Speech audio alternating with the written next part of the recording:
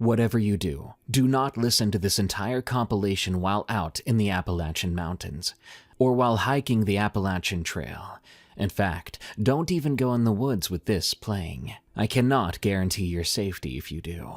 I cannot guarantee that something out there is not listening and being drawn to your location right now.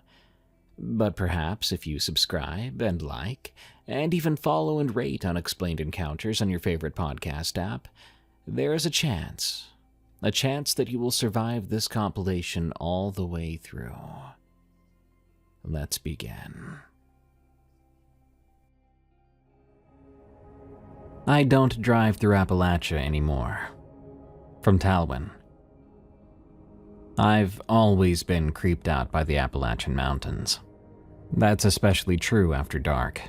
You hear stories from time to time about hikers going missing, and you hear about the ghost towns or forgotten places out there.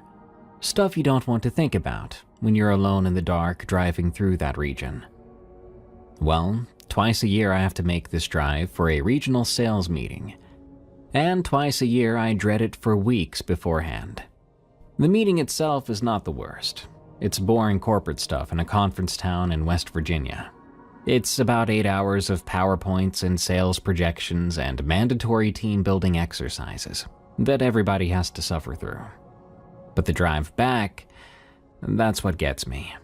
Hours of driving through winding mountain roads. I've tried to make this part of the trip better. Music playlists and audiobooks, podcasts too, but it never really takes my mind completely off of it. I'm always aware, even subconsciously, that I'm out here, and if anything happened to my car and I got stranded out here, what would I even do? So even if I was listening to stuff on my phone or through the radio, I found myself thinking and praying that that would never happen. During my most recent fall trip, something happened. It was the time of year where everything gets dark earlier, and the meeting ran late, as usual. My regional manager loves the sound of his own voice and kept us an extra hour going over quotas that we'd already discussed 2 times before. By the time I got on the road, the sun was already setting. I've made the drive a dozen times before, always breathing a sigh of relief when I finally hit the interstate on the other side. I unfortunately knew the drive like the back of my hand. All the places where deer tend to jump out and where cell phone coverage gets a bit spotty. But I apparently didn't know the place well enough, because I didn't know what was out there. 2 hours into the drive back, my car started to make a sound I'd never heard it make before. It was like a stuttering or coughing noise from somewhere under the hood. My first instinct was I was running out of gas, but the gauge showed I had at least half a tank. Then I wondered if I accidentally got the wrong type of gas back at the station. Well, the sound got worse. Then the engine light flicked on, causing my stomach to sink.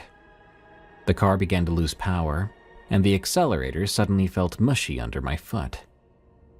"Oh God, no," I muttered, pumping the gas pedal like that would help.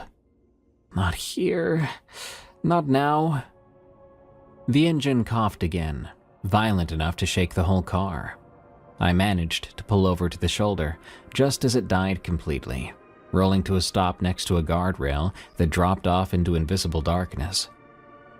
I sat there for a moment in sudden silence, my hands still gripping the wheel hard enough to hurt. The road was empty in both directions, just a narrow strip of asphalt cutting through dense forests. No streetlight out here. They don't waste electricity on roads this remote anyway. No houses I could see, no friendly porch lights in the distance. No signs of civilization except for the fading yellow lines on the pavement and a rusted mile marker that I couldn't read in the dark. I tried the ignition just in case. Nothing but a clicking sound. I tried again and got the same result. The battery was fine, all the lights still worked, but the engine was dead.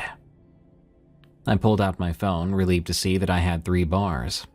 At least something was going right. I called my wife first. She needed to know, and I was happy to hear her voice. "Hey, hon," she answered on the second ring. I could hear our daughter babbling in the background. That sweet nonsense sound 3-month-olds make. "How'd the meeting go?" "It was fine," I said, trying to keep my voice steady. "Listen, I broke down on the road in the mountains. I'm probably about halfway back." "Oh no, are you okay? What happened?" "Yeah, I'm okay, just the car died. Started to make a weird noise, then just stopped. I'm gonna call a tow truck, then probably call Brent to see if he could pick me up." "Where exactly are you? Maybe I should come get you." "No," I said quickly. The thought of her driving all the way out here with the baby on these roads in the dark. Absolutely not. "No, I'll be okay. I'll get a tow and a ride. Don't wait up for me. This might take a while, but I'll be home." "You sure? You sound worried." I was worried. Something about sitting out here surrounded by nothing but dark trees and empty road. It was setting off every alarm bell in my head. But I wasn't about to tell my wife how scared I was. "Just frustrated. I'll text you updates. Give Emmy a kiss for me, okay?" We took another minute to say our goodbyes. After we hung up, I felt more alone than ever. I googled tow services in the area. I scrolled through results that were mostly closed for the night. Finally, I found one that advertised 24-hour service. The guy who answered sounded half asleep and not thrilled about the call. He asked which mile marker I remembered seeing last. I did my best to remember, but I hoped telling him that I was 20 minutes from such and such would help. He told me it would be quite the haul and would take him about an hour and a half to get there. I told him that's fine. I didn't really have a choice. He let me know to keep my hazards on and to stay with the car. So I did just that. When I hung up, I thought, an hour and a half alone on this road. Maybe 2 hours. Fantastic.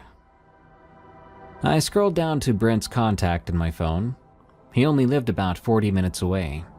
We'd worked together years ago, and he was one of those guys who dropped everything to help a friend. We've stayed in contact. He's a good guy. I was assuming he would be happy to come get me if he was still awake.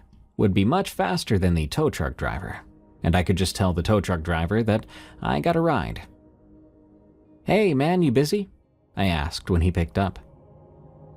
Just watching some TV. What's up? You sound weird." "Well, you're not gonna believe it. My car broke down out here in the middle of the mountains. Is there any chance you can come get me? I called a tow truck, but I'd rather not have to wait that long," and I was interrupted by the sounds of footsteps on leaves. It was coming from the other side of my car. It made me think it was a person the way it was walking. There was a person out here with me. I went quiet and strained to listen, but the footsteps stopped. "Yo, man, you still there?" Brent's voice came through the phone. Yeah, I think someone's outside my car," I whispered. "What? Who would be out there?" Brent asked. Good question. We were miles from the nearest town, no houses around. No reason for anyone to be walking along this stretch of road at, I checked the clock, 9:47 at night. "I don't know," I whispered, slowly turning my head to look out the passenger window. There stood a man in the dark. He was only about 3 feet from my car. The sight of him made my whole body go cold. He wore torn, filthy overalls that might have been blue once, but were now the color of dirt and old stains. There was no shirt underneath that I could see. His pale chest was visible through the gaps. His feet were bare, which was nonsensical. It was like 40 degrees out here, and the ground had to be freezing. And his face, well, there was something stretched over it. My brain processed it at first as a mask, maybe a Halloween kind of thing. But as my eyes adjusted, I realized what it actually was. It was the skinned face of an animal of some sort. A hare, I think, though it was hard to tell with the way it was stretched out. The ears hung down on either side of where his human ears would be, and rough holes had been cut for the eyes and mouth. through those holes I could see human eyes reflecting the dim light from my dashboard. Eyes that were staring directly at me. He wasn't moving. He was standing there watching me through that horrible mask. He had one arm behind his back and the other at his side. His chest was rising and falling with big, deep breaths. There's a man," I said to Brent. My voice was barely above a whisper. Jesus Christ, Brent, he's wearing an animal face. Like a skinned animal face as a mask. He's just standing there staring at me." What? Are you freaking serious right now? Dead serious. The guy just walked out of the woods just now. He's just standing there. Okay, lock your doors. Are they locked already? I hit the lock button, even though I was pretty sure they were already locked. The click seemed impossibly loud in the silence. The man didn't seem to react. "Yeah, they're locked." Good. Maybe he's just... I don't know, maybe he needs help. Maybe his car broke down too. I almost laughed at that. "Brent, he's wearing a freaking skinned rabbit face and no shoes. I don't think he has a car." Right, Jesus, okay, I'm getting in my car right now. I'm coming to get you. Just stay calm, don't do anything stupid. I tried to control my breathing. I kept my eyes on the man. He hadn't moved an inch since I noticed him. His hand hung at his side, the other still behind his back. That really creeped me out. "Man, he's got one hand behind his back," I told Brent. I could hear Brent starting his car through the phone. What do you mean? "I mean, he's hiding something behind his back, but I can't see it." Don't engage with him, just stay in the car. Doors locked, windows up. But something made me roll down my window just a crack. I'm sure it was stupid, yeah. I had to try though. Maybe he was just a local weirdo who needed help. Maybe there was a reasonable explanation for this. Heck, maybe he did come to help me. Hello? Do you need anything? Are you okay?" I called out. The man didn't respond, but I could hear him breathing now through the crack in the window. Deep and ragged breaths. But he didn't make any move to speak. "Sir, can you hear me? Is there something I could do for you?" Nothing. Just that horrible breathing and unblinking eyes. "I don't think he's okay," I whispered to Brent. "He's doing these really deep breaths and he's not moving." How far are you from that one gas station? You know the one I'm talking about. I think about 15 miles, 20? Too far to walk, especially with this guy here. Okay, don't worry about it. I'm gonna do 90 all the way there. I should be there in 30 minutes at most. Should we call the cops? I don't know yet, Brent. Should we wait? And then the man moved, just slightly, shifting his weight from one bare foot to the other. The hand that was visible clenched and unclenched, and his breathing sounded heavier. "He's moving," I reported. "Acting really weird, more weird, I mean. I think maybe I should just start walking. I don't think I feel safe here." No, man, you're safe inside that car. He can't get into you. "But what if he..." Click. The sound cut through our conversation like a gunshot.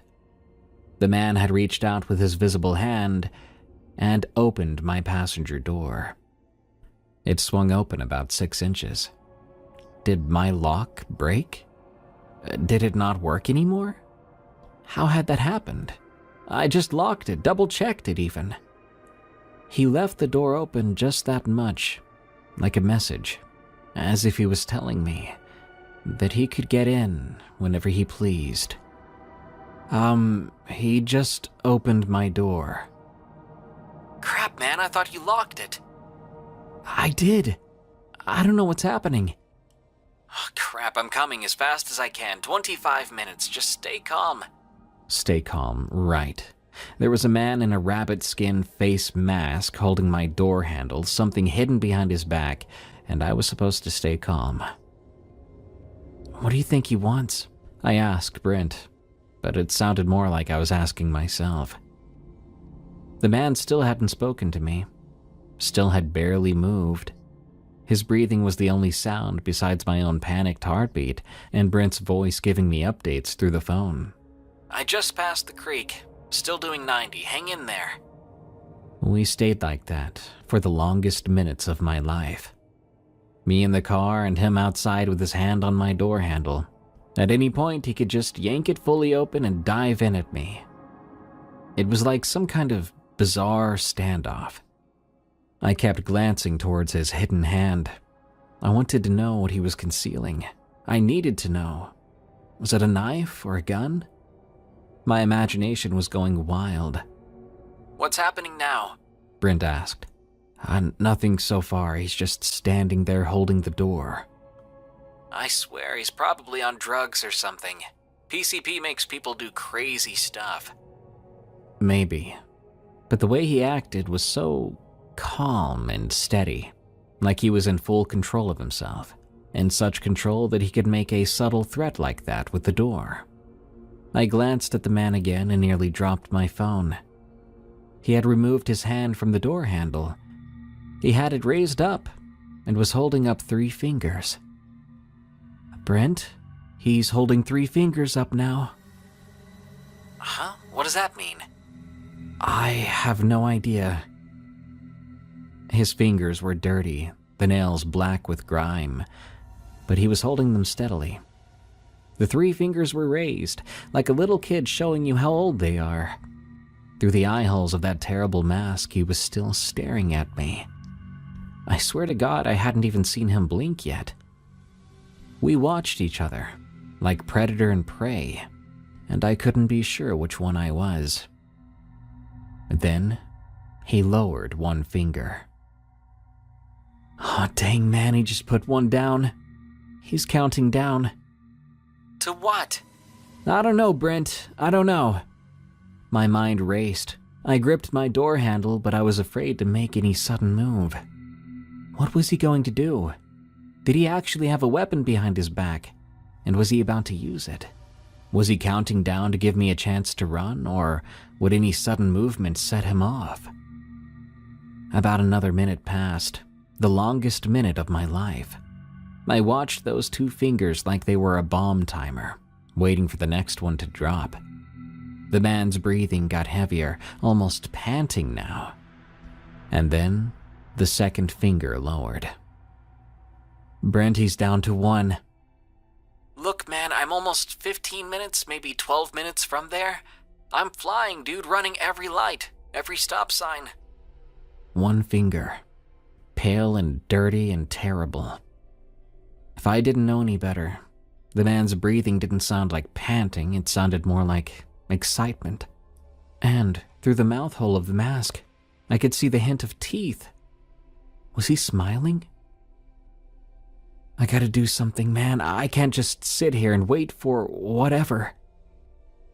I'm telling you, dude, don't get out of that car. But what if... Then 3 things happened at once. The final finger went down. The phone call instantly dropped, and it sounded like the man laughed. Frantically, I looked up my phone and began to press buttons, but nothing happened. It was like the battery died, even though I swear I had plenty of battery. That's impossible. Phones don't just die out of nowhere.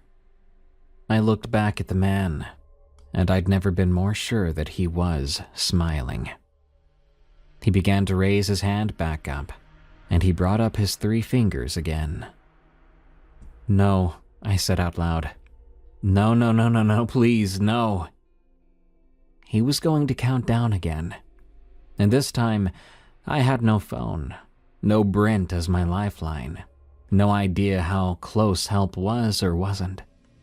I was completely alone with whatever was about to happen.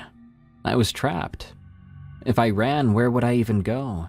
The woods on either side were pitch black and might be full of his friends. The road stretched empty in both directions, no guarantee of finding help before he caught up to me. And if I tried to get out, he could just lunge in before I was able to, We'd established that. He lowered a finger. 2. I had to do something, anything. Fighting him seemed like my only option, but with what? I looked around desperately. Then I saw something. In the pocket of my door, there was a forgotten metal tumbler that I'd once used for my water kick, back when I was trying to do 8 cups of water a day. I had just left it in my car and never brought it back inside. I would use that if the unspeakable happened. It wasn't much, but it was better than nothing. Then, another finger went down. 1 more left. My heart felt like it was going to overload. This was it. Whatever he'd been counting toward, it was about to happen. I put my hand on my door handle, ready to burst out and grab that tumbler at the same time, for the final confrontation. It was the worst plan, but it was all I had. "Please," I said, loud enough that I was sure he could hear me. "Please don't do this. Whatever you're planning to do, please. I have a wife, a newborn daughter at home. She's only 3 months old. Her name is Amelia. We call her Emmy. She just started to smile last week, real smiles, not just gas. I just want to see them again, please. I'll give you anything, my wallet, my car, whatever you want. Just please let me go home." The man tilted his head slightly, that awful rabbit face cocking to one side. I was actually surprised he moved in response at all. Was he considering my words? The 1 finger stayed up. For a moment I wondered, did I get through to him? Maybe there was something human under that mask after all. His breathing went quiet too, and I couldn't see that smile anymore. There was something in his eyes. Recognition, maybe pity? Then headlights swept around the bend behind us. The man's head snapped toward the light, and it made me jump. In that moment, I looked at the lights too. And when I looked back, all I saw was the man's back as he disappeared into the woods, and something long and dark in the hand he had been hiding the entire time. Brent arrived in his beat-up Tahoe just in time. I was so happy to see him I could have hugged him right there. But I couldn't move. I stayed in the car, and before long Brent was at my window. He had a tire iron in his hand, and he was looking around wildly. "Where's the guy? I didn't see anyone coming in." I pointed toward the woods. "He ran off when he saw your lights." "Good. All right, we gotta go, man. Get in my car." I struggled to undo my seatbelt. "Jesus, man, you're shaking like a leaf. What happened? When the call disconnected, what happened?" I told him everything he missed as we went to his car. He believed me. He seemed to feel bad that I went through all that. "And you never saw what he had behind his back?" "Yeah, but just a glimpse. It was long and dark, but could have been anything really." We didn't wait for the tow truck. We drove away, and I called the tow truck number again. The same man picked up, and I let him know that I got a ride, and he could take my vehicle, and I would come to pick it up later, after it's been fixed, obviously. I got a call from a mechanic once they fixed it. Said it was the strangest thing. Looked like my fuel line had been shredded somehow. Asked if I remembered running over anything. I told him I didn't. I had no idea how my fuel line would have gotten in that state. I still have to make that drive twice a year. I leave at dawn now, though, making absolutely sure I'm off the mountain before dark.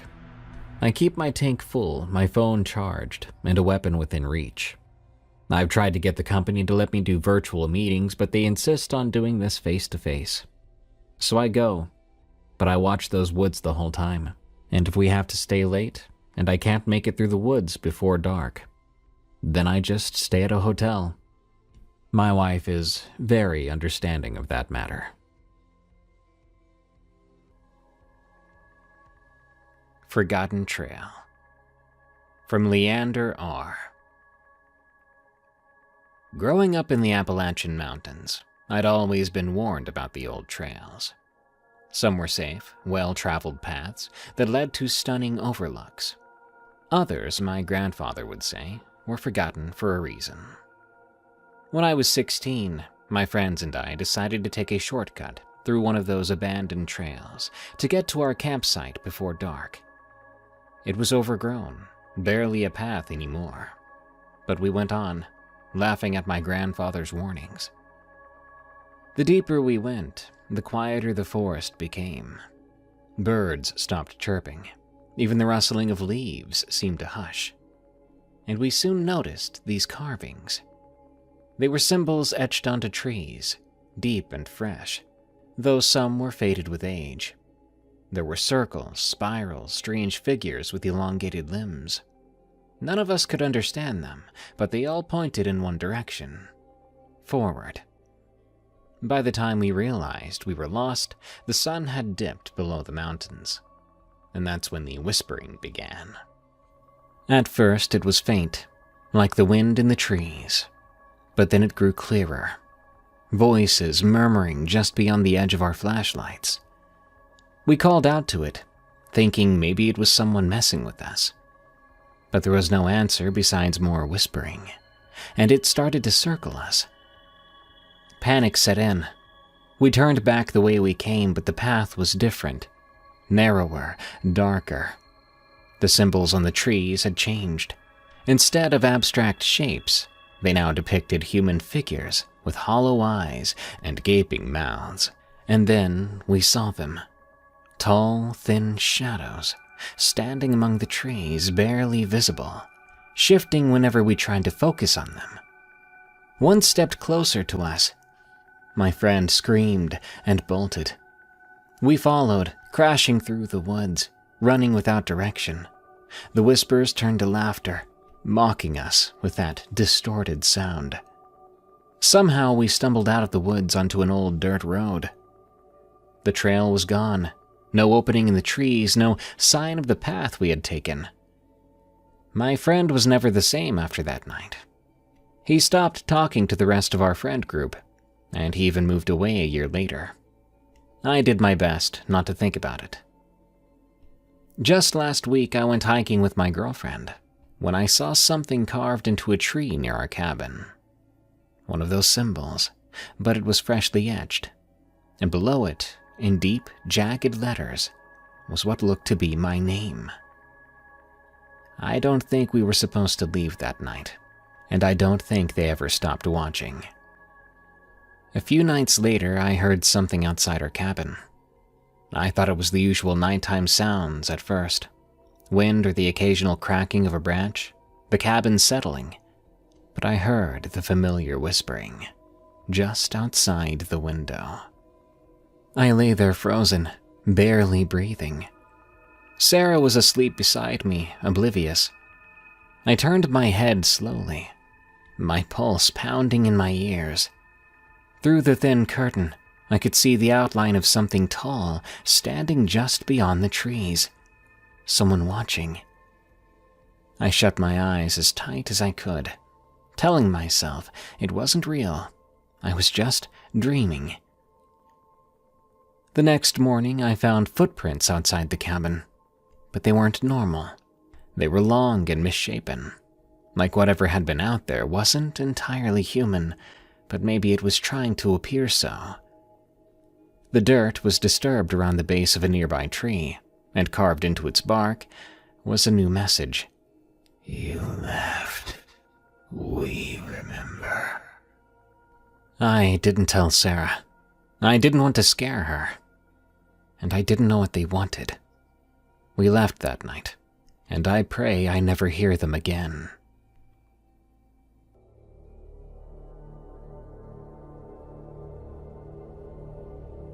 My brother Daniel had been living in the mountains for 2 years when he sent me the picture of the claw marks, 8 feet up a tulip poplar, gouged deep into the bark. 5 parallel grooves that looked like someone had gone at the tree with a garden rake. Except the spacing was particularly wide, and the cuts went down to the pale wood underneath. Bear, probably. He texted. Maybe a cat. They've been making a comeback, you know. Mountain lions. I was sitting in my truck outside a distribution warehouse in Dayton, eating a gas station sandwich that tasted like the plastic it came wrapped in. I'd been driving forklifts for the same company since I was 19, and lunch break was the only part of the shift I looked forward to anymore. It was November. The sky was the color of old dishwater, and I'd been putting off this trip for 6 months. You keep saying you're gonna come down, Daniel wrote. Starting to think you're scared. I wasn't scared. I just didn't see the point of driving 9 hours to sit in the woods and not shoot a thing, which is what hunting with Daniel always amounted to. He talked too much, he moved too loud, and he got bored after the first hour. When we were kids, he'd start throwing rocks at squirrels just to watch them scatter, and it drove our father crazy. But he kept asking, and the pictures kept coming. He told me about the whispering outside his front door at 3 a.m. One time he found a dead rabbit on his porch, arranged in a way he couldn't quite describe, but that made his skin crawl. On one occasion, he heard something large moving through the hollow behind his house after dark, crashing through the brush without any apparent concern for stealth. Daniel treated it all like entertainment. Like living in a haunted house was just another adventure for a guy who'd spent his 20s bouncing between startup jobs, ashram retreats, and one disastrous attempt at day trading crypto. Fine. I texted back. Weekend after Thanksgiving. I'll bring the bourbon. Yeah, bring the good stuff. None of that bottom shelf bullcrap you drink, he replied. The drive from Dayton to Daniel's place in eastern Kentucky took 11 hours with stops. I left before dawn on a Friday.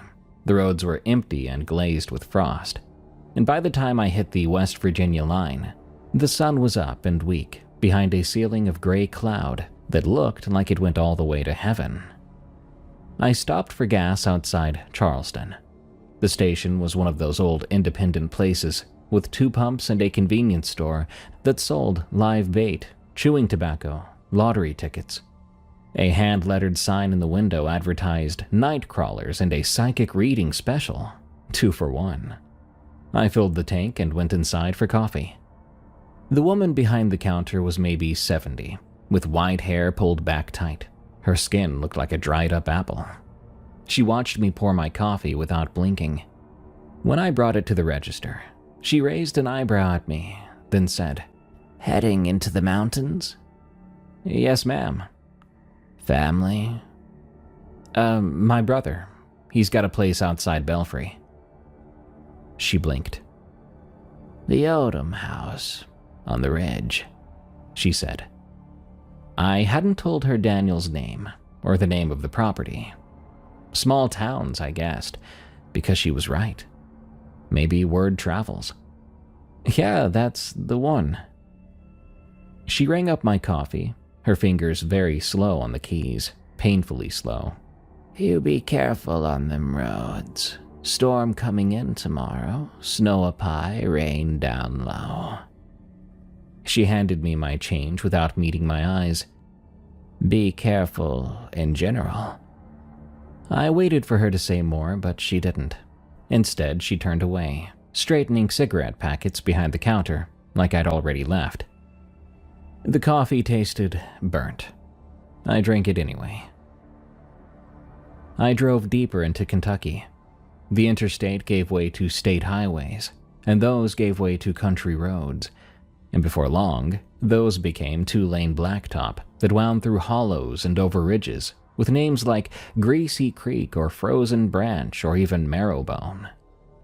The GPS signal stuttered and died, somewhere around the Pike County line. I was navigating by the directions Daniel had texted me, landmarks instead of street names.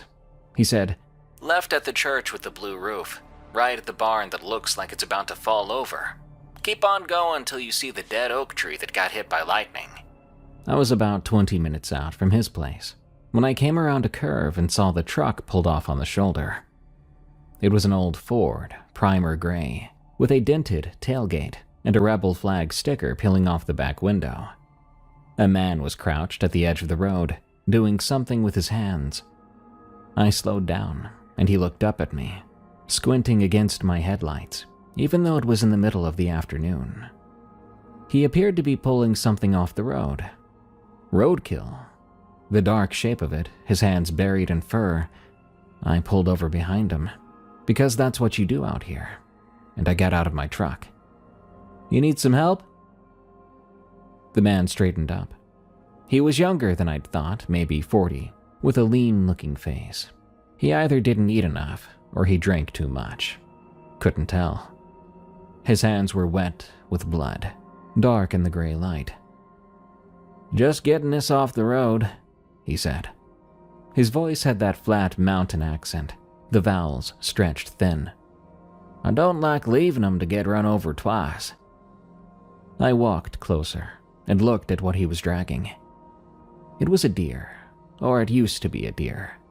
A doe from the size of it, though it was hard to tell because of what had been done to it. The belly was torn open from sternum to pelvis. The organs had spilled out into a wet pile on the asphalt. That wasn't unusual for roadkill. But what was unusual was the rest of it. The thing's head had been twisted around half a dozen times. Not broken, but twisted. Looked like someone had grabbed it by the snout and just kept turning until the spine gave way. The eyes were open, filmed over with white, staring back along the body toward the ruined belly. The mouth was open too, tongue lolling out at an angle that made it look like the animal was laughing at some joke. "Christ," I said. The man glanced at me, then back to the deer. "Yep, ain't seen one this bad in a while." "What hit it?" He grabbed the deer by its hind legs and dragged it off the road into the brown grass of the ditch. It left a smear of red and something darker on the asphalt. When he was done, he stood there looking down at it, wiping his hands on his jeans. "Nothing hit it," he said finally. "Wasn't hit." "What do you mean?" He looked at me again. His eyes were the color of old ice. "I mean, there ain't no tire marks, no glass. Nothing hit this deer." He shook his head real slow. "Something caught it. Something that likes to, play with its food." He gestured towards it. I looked at the deer again, at that twisted neck and splayed organs. The way the legs were positioned, like it had been trying to run even after it had died. The man was right. That wasn't impact damage. It was more like a sculpture. What kind of animal kills like that? The man began to walk back to his truck. "You heading up to the Odom place?" he said. "Your brother, right? The one from up north?" I didn't ask how he knew. Probably the same way the woman at the gas station knew. Probably. Small towns. "Yeah." He opened his truck door, then paused. He looked back at me over his shoulder. "You tell him Red Williamson says hey, and tell him—" He stopped, working his jaw like he was chewing on something that he didn't plan to swallow. "Well, tell him to keep his doors locked. All of them. Even the ones he thinks don't matter." He got in his truck and drove away. I stood there on the shoulder of the road, the smell of that blood and something else musky and sour heavy in the cold air. After a minute, I got back in my own truck and kept on driving. I didn't look in the rearview mirror. I didn't want to see if anything was watching me go, or coming back for its kill.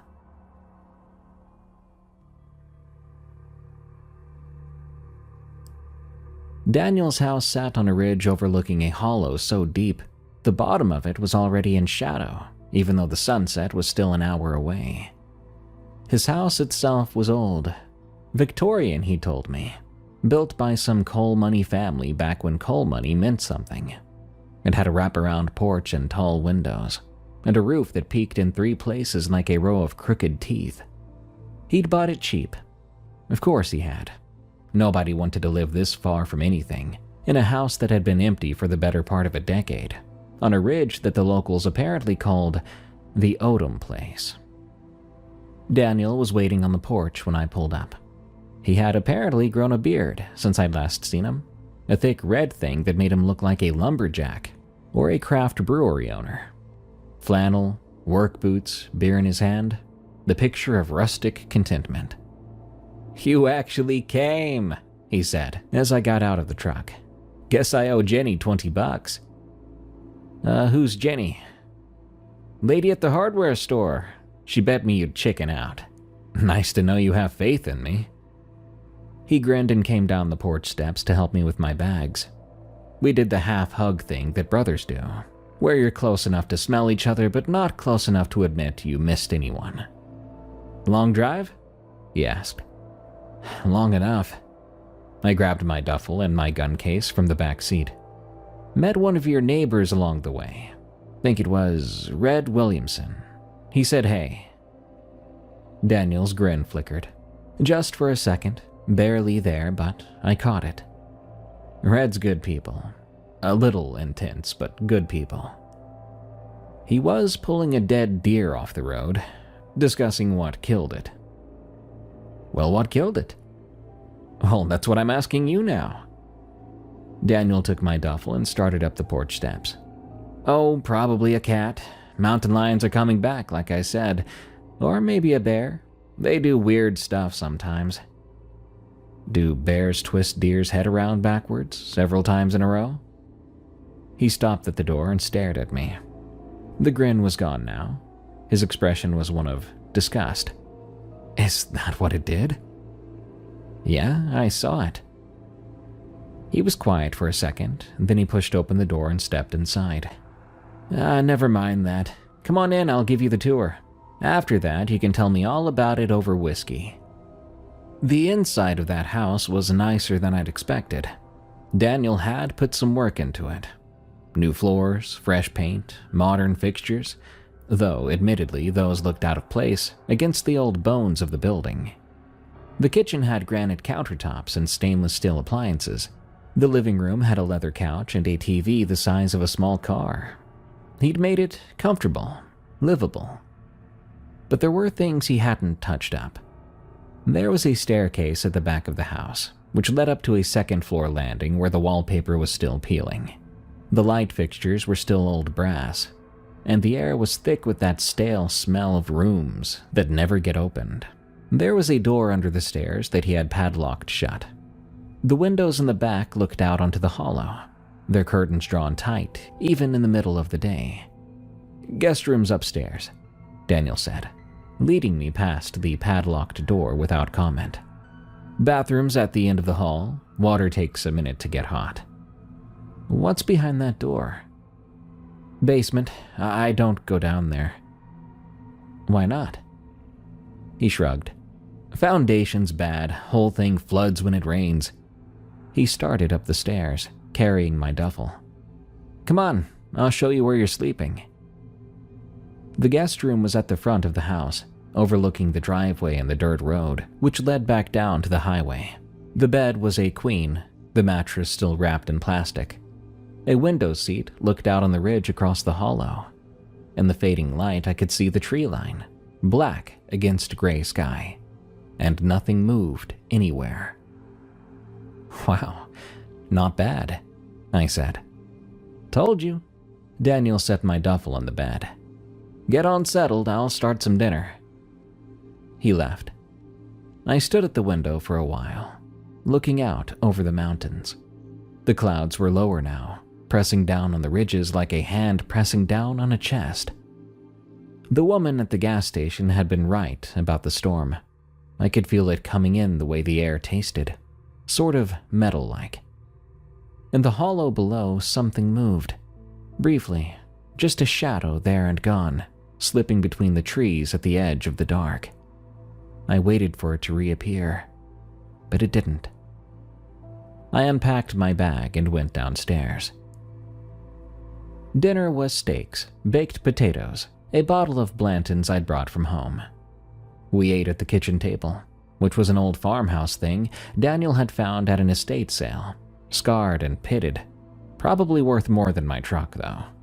"So," Daniel said, sawing into his steak, "that deer." That deer. Well, Red showed you. Well, he made a point of it. Let me get a real good look. Daniel chewed, swallowed, took a sip of bourbon. Yeah, he does that. Thinks he's doing people a favor, warning them. What's he trying to warn people about? The weirdness, Daniel grinned. That's what I call it, the weirdness. This place is lousy with it. I told you about the whispering, right, and the thing in the hollow? Sure, I do remember that. It's better in person, trust me. He leaned back in his chair, bourbon glass balanced on his knee. So last week, I'm sitting on the back porch, middle of the night, can't sleep. I hear something come up out of the hollow. Something big, heavy. I can hear it breathing. Sounded like a dog that had been running too hard. And it just stands there maybe 30 feet from the porch, in the dark where I can't see it. This went on for like 20 minutes. Just the breathing. And then it leaves. And you just sat there? What do you want me to do, go chase it? You could have gone inside before something ate you. And missed the show?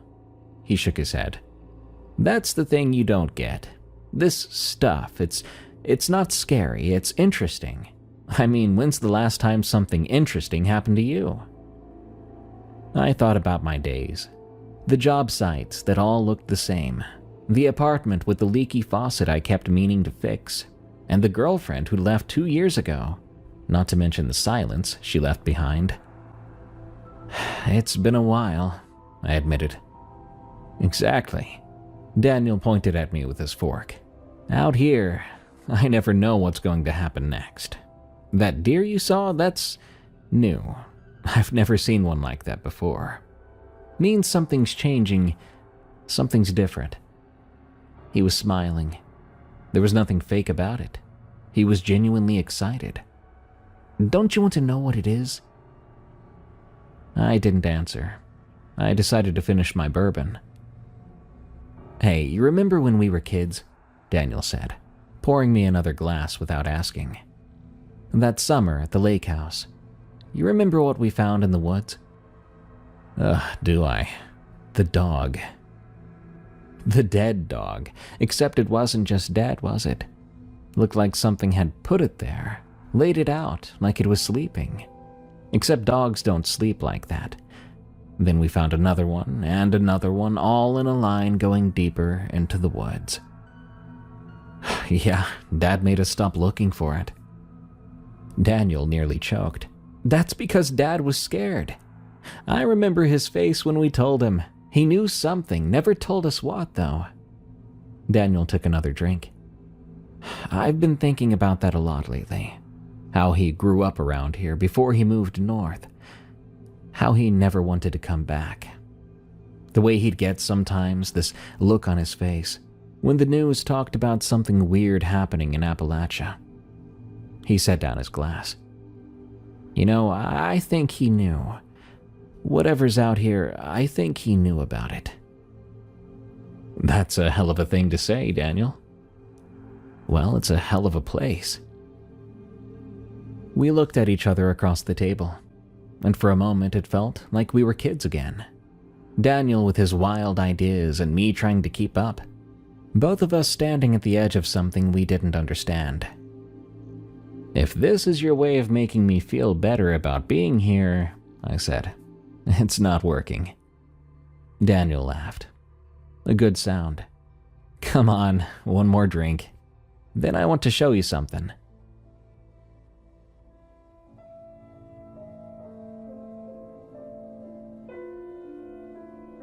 He poured us both another bourbon, then grabbed a couple of blankets from the couch. Porch, he said. We wrapped up tight to ward off the cold. The clouds had come in thick while we'd been eating, and the dark was absolute out here. No moon that night. The stars were absent too. Just the black shape of mountains against slightly less black sky. Give it a minute, Daniel said. Just listen.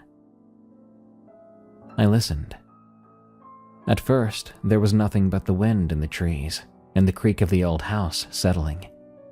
But then, underneath it, I started to hear something. A rhythm like footsteps or maybe a heartbeat.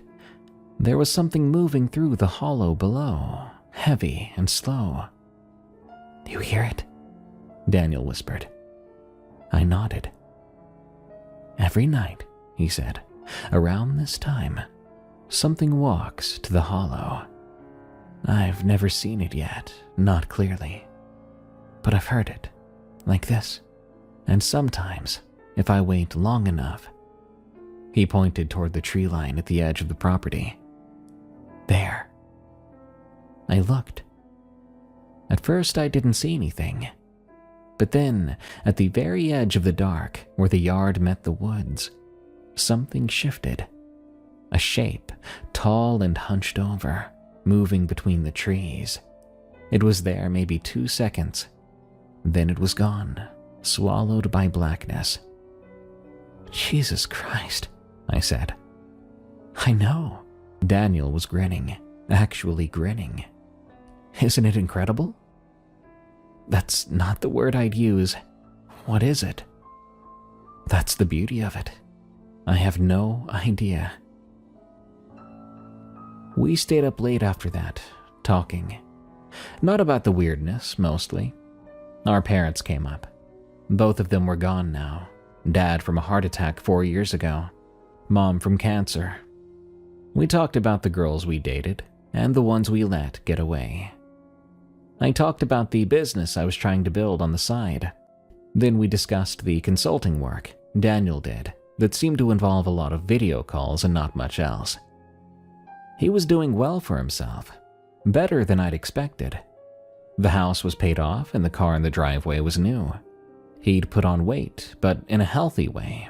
He didn't seem so stressed these days. Whatever he was doing out here, despite the creepy stuff, it was working for him. "You ever get lonely out here?" I asked. The bottle of Blanton's was nearly empty between the two of us.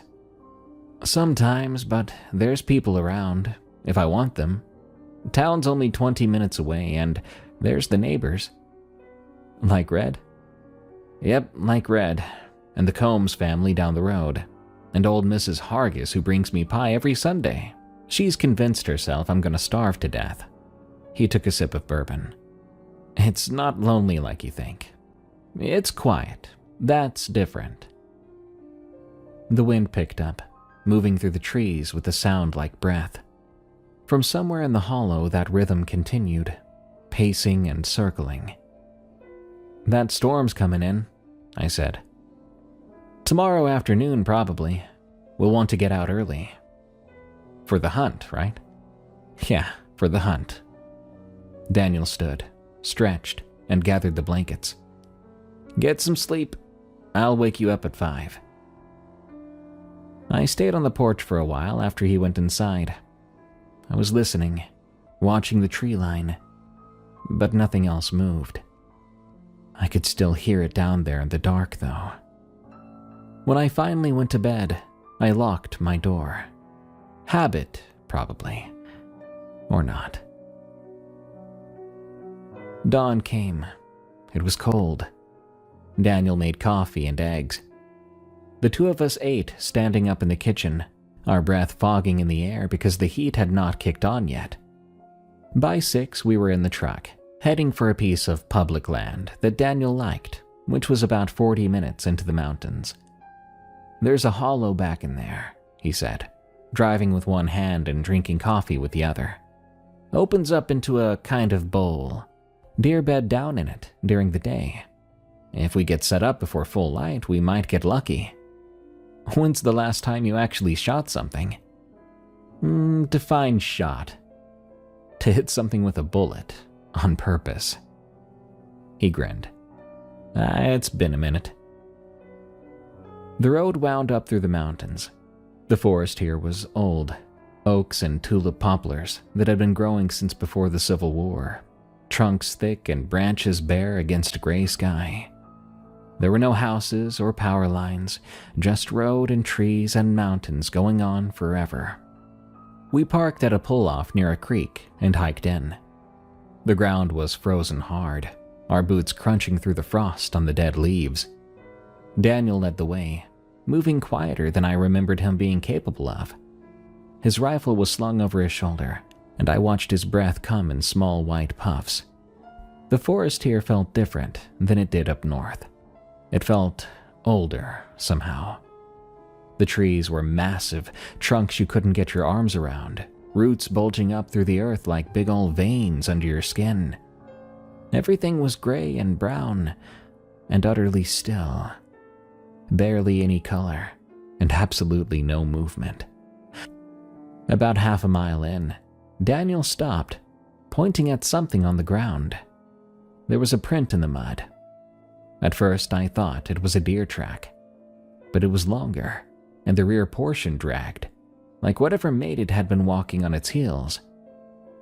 What made that? Daniel took a moment to observe. Don't know. Been seeing them around though. Started about a month ago. You didn't mention that in your texts.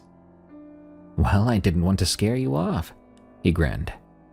Come on, we're almost there. The hollow was maybe a mile in. We came to the edge of it just as the sky started to lighten, finding positions behind a fallen oak that gave us a clear view of the bowl below. There was deer sign everywhere, tracks in the mud and droppings scattered through the brush and rubs on the smaller trees where bucks had scraped off their velvet. Daniel settled in, checking his rifle, and I did the same.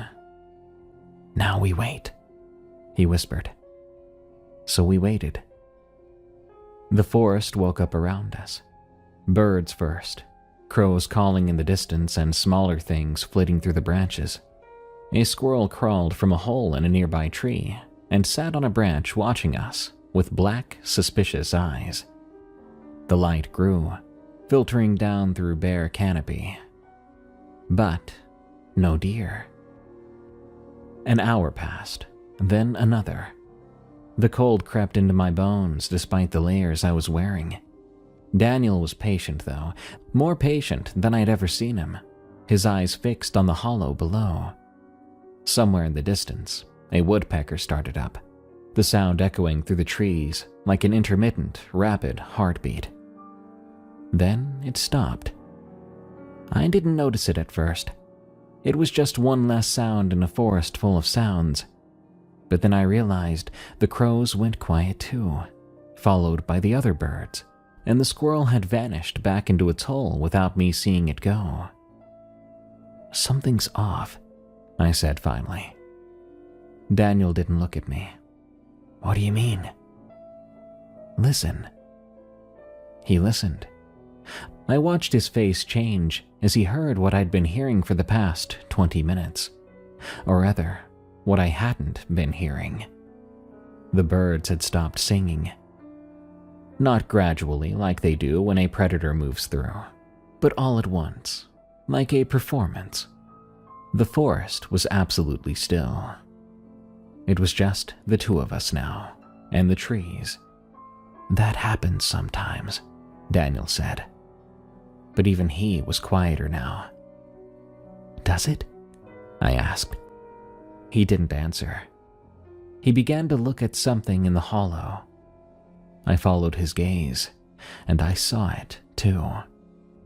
At the far end of the bowl, maybe 200 yards away, something was standing at the edge of the trees. I assumed it was a deer. The shape was right, and the size was too. But then it moved, and I realized I was wrong. It was walking on 2 legs.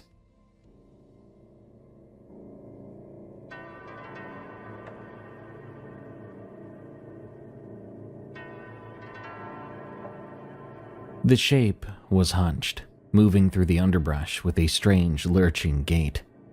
It was too far away to see clearly, just a dark bulk against darkened trees. But there was something wrong with it. The limbs seemed bent wrong, and the way it walked was not natural. It stopped. Even at that distance, I could tell it was looking at us. "Don't move," Daniel breathed. I didn't. Neither did he.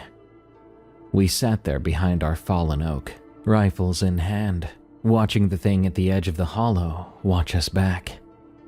It stood there, then eventually turned and slipped into the trees. The forest swallowed it, and it was gone. We waited another 10 minutes before either of us spoke. "What in the hell was that?" I asked. Daniel was packing up his gear, his movements quick. "Time to go."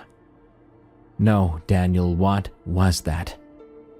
He looked at me, but his eyes were bright. He wasn't afraid, I realized. He was excited. "That's the weirdness. That's what I've been trying to tell you about." He shouldered his rifle and started back toward the truck.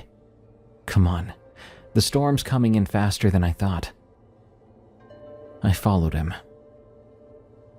As we hiked back through the silent forest, I kept checking over my shoulder, listening for steps that weren't ours. I couldn't stop thinking about that thing. What was it? Why did it watch us? Twice I thought I saw movement in my peripheral vision. I think Daniel noticed something too.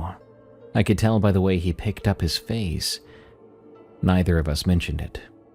We didn't have time to talk. We passed the strange tracks on the way back.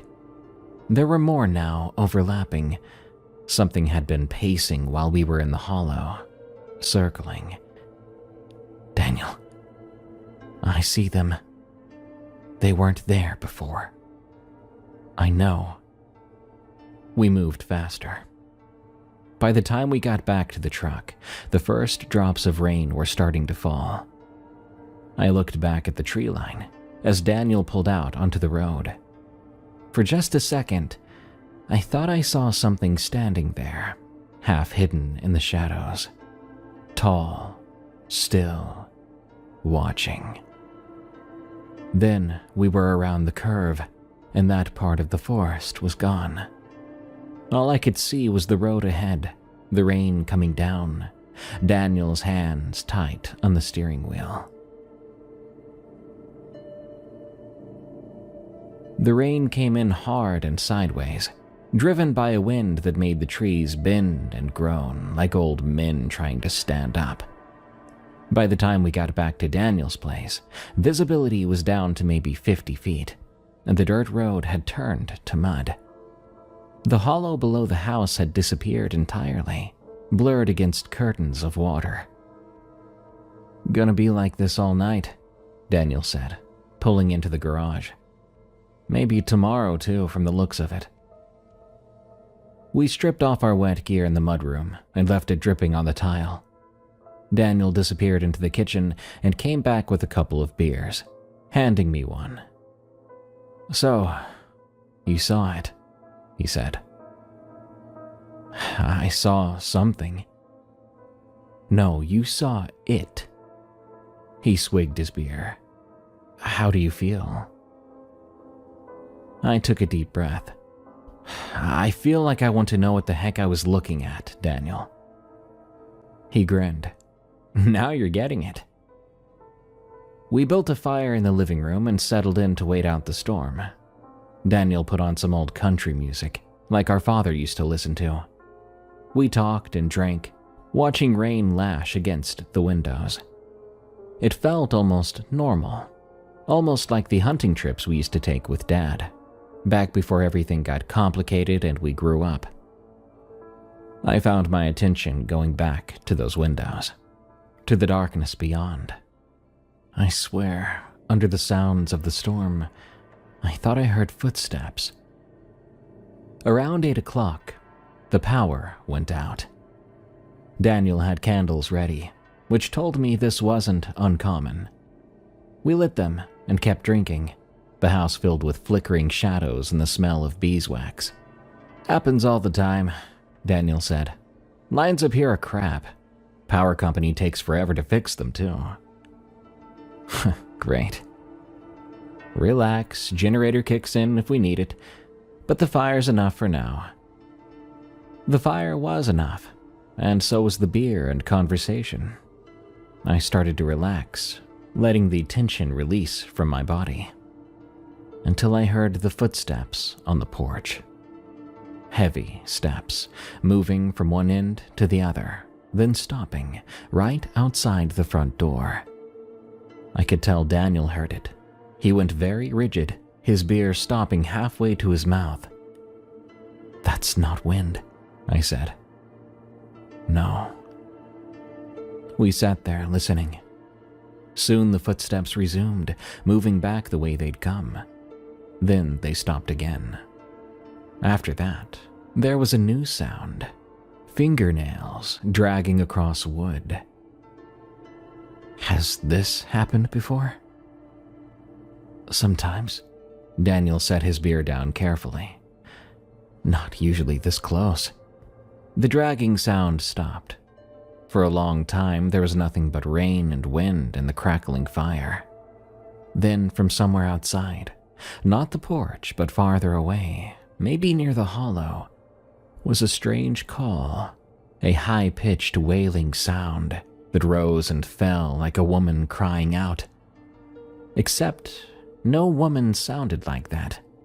It sounded like something trying to imitate grief. The wail came again. It was closer. "What is that?" Daniel didn't answer. He was staring at the front door, like he expected it to burst open at any second. The excitement was gone from his face now. What I saw there instead was something I'd never seen on my brother before. Not in all the years I'd known him. Fear. The sounds continued for hours. Occasionally footsteps on the porch or circling the house, moving from window to window. Sometimes the wailing, rising and falling and never quite in the same place twice. Once there was a scratch at the back door that went on for 5 minutes straight. I couldn't help but wonder if whatever it was testing the wood, testing the door. Another time, something heavy pressed against one of the windows hard enough to make the glass creak and groan in the frame. And one time, just once, there was a voice. It came from the front porch, soft and muffled by the door. It was a woman's voice, calling someone's name, over and over, the way you would call for a lost child. The cadence to the voice was wrong. It had trouble pronouncing the vowels. Daniel's face went white as we listened. "Don't answer it," he said. "Whatever you do, don't talk to it." Luckily for him, I wasn't planning to. We kept the fire burning and the candles lit. Daniel got his rifle and I got mine, and we sat in the living room with our backs to the fireplace, watching the darkness shift and move beyond the windows. The old house groaned around us, settling and creaking, and every little sound made me flinch. "Has it ever been this bad?" I asked. "No, never like this." "What changed?" He shook his head. He had no idea, or he didn't want to say. Around midnight, the sounds stopped. We sat there waiting for something else to happen, but nothing did. "Maybe it left," I said. "Maybe." "We should check the doors, make sure everything's locked." Daniel agreed. We went through the house room by room, checking windows and doors, shining flashlights into corners. Everything was secure, everything was locked.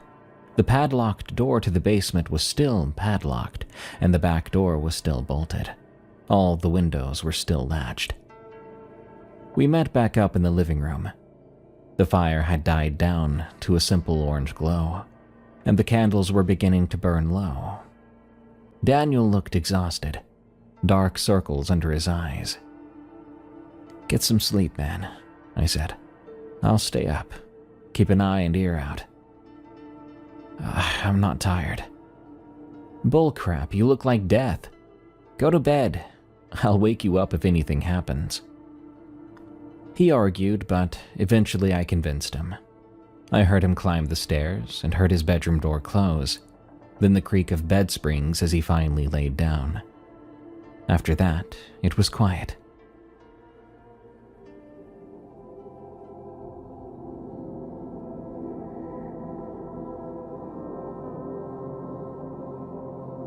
I sat in the living room with my rifle across my knees, watching the fire, or rather the coals. Outside, the rain had stopped entirely. Through the windows I could see the clouds breaking up, a few stars even appearing in the gaps. The storm was passing. At some point I must have dozed off. I didn't mean to. But the remaining warmth of the embers and the beer and the long day, all of it caught up to me. At some moment I jerked awake to a sound that did not belong in this house. I was on my feet before I was fully conscious, rifle up. The candles had all burned out and the fire was now just cold. I didn't know how long I'd been asleep. "Daniel?" No answer. The sound had come from the back of the house. The mudroom, I thought. Maybe the basement? I grabbed a flashlight and moved toward the sound, keeping my back to the wall, checking corners like how my father had taught me when we used to hunt together. The house was quiet, except for my footsteps, my breathing, the creak of old floorboards. The mudroom was empty. Our wet gear was still where we'd left it, dripping on the tile. The back door remained bolted. But the door to the basement, the padlocked one under the stairs, stood wide open. The padlock, though, lay on the floor, still locked, like it had simply fallen through the hasp. The darkness in the stairwell was absolute. My flashlight beam died about 6 feet down, swallowed by blackness.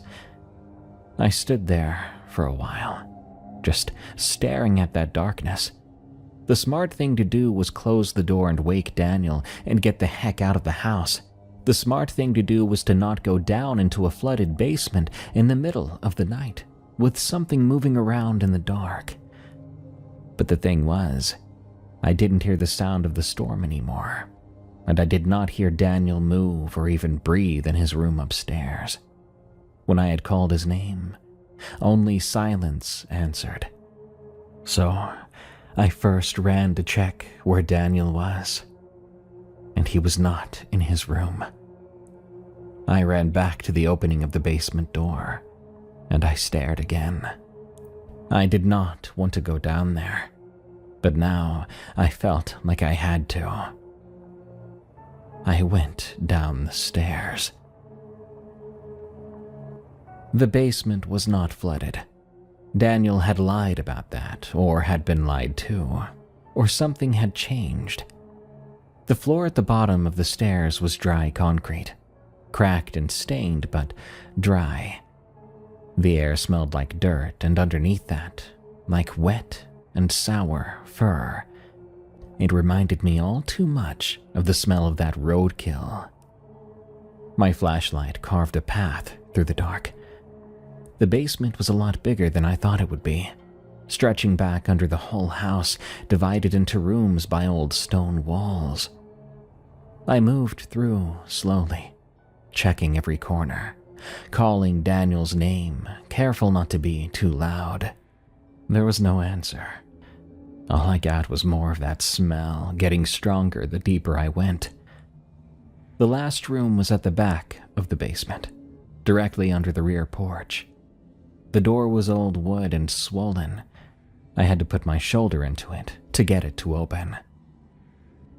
Daniel was inside. He was curled up on the floor in the corner, his arms wrapped around his knees and his face hidden. He was shaking. I could see the tremors running through him even in the dim light. Around him, covering the walls and ceiling, were marks, scratches, gouges, layered over each other like the work of decades. "Daniel?" He didn't respond. I crossed to him and crouched. I put my hand on his shoulder. His skin was cold as ice, even through his shirt. When I turned him towards me, his eyes were open but unfocused. The lights were on. No one was home. "Daniel, it's your brother. We need to go. Come on." His mouth moved, but no sound came out. But behind me, the door swung shut. I spun around, holding up the rifle. The flashlight beam swept across the room but landed on nothing. Just a closed door and scratched walls. Suddenly, the flashlight flickered once, twice, and went out. The dark that came after was not normal. There was a weight or density to it. I swear to God, as I type this out now, I could feel that darkness touching my skin and filling my nose and mouth. It was hard to breathe. The smell was overwhelming now, that animal musk mixed with rot and decay. Something moved in the dark. Very, very close. I panicked. I fired the rifle. The muzzle flashed. The room lit for a deafening second, and in that second I saw it. A shape like a woman. Something that had once been a woman. The face was stretched and distorted.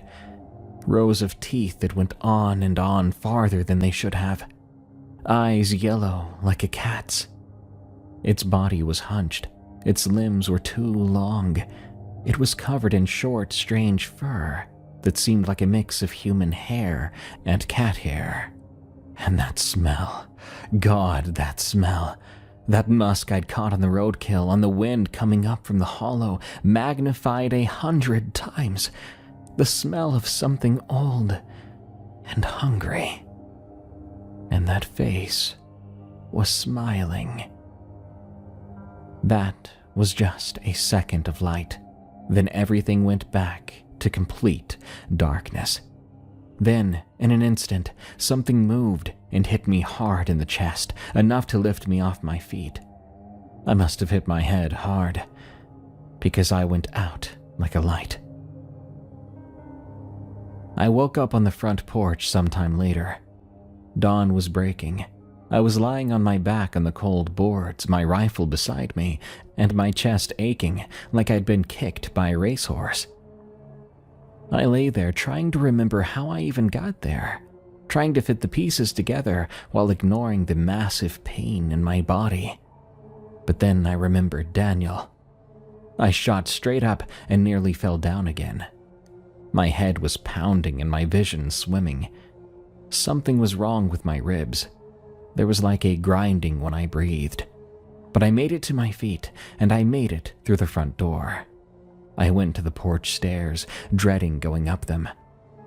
"Daniel!" His bedroom door was open, and his bed was still empty, the sheets thrown back. I checked the bathroom, the guest room, every room on the second floor, but there was no sign of him. I went downstairs. The living room, the kitchen, the mudroom, nothing. The basement door, though, was closed now, and when I tried the handle, it wouldn't budge. It had been locked from the inside, which was something I didn't know it was capable of. I didn't know what to do. I ran back out to the porch, and that's when I saw him. He stood at the edge of the hollow, about 100 yards from the house. He was standing there looking down into the trees, shirtless, and even from this distance I saw the marks on his back, dark lines that looked like scratches. I called his name. He didn't turn. I ran to him, my ribs screaming with every step. The ground was wet from the rain, thick and slick with mud underneath. When I finally made it to him, I put my hand on his shoulder and turned him towards me. His eyes were different. There was something behind them now that hadn't been there before, and the man who looked up at me was a stranger. "Daniel, we need to get to a hospital." He shook his head. "You're hurt, man. those marks on your back." "I'm fine." His voice was flat and colorless. He sounded like Daniel had been scooped out of his own body, leaving just a shell behind. "You are not fine. Come on, I'll take you to a doctor." He let me lead him back to the house. I put a shirt on him and guided him to my truck. He sat in the passenger seat with his hands in his lap and his eyes fixed on seemingly nothing. The whole drive to the hospital, he spoke maybe 5 words total. At the hospital, they took him in and did x-rays and asked a bunch of questions I didn't have complete answers to. Was this an animal attack? An assault? I don't know. What would you tell them? I heard the nurses say something strange. That the wounds looked weeks old, not hours old, and they wondered if I'd been lying. Of course not. But what did that mean for Daniel? How were his wounds seemingly already healing? Could these nurses just be that incompetent, I wondered. A doctor came up to me, knowing that my answers had been incomplete, because he understood that I truly didn't know what happened to my brother. So he tried to answer for me. "I'll be straight with you. This does look like an animal attack." This doctor was young, probably fresh out of residency. If I had to guess, maybe a bear or a mountain lion. "Does it look like a bear or a mountain lion to you?" I wasn't trying to be rude. I just really didn't know. But I think we both knew it didn't look like a bear or a cat. It looked like nothing that lived in those mountains, or nothing that should live out there.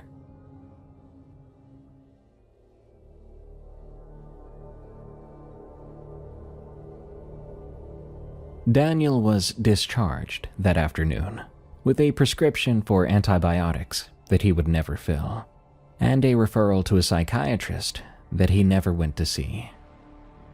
I drove him back to his house so he could pack a bag. He moved from room to room like a ghost, gathering clothes and toiletries, touching only what he had to.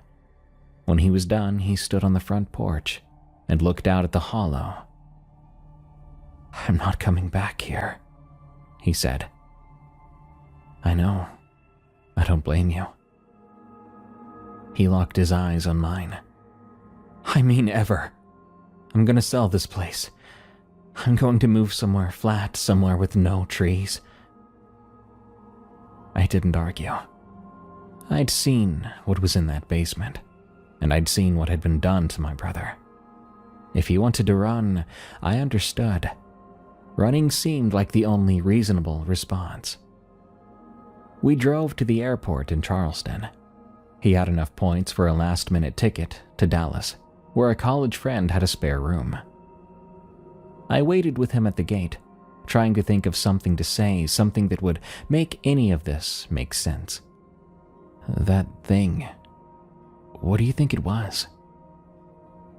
Daniel glanced at me, and for a moment I saw my brother behind those changed eyes. The kid who used to build forts in the backyard, the teenager who taught me to drive stick, the man who had called me at 3 a.m. to tell me our father had died. "I've heard locals call it something. A woman who's been changed into a cat. Call me crazy, all you want. Think I'm insane. That's okay. But whatever it was, it wanted me to see something. And in the dark, I saw it. And now I can never unsee it." I wanted so badly to ask what he saw. Wouldn't you? But I didn't dare ask. Didn't let myself broach that subject. His flight was boarding. He picked up his bag, and we hugged real and deep. He then walked toward the gate, and I watched him go. That was the last time I saw my brother in person. That was about 3 years ago. Daniel has since sold that house, like he said he would, to someone out of state, an investment group, I think. Not sure whatever happened to that property. After he moved to Dallas, his texting slowly came back more and more, and after a while, things began to feel normal again. But it's taken 3 years so far, and we're still not quite back to where we used to be. He tells me about his nightmares, about seeing the thing in the dark that she made him see. I've told him over and over again to go to a therapist, but he won't do it. Believe our story or don't, but I'm gonna do whatever it takes to help my brother on the road to recovery.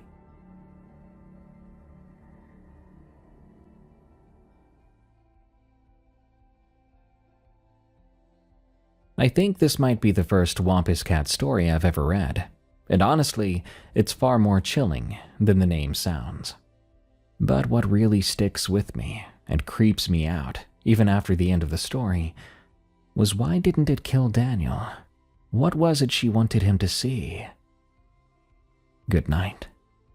Thank you all so much for tuning in to Unexplained Encounters. I've been your host, Darkness Prevails. You can follow me on X at Dark Prevails, and find me narrating more scary stories on my other podcasts, like Tales from the Break Room, or Alone in the Woods. I also do a fun talk show, where I get to be more of myself, over on the YouTube channel or Spotify/Apple Podcasts podcast, Night Watchers. If you have a scary story of the unexplained, send it to me at darkstories.org. I'd love to read it. Till next time, everyone, stay safe out there and stay creepy, because this world is a strange one. The Unsolved Murder of Louise Chaput. November in the White Mountains of New Hampshire is a study in contrasts. The fall foliage has faded, leaving skeletal trees against gray skies. The air carries a sharp bite, a warning that winter is coming. But for experienced hikers, this is a beautiful time to explore, with fewer crowds and peaceful trails. Louise Chaput loved the White Mountains. The 52-year-old psychologist from Sherbrooke, Quebec, had hiked the region many times before. She knew the trails, understood the risks, and never let fear keep her from doing what she loved. In November 2001, she was planning another hiking trip with friends, a group of women who shared her passion for the outdoors. But when those plans fell through after the recent events of September 11th, Louise made a decision that would ultimately cost her her life. She decided to go alone. On Thursday morning, November 15th, 2001, Louise packed her hiking gear into her silver Ford Focus station wagon. She said goodbye to her longtime boyfriend and her 2 daughters. Louise told them she would be gone for 3 days, hiking around Mount Washington and staying at the Joe Dodge Lodge at the Appalachian Mountain Club's Pinkham Notch Visitor Center. She would be back by Monday evening, November 19th. Louise's daughters would later remember their mother as an active, vibrant woman who lived by a simple philosophy. You have to earn your dinner. You have to do something. She was sociable, friendly, generous to a fault, and deeply passionate about the outdoors. Her friend, Denise Masson, recalled, "She thought the White Mountains were beautiful. She liked it there." Louise crossed from Canada into the United States at Norton, Vermont at 11:45 a.m. Security cameras and border records confirmed the exact time. About an hour later, she stopped for gas at a convenience store in Colebrook, New Hampshire. A credit card receipt found in her car would later place her at that exact location. Then she continued south toward Pinkham Notch. She arrived at approximately 3 p.m., just as daylight was beginning to fade. The Pinkham Notch Visitor Center sits in a dramatic location, nestled in the valley beneath Mount Washington, the highest peak in the northeastern United States at 6,288 feet. The area is renowned for its unpredictable and often deadly weather. But Louise wasn't planning to summit Mount Washington that afternoon. She had a reservation at the Joe Dodge Lodge for the night, and planned to do her serious hiking over the next 2 days. Before checking in, Louise stopped at the visitor center and asked an Appalachian Mountain Club employee for a recommendation. She explained that she had been driving for many hours and wanted to do a short, easy hike before dark just enough to stretch her legs and earn her dinner. The employee, noticing her French accent, suggested the Lost Pond Trail, which began just across the street from the lodge. It was a simple loop, perfect for someone who had been sitting in a car all day. Louise thanked him, walked out the door, and headed toward the trailhead. She was never seen alive again.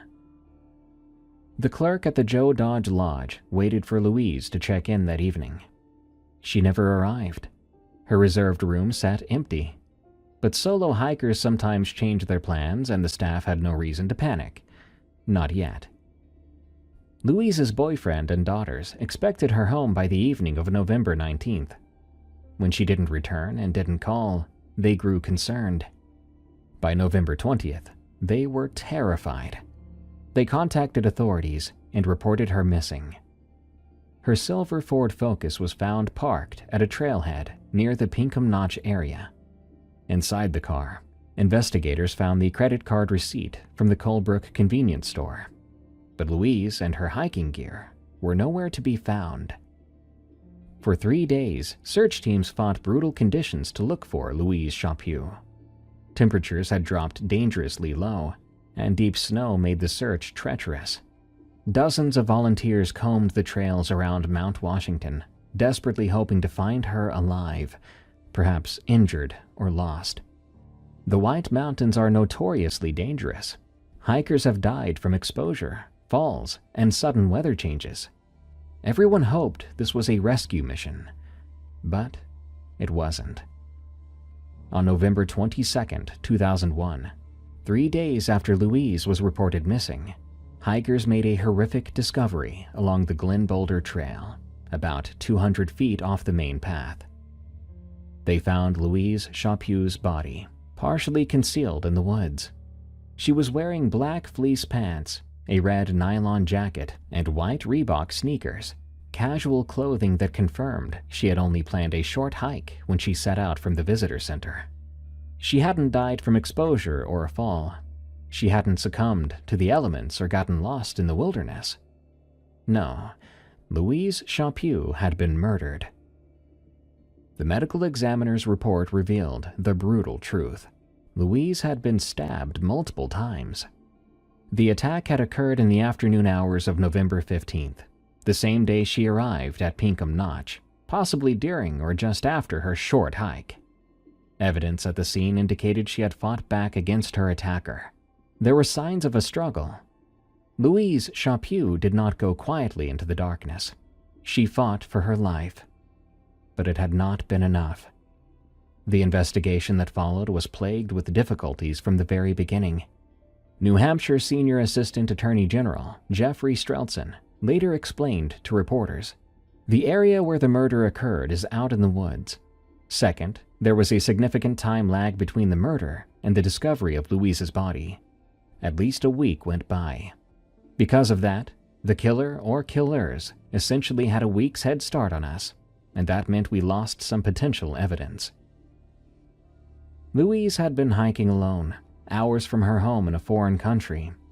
She had no known enemies. No witnesses to the murder ever came forward. The trail she was on wasn't heavily trafficked, especially in mid-November. Whoever killed her had simply vanished into the wilderness. Several items belonging to Louise were never recovered. Her dark blue internal frame backpack with a Canadian flag on the outside, her green down sleeping bag, and the keys to her silver Ford Focus. Her car had been found at the Diratissima trailhead, not far from where her body was discovered. But the missing gear suggested one possible motive: robbery. However, the robbery theory was immediately problematic. The items stolen were of relatively little value and would not have fetched much money. More importantly, the killer never used Louise's credit or bank cards after the murder. The last transaction on record was at the Colebrook convenience store on the day she arrived. Her car was left untouched at the trailhead. If robbery was the motive, why not take the car? Why not use the credit cards? Investigators began to consider a more disturbing possibility. This was a random killing. Someone had encountered Louise on the trail, perhaps at Lost Pond or along one of the connecting paths, and attacked her without provocation or clear motive. According to Canadian crime podcast producer Boris Prue, who covered the case extensively years later, authorities told him they believed it was unlikely that Louise knew her attacker. But who was this person, and why did they kill her? The FBI joined the investigation. The New Hampshire State Police devoted significant resources to the case. They interviewed dozens of people who had been in the area around November 15, 2001. They chased down every lead, no matter how small. They searched for anyone who might have seen something unusual, heard something suspicious, or encountered someone acting strangely on the trails. They found nothing. Years passed. The case grew cold. But Louise's family and friends refused to let her be forgotten. Every year, especially around the anniversary of her murder, they would travel to Pinkham Notch. They would meet with law enforcement, hand out posters, and generate media coverage. Louise's two longtime friends, Denise Masson and Marie Pinault, who were married and lived in Ottawa, became tireless advocates for keeping the case active. Marie Pinault was instrumental in getting the Canadian crime podcast, Syntheses, to produce a 6-part series on Louise's murder. The podcast was very popular in Canada. Louise's daughter, Constance Chaput-Raby, who was only 10 years old when her mother was killed, has spoken publicly about the case multiple times over the years. In 2021, on the 20th anniversary of the murder, she said, "Obviously, we understand that there are other cases, and it's been 20 years. But still, new eyes on the case. Maybe a new detective can see something that people didn't see before or didn't go through. Things can change. There's probably someone knowing something in the area, and as we know, almost every murderer talks about it to someone. It's such a horrible secret to carry." Constance also expressed difficulty talking to her own daughters about how their grandmother died. She said, "I think in English the term closure, which we don't have in French, is very appropriate. You never get your friend back, but at least you know what happened." In the years following the murder, investigators have periodically reached out to the hiking community, asking anyone who was in the White Mountains during that November 2001 weekend to come forward with any information. They've specifically asked hikers to watch for Louise's missing backpack with the Canadian flag insignia, her sleeping bag, and her other missing items. The case remains open with the New Hampshire Cold Case Unit. A reward is still being offered for information leading to an arrest. But, as of now, more than 20 years after Louise Chaput was stabbed to death on a beautiful trail beneath Mount Washington, no one has been arrested. No suspects have been publicly named. No one has been brought to justice.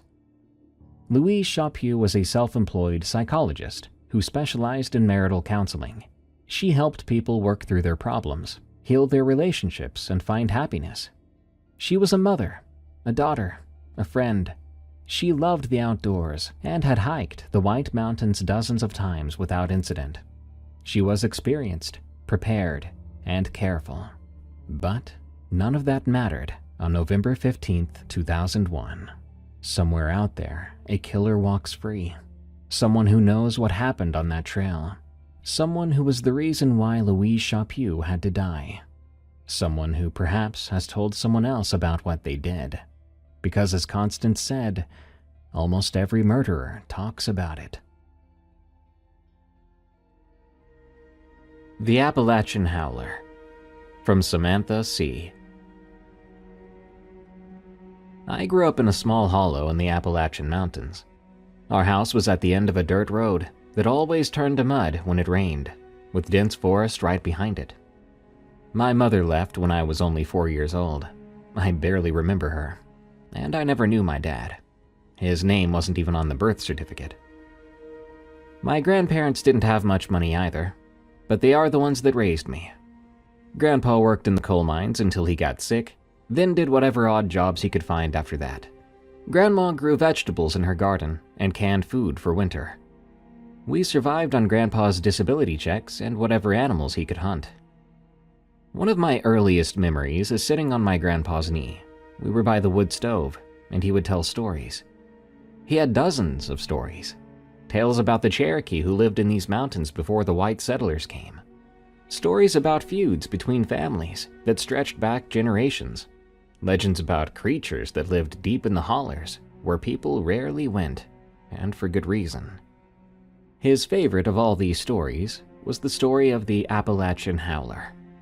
"The Howler," he'd say, his voice would drop low every time he said it, "is older than these mountains, been here since before people, and it'll be here long after we're gone." Then he would describe it. Something between a bear and a wolf, he said, but larger than either, with a scream that could freeze your blood cold. According to Grandpa, the Howler only came out on nights when the moon was new and the sky was at its darkest. "You'll know by its call," he'd say. "Not like any natural thing you've ever heard. If you're ever outside at night and you hear the Howler, you listen close. As long as it's howling, you're safe. But when the howling stops..." Here he would always pause, making sure my eyes were wide. "If the howling stops, it means it's found you." As a kid, I loved that story. Sent shivers down my spine in the best way, like a good ghost story around a campfire. But there was something odd about the way Grandpa told it. Something in his eyes that didn't always match the playful tone in his voice. And I noticed early on that both my grandparents acted differently when the moon was gone from the sky. They were careful people by nature. Had to be, living so far out with no close neighbors, and suddenly having a little girl to look after. But on new moon nights, I swear, they were downright skittish. Grandma would check the locks 2 or 3 times. Grandpa would bring in extra firewood, more than we'd need for the night. And they were strict about me being inside before sunset on those nights. Not just inside though, but doors locked, curtains drawn. "No sense taking chances," Grandma would say if I complained. That was always her answer when I asked why. No sense taking chances. I was 8 years old the first time I heard the Howler myself. It was late October, just before Halloween. Perfect. The nights were getting longer and there was a bite in the air that meant winter wasn't far behind. I'd been in bed for about an hour, not quite asleep yet, just watching the shadows from my nightlight dance across the ceiling. At first, I thought it was the wind. We got pretty fierce winds in the fall sometimes, the kind that found every crack in our old house and moaned through them like a ghost. But this started low, almost too quiet to hear, then built up until it seemed to fill up the whole night. It wasn't like a wolf or coyote howl, so if that's what you're imagining, get it right out of your head. Those sounds I knew from living in the mountains. But this was very, very different. It was rough and hoarse, like something with damaged vocal cords trying to make noise. The sound went up and down in a pattern that almost seemed like words that I couldn't understand. The sound sent goosebumps racing across my skin, and I was up and out of that bed before I even realized I'd moved, running for my grandparents' room. I found them both already awake. Grandma was sitting on the edge of her bed, pulling on her robe. Grandpa was at the window, peering out through a crack in the curtains. "Hush," Grandma said, the moment I came around the corner, before I had a chance to open my mouth. She held out her arms and I ran into them, burying my face against her shoulder. "Is that..." I started to ask. "Don't you worry about it," she said, smoothing my hair. "Everything's gonna be fine." But I could feel how tense she was, and when I looked up at Grandpa, I saw something I'd never seen on his face before. He was scared. He stepped away from the window and knelt down in front of me, putting his hands on my shoulders. "I'm gonna go sit in the living room for a spell," he said. "You stay here with Grandma, you hear?" I nodded, and he kissed the top of my head before leaving the room. A minute later, he was back with his shotgun, the old double barrel that normally hung over the fireplace, something I thought was more of a decoration than a weapon most days. It wasn't the gun he hunted with. Grandma kept me in their bedroom, and we spent the night in there.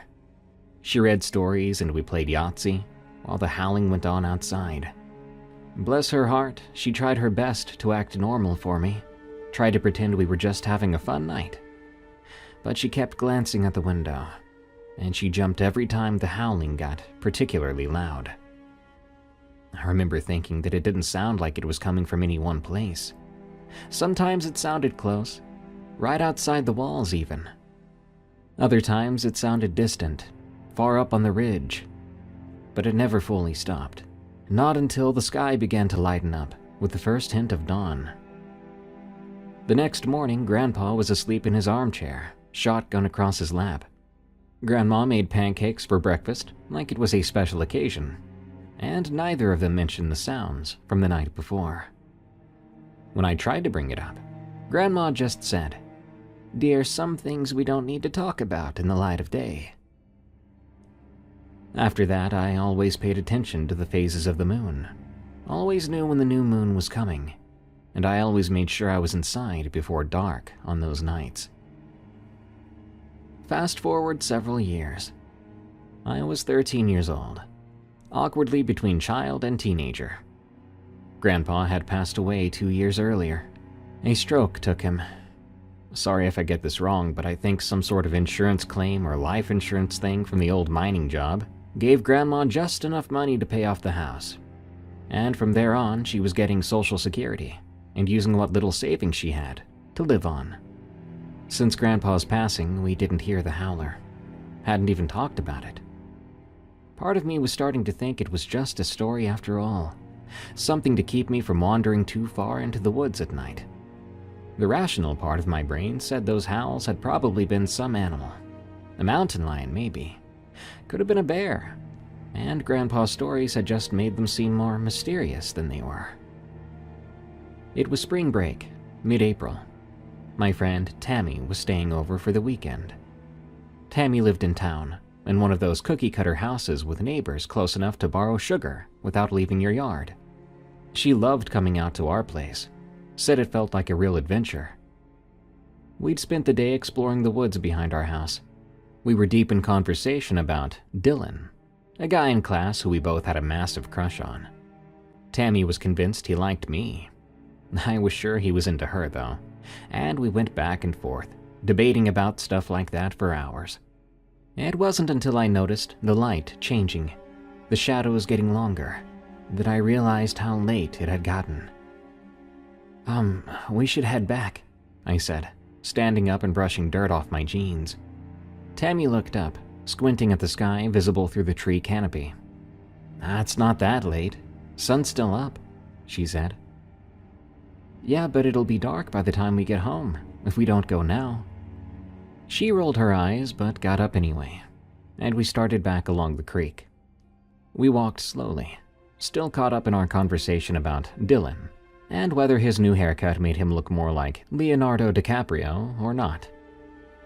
We were maybe halfway back to the house by then, when I heard a sound that I hadn't heard in about 5 years, a sound I recognized instantly. Low and gravelly at first, then rising into something that made the hair on the back of my neck stand up. I stopped right in my tracks. My pulse raced. What's wrong?" Tammy asked. The howling came again. I remember the way she cocked her head around, listening to it. "What is that? Sounds like a big cat." "Tammy, we need to run," I said, and I grabbed her by the arm. "Like right now, we need to get back to the house." Tammy laughed and shook my hand away. "Are you serious? It's just some animal. Probably a cougar in heat." "That's not a cougar," I explained. But even as the words left my mouth, I started to feel a flicker of doubt. Maybe it was just a mountain lion. Maybe Grandpa's stories and my own childhood fears had turned a normal animal sound into something supernatural. The howling came once more. It was getting closer, and Tammy raised an eyebrow. "See? Just some horny cat," she said. And the way she said that, so confident, so dismissive, it made me feel stupid for being scared. "Yeah, maybe," I said. relaxing a little. But still, we should get back. Grandma will be wondering where we are. We started to walk again, faster than before, but still not running. Part of me was still listening to the sound, trying to compare it to the memory I had. Was it really the same? Or had I just built it up in my mind over years? We were nearing the edge of the woods, maybe a quarter mile from home, when the howling stopped. I felt that silence like it was actual weight on my back. At the same time, the woods got quiet. Just complete silence where there should have been noise. "Tammy," I said quietly, "we need to run. Now." She must have heard something in my voice, because this time she wasn't arguing. We started to jog along the path, the fading light making it harder to see where we were putting our feet. We'd gone about 50 yards when something landed on the ground behind us, with a thud heavy enough to vibrate my bones. We froze, then slowly turned around. The path behind us was dark. The trees overhead blotted out what little light was left in the sky. But I could hear something breathing, deep and heavy breathing. "Run," I whispered, and this time Tammy didn't need any convincing. We tore down that path. I could hear something behind us moving faster than any person could run, and I knew we were in trouble. In moments we burst out of the tree line, and I could see my house in the distance, a warm yellow light glowing in the kitchen window. As we broke from the cover of the trees, a sound like a gunshot split the air. A bit of bark burst from a tree not 3 feet from where we stood. I screamed, thinking for a wild second that whatever was chasing us had some kind of weapon. But then I saw Grandma standing in the yard. She was holding and pointing Grandpa's shotgun. "Run!" she was screaming. "To the house! Now!" We ran like our lives depended on it, because in that moment I truly believed they did. We made it to the porch and Grandma was there, grabbing us and shoving us through the door. Then she slammed it behind us and threw the deadbolt. "What were you thinking?" she demanded. I can remember how pale her face was. Her hands were shaking as she leaned the shotgun against the wall. "Being out this late tonight of all nights." I'm sorry, I gasped. I was trying to catch my breath. "We lost track of time. I didn't realize it was a new moon." Grandma closed her eyes for a moment, took a deep breath. When she opened them again, she looked calmer. "You're safe now. That's what matters." Tammy was looking between us, confused and still scared. "What's going on? What was that?" Grandma looked at her for a long moment, then sighed. "Come with me. Let's go sit somewhere more comfortable. I'll make some hot chocolate and we can talk." We ended up in Grandma's bedroom, just like that night years ago. Soon she brought in hot chocolate and cookies, and we were sitting on her bed while she took the rocking chair. "What your grandpa used to tell you about the howler," she said, looking at me. "It wasn't a story." "I know," I said quietly. "What howler?" Tammy asked. So I told her the story from memory, the way Grandpa had told it to me all those years ago, about how it only came out on the darkest nights, how its howl was a warning, and how silence meant danger. "That's what was out there?" Tammy asked when I finished. "That's what was chasing us?" Grandma nodded. "I've lived in these mountains my whole life and I've only seen it twice. Once when I was about your age, and again tonight." "You saw it tonight?" I asked. "Just a glimpse," she said. "When you girls came out of the trees, I saw something right behind you. It was big, covered in hair, moving in a way that no natural critter moves." She shook her head, explaining that she'd fired a shot at it, but missed, and how she was so panicked and worried for a split moment that she may have shot us, but luckily hadn't. But it did seem to scare the thing off. Within the hour, the howling had started up again, distant at first, then moving around the perimeter of our property, like it was pacing. We stayed up late into the night, playing Yahtzee, of course, and talking, trying to pretend we weren't listening to the sound. The next morning, Tammy's parents came to pick her up as planned. I was afraid she wouldn't want to come back after that, but as she was leaving, she leaned in and whispered, "That was the most exciting sleepover ever. Wait till I tell everyone at school." "Don't, they'll think we're crazy," I told her. She grinned. "It'll be our secret then. Besides, I definitely want to come back. Maybe not on a new moon, but I'll come back." After that night, Grandma established a new rule. No going outside after 4 p.m. on new moon days. No exceptions. I didn't question it. Even now, I find myself checking the moon phase before I make plans. Old habits die hard, I guess, but better than dying in the woods, you know? I got a job in the city after high school, and never found my way home for more than short visits. Whenever I do go back, I drive up that winding road to the house where I grew up, and I keep a good eye on the trees, whether it's day or night. The Appalachian Trail Killer. The Curse of Dismal Creek. They called it the Wapiti Shelter, a simple 3-sided structure along Dismal Creek in the mountains of Giles County, Virginia. For thru hikers on the Appalachian Trail, it was supposed to be a refuge, a place to rest weary legs. But in the spring of 1981, this shelter became the scene of the first double homicide in the Appalachian Trail's history. And even more disturbing, it would not be the last time blood was spilled at this exact location. Robert Mountford Jr. and Laura Susan Ramsey were both 27-year-old social workers from Maine with their whole lives ahead of them. Friends called Laura Susu, and those who knew them described the pair as kind, compassionate, and eager to make a difference in the world. They weren't just hiking for recreation or personal challenge.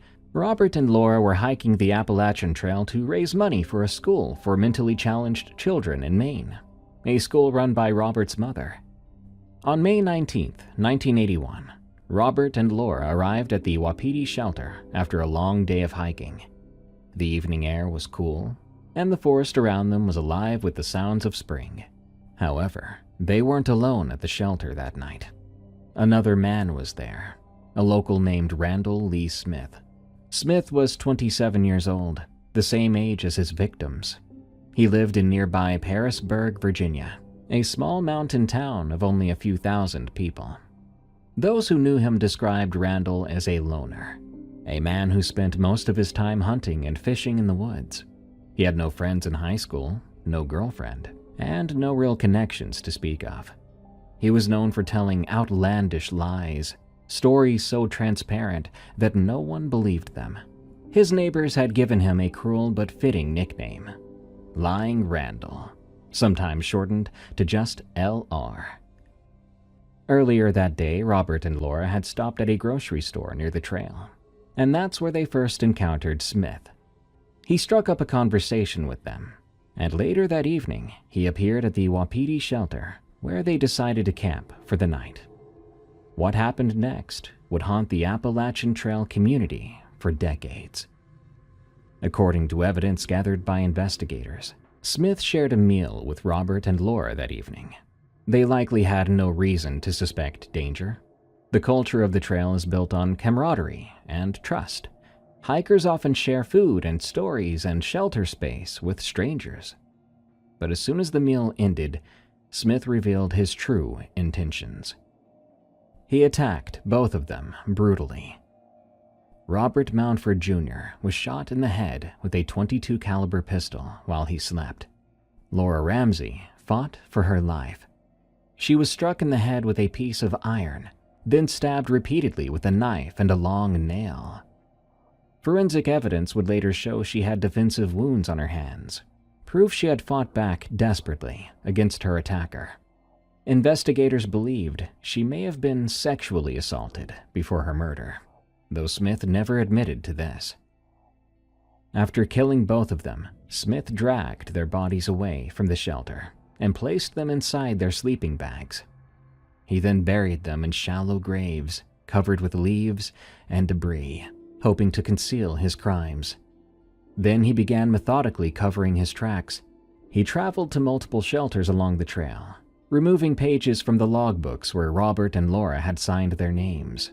He stole items from their belongings and took them back to his home. But Randall Lee Smith wasn't as clever as he thought. When Robert and Laura were reported missing, witnesses came forward. Other hikers had seen Smith with the couple shortly before they disappeared. Some recalled him telling them that he knew what had happened to the missing hikers, a chilling statement that immediately drew suspicion. When a cadaver dog finally located the bodies nearly 2 weeks after the murders, investigators found a critical piece of evidence: a bloody fingerprint inside of one of Laura's paperback novels. And that fingerprint belonged to Randall Lee Smith. A search of Smith's home turned up even more damning evidence: blood-soaked blue jeans belonging to the victims, items stolen from their packs, and a bizarre handwritten note claiming that Smith had been abducted by 2 people who were going to kill him, an obvious attempt to create an alibi. Smith fled to Myrtle Beach, South Carolina, where he abandoned his truck with another strange note stuffed in the ashtray. The note read, "This boy and girl had been so nice to me. It's going to be a real shame when the time comes to get rid of them." Police tracked him down and tricked him into revealing his identity by telling him the bug bites on his arms were serious and required medical attention. When he signed the medical forms, they had him. Back in Virginia, Smith initially claimed amnesia, insisting he didn't know who he was or why he was in South Carolina. But he soon stopped talking altogether, refusing to discuss the murders. Despite the mountain of evidence against him, prosecutors were worried. They could not establish a clear motive, and they feared the case might not guarantee a conviction. After consulting with the victims' families, they offered Smith a plea bargain. On the day before his trial was set to begin, Randall Lee Smith pleaded guilty to 2 counts of second-degree murder. He was sentenced to 30 years in prison, 2 concurrent 15-year terms. The sentencing sparked outrage. Members of the hiking community protested outside the courthouse. Law enforcement officials were furious. A spokesman for the Appalachian Trail Conservancy, then called the Appalachian Trail Conference, stated that Smith was the first person convicted of murdering a hiker who has had or will have an opportunity to leave prison. The local district attorney election was directly affected by the controversy. But the most disturbing part of the story was yet to come. In 1996, after serving just 15 years of his 30-year sentence, Randall Lee Smith was released on mandatory parole for good behavior. He returned to Pearisburg and moved back in with his mother, Loretta Smith, into the same small, run-down house where he had grown up. Loretta told reporters she was excited to have her son home. She had visited him only once during his entire 15 years in prison. Smith's return to the community was met with a mixture of fear and denial. Some neighbors later admitted they believed he would eventually commit another violent crime.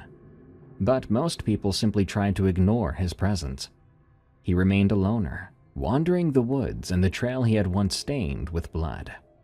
His nickname, Lying Randall, followed him, and people sometimes called him that to his face. For 12 years, Smith lived quietly in Pearisburg. Quietly, but not innocently.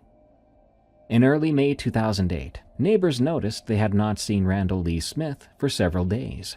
His utilities had been shut off for non-payment, and people began to worry, or rather were curious about, his welfare. Some assumed he'd simply gone off into the woods along the Appalachian Trail. It was something he did often, but when he didn't return, the neighbors organized search parties and hung missing person posters in town and along the trail. Randall Lee Smith wasn't missing, though. He was hunting. On May 6, 2008, 2 friends, Sean Farmer, a 33-year-old coal truck driver, and Scott Johnston, a 38-year-old ceramic tile layer, went on a fishing trip at Dismal Creek, near the Appalachian Trail in Virginia. They were lifelong friends from Bluefield, Virginia, and they had fished this area many times before. They had no idea they were about to become the latest victims of the Appalachian Trail killer. That afternoon, while Scott Johnston was fishing alone, a gaunt, frail-looking man with a white beard approached him. The stranger was wearing expensive camouflage clothing and new hiking boots, despite appearing as though he'd been living in the woods. He introduced himself as Ricky Williams and asked if he could fish alongside Scott. The two spent hours fishing together, reportedly catching a lot of trout. That evening, the man who called himself Ricky Williams appeared at the campsite where Scott and Sean had set up camp. He was accompanied by a dog, claiming he had recently found the animal. Sean and Scott, being friendly and generous as hikers often are, invited the stranger to join them for dinner. They shared their food and conversation as darkness fell over the woods. The stranger hung around long after dinner ended, even though he claimed his own camp was over an hour away. At 8:30 p.m., he finally announced he was leaving. Sean and Scott relaxed, probably relieved to have their campsite to themselves again. Then, without warning or provocation, Randall Lee Smith pulled out a .22 caliber revolver and began shooting. He shot Sean Farmer twice. He shot Scott Johnston twice. The attack was sudden, brutal, and without mercy, just like the murders he had committed 27 years earlier in almost the exact same location. This was Dismal Creek. This was near the Wapiti shelter. History was repeating itself, and Smith had returned to the scene of his original crimes. But this time, something went wrong, at least for Smith. Despite their serious injuries, both Sean and Scott survived. In a remarkable display of sheer will, the two wounded men managed to escape. They climbed into Smith's truck and drove 40 miles to the nearest hospital. Sean had been shot in the head and shoulder, and Scott's injuries were also severe, but they both lived. Meanwhile, Smith fled the scene in Scott Johnston's Ford Ranger pickup truck. He was spotted by a Virginia state trooper, which led to a high-speed chase through the mountain roads. Smith crashed and overturned the truck during the pursuit. He was pulled from the wreckage and arrested at the scene, charged with 2 counts of attempted murder. While being treated for injuries sustained in the crash, Smith was transferred to the medical wing of the New River Regional Jail. In a strange twist of fate, the assistant superintendent of that jail had once been a member of the investigative team that discovered Robert Mountford's and Laura Ramsey's bodies in 1981. He had also been the first officer to respond when Smith was arrested in Myrtle Beach. Now, nearly 3 decades later, he was overseeing Smith's detention for nearly identical crimes. Smith tried to claim he had shot Farmer and Johnston in self-defense, but no one believed him. On the evening of May 10, 2008, just 4 days after the shooting, Randall Lee Smith was found unconscious in his cell. Despite attempts to revive him, he died at the age of 54. An autopsy ruled the cause of death as a blood clot related to his injuries from the truck crash. The Appalachian Trail killer was finally dead, but questions remained. Some investigators believe Smith may have killed others during the 12 years between his release from prison and his 2008 attack. When police searched the area where he had been hiding before the shooting, they found a disturbing cache of items: his GED certificate obtained in prison, his birth certificate, a police scanner, law enforcement radio codes, and a plastic topographical map with multiple locations marked in pencil. Most unsettling of all was a cassette tape that police described as containing some kind of satanic ritual. They also never found the murder weapon from 1981. The .22 revolver Smith used in 2008 was traced to a sale that occurred in June 1981, just weeks after Robert and Laura were killed. Records showed it was common for gun dealers at the time to wait months before filing official paperwork. It's entirely possible that Smith purchased that same gun in April or May 1981 and used it to murder Robert Mountford Jr. But because the original evidence was long gone, this could never be proven. Why did Randall Lee Smith kill? What drove him to commit such horrific violence not once, but twice, at nearly the same location on the Appalachian Trail? Various theories have emerged over the decades.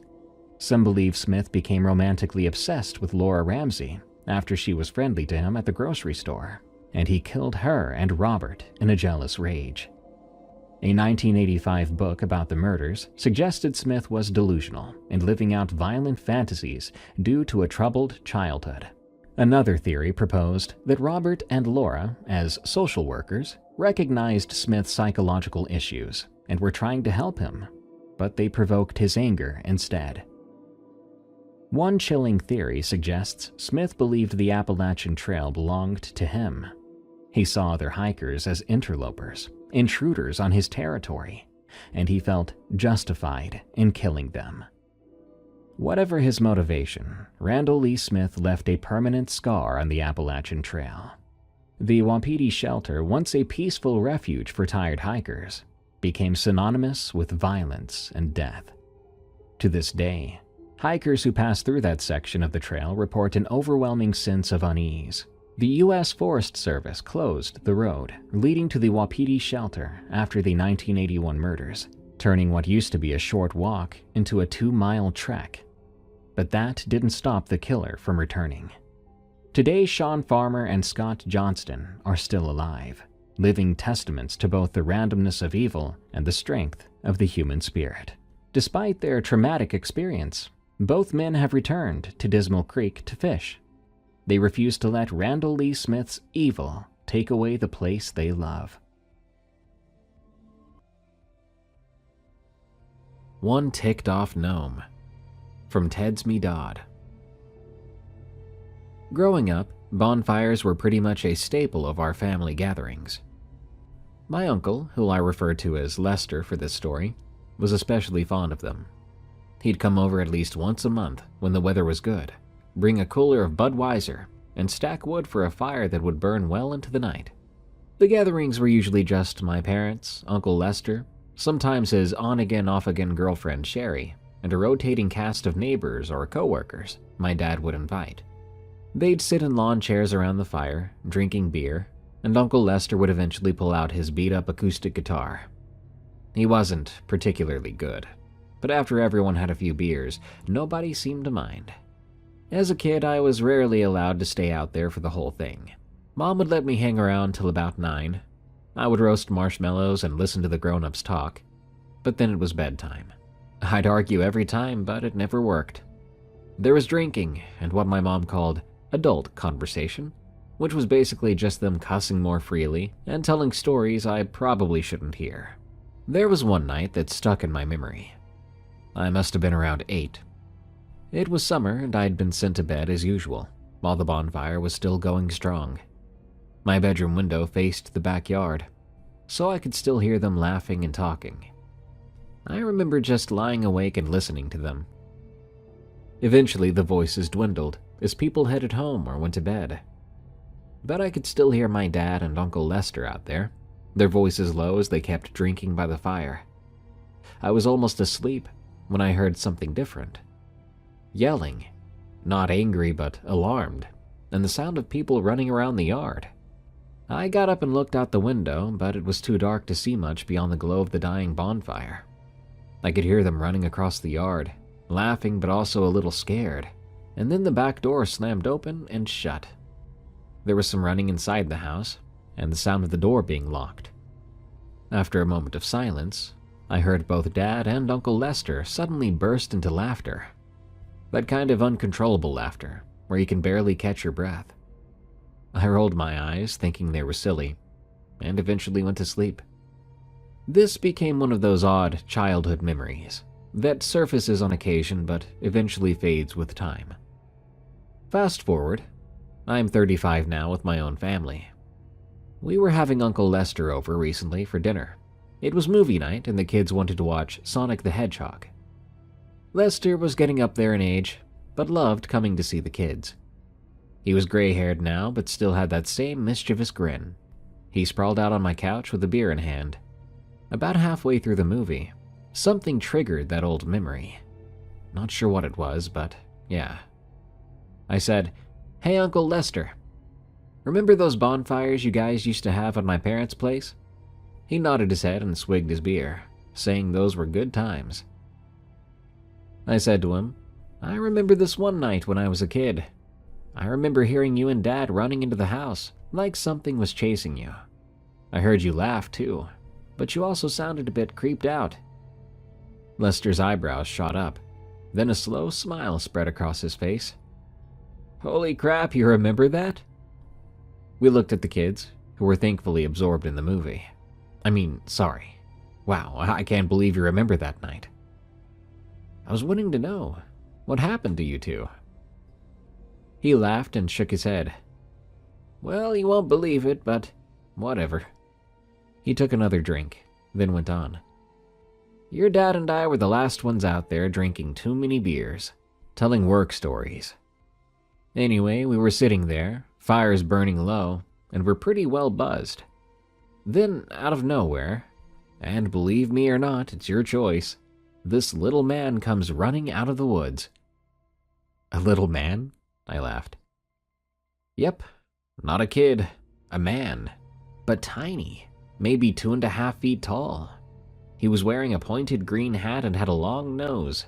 And his ears," he gestured with his hands.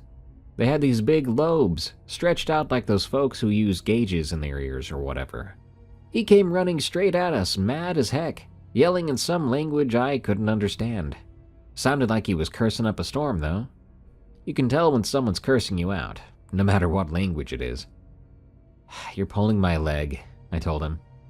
"Swear to God," Lester said, even holding his hand up like he was taking an oath. "Ask your dad next time you see him. That little fella chased us around the fire pit. We were scared crapless, but also laughing, because it was so dang weird. Finally, we made a break for the house and locked the door behind us." I asked him what he thought it was. "Look, nobody around here is that small, not even the kids. And this wasn't no kid. Your dad and I discussed it well after. Thought maybe we imagined it, or mistook some sort of small animal for it. Even so, we both described the same thing." I wasn't sure what to say after that. It sounded like they got pretty drunk, and probably imagined it. But Uncle Lester thought it was real. Says he never saw anything like it before or since. We went out there the next morning to look around, hungover and everything. But there was nothing. No footprints, not a trace. The kids cheered at something on the TV, breaking the moment. Lester winked at me and turned back to the movie.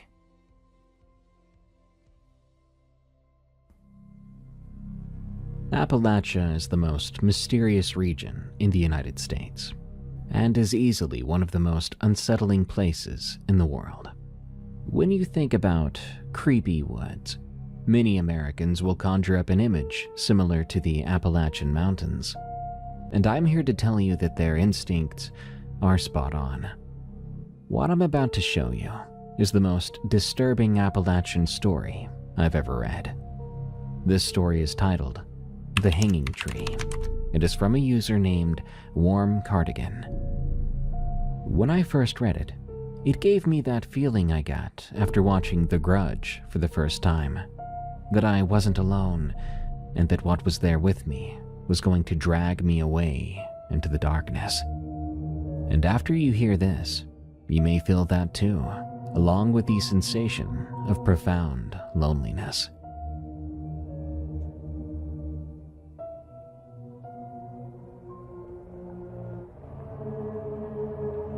Some of the names of people and locations in this story have been changed to protect identities. This happened in the fall of 1998. I was 13, in 8th grade. I lived in a small town in eastern Kentucky called Harlan. The typical small town where everyone is acquainted, but also where the mountains are close and the hollers go back so deep that cell phones don't work even now, let alone back then. There were 4 of us that night. Myself, Tyler, Josh, and Kyle. Tyler was our planner, always had been. The kid who organized our D&D campaigns, who mapped out our bike routes and convinced his mom to let him have a BB gun by presenting a 3-page safety protocol he had typed up himself. His parents were the type who went to bed at 9 and trusted him completely, which made his house the obvious choice for what we were planning. Josh was the daredevil, stocky kid, played football, had already been suspended twice that year for fighting. But he wasn't mean. He really was just reckless, the kind of 13-year-old who would jump off the train trestle into the river on a dare, and would steal his dad's truck and drive it around the back pasture. Nothing scared Josh. That's what we used to think. Kyle was the quiet one, skinny and asthmatic. He had to carry an inhaler everywhere.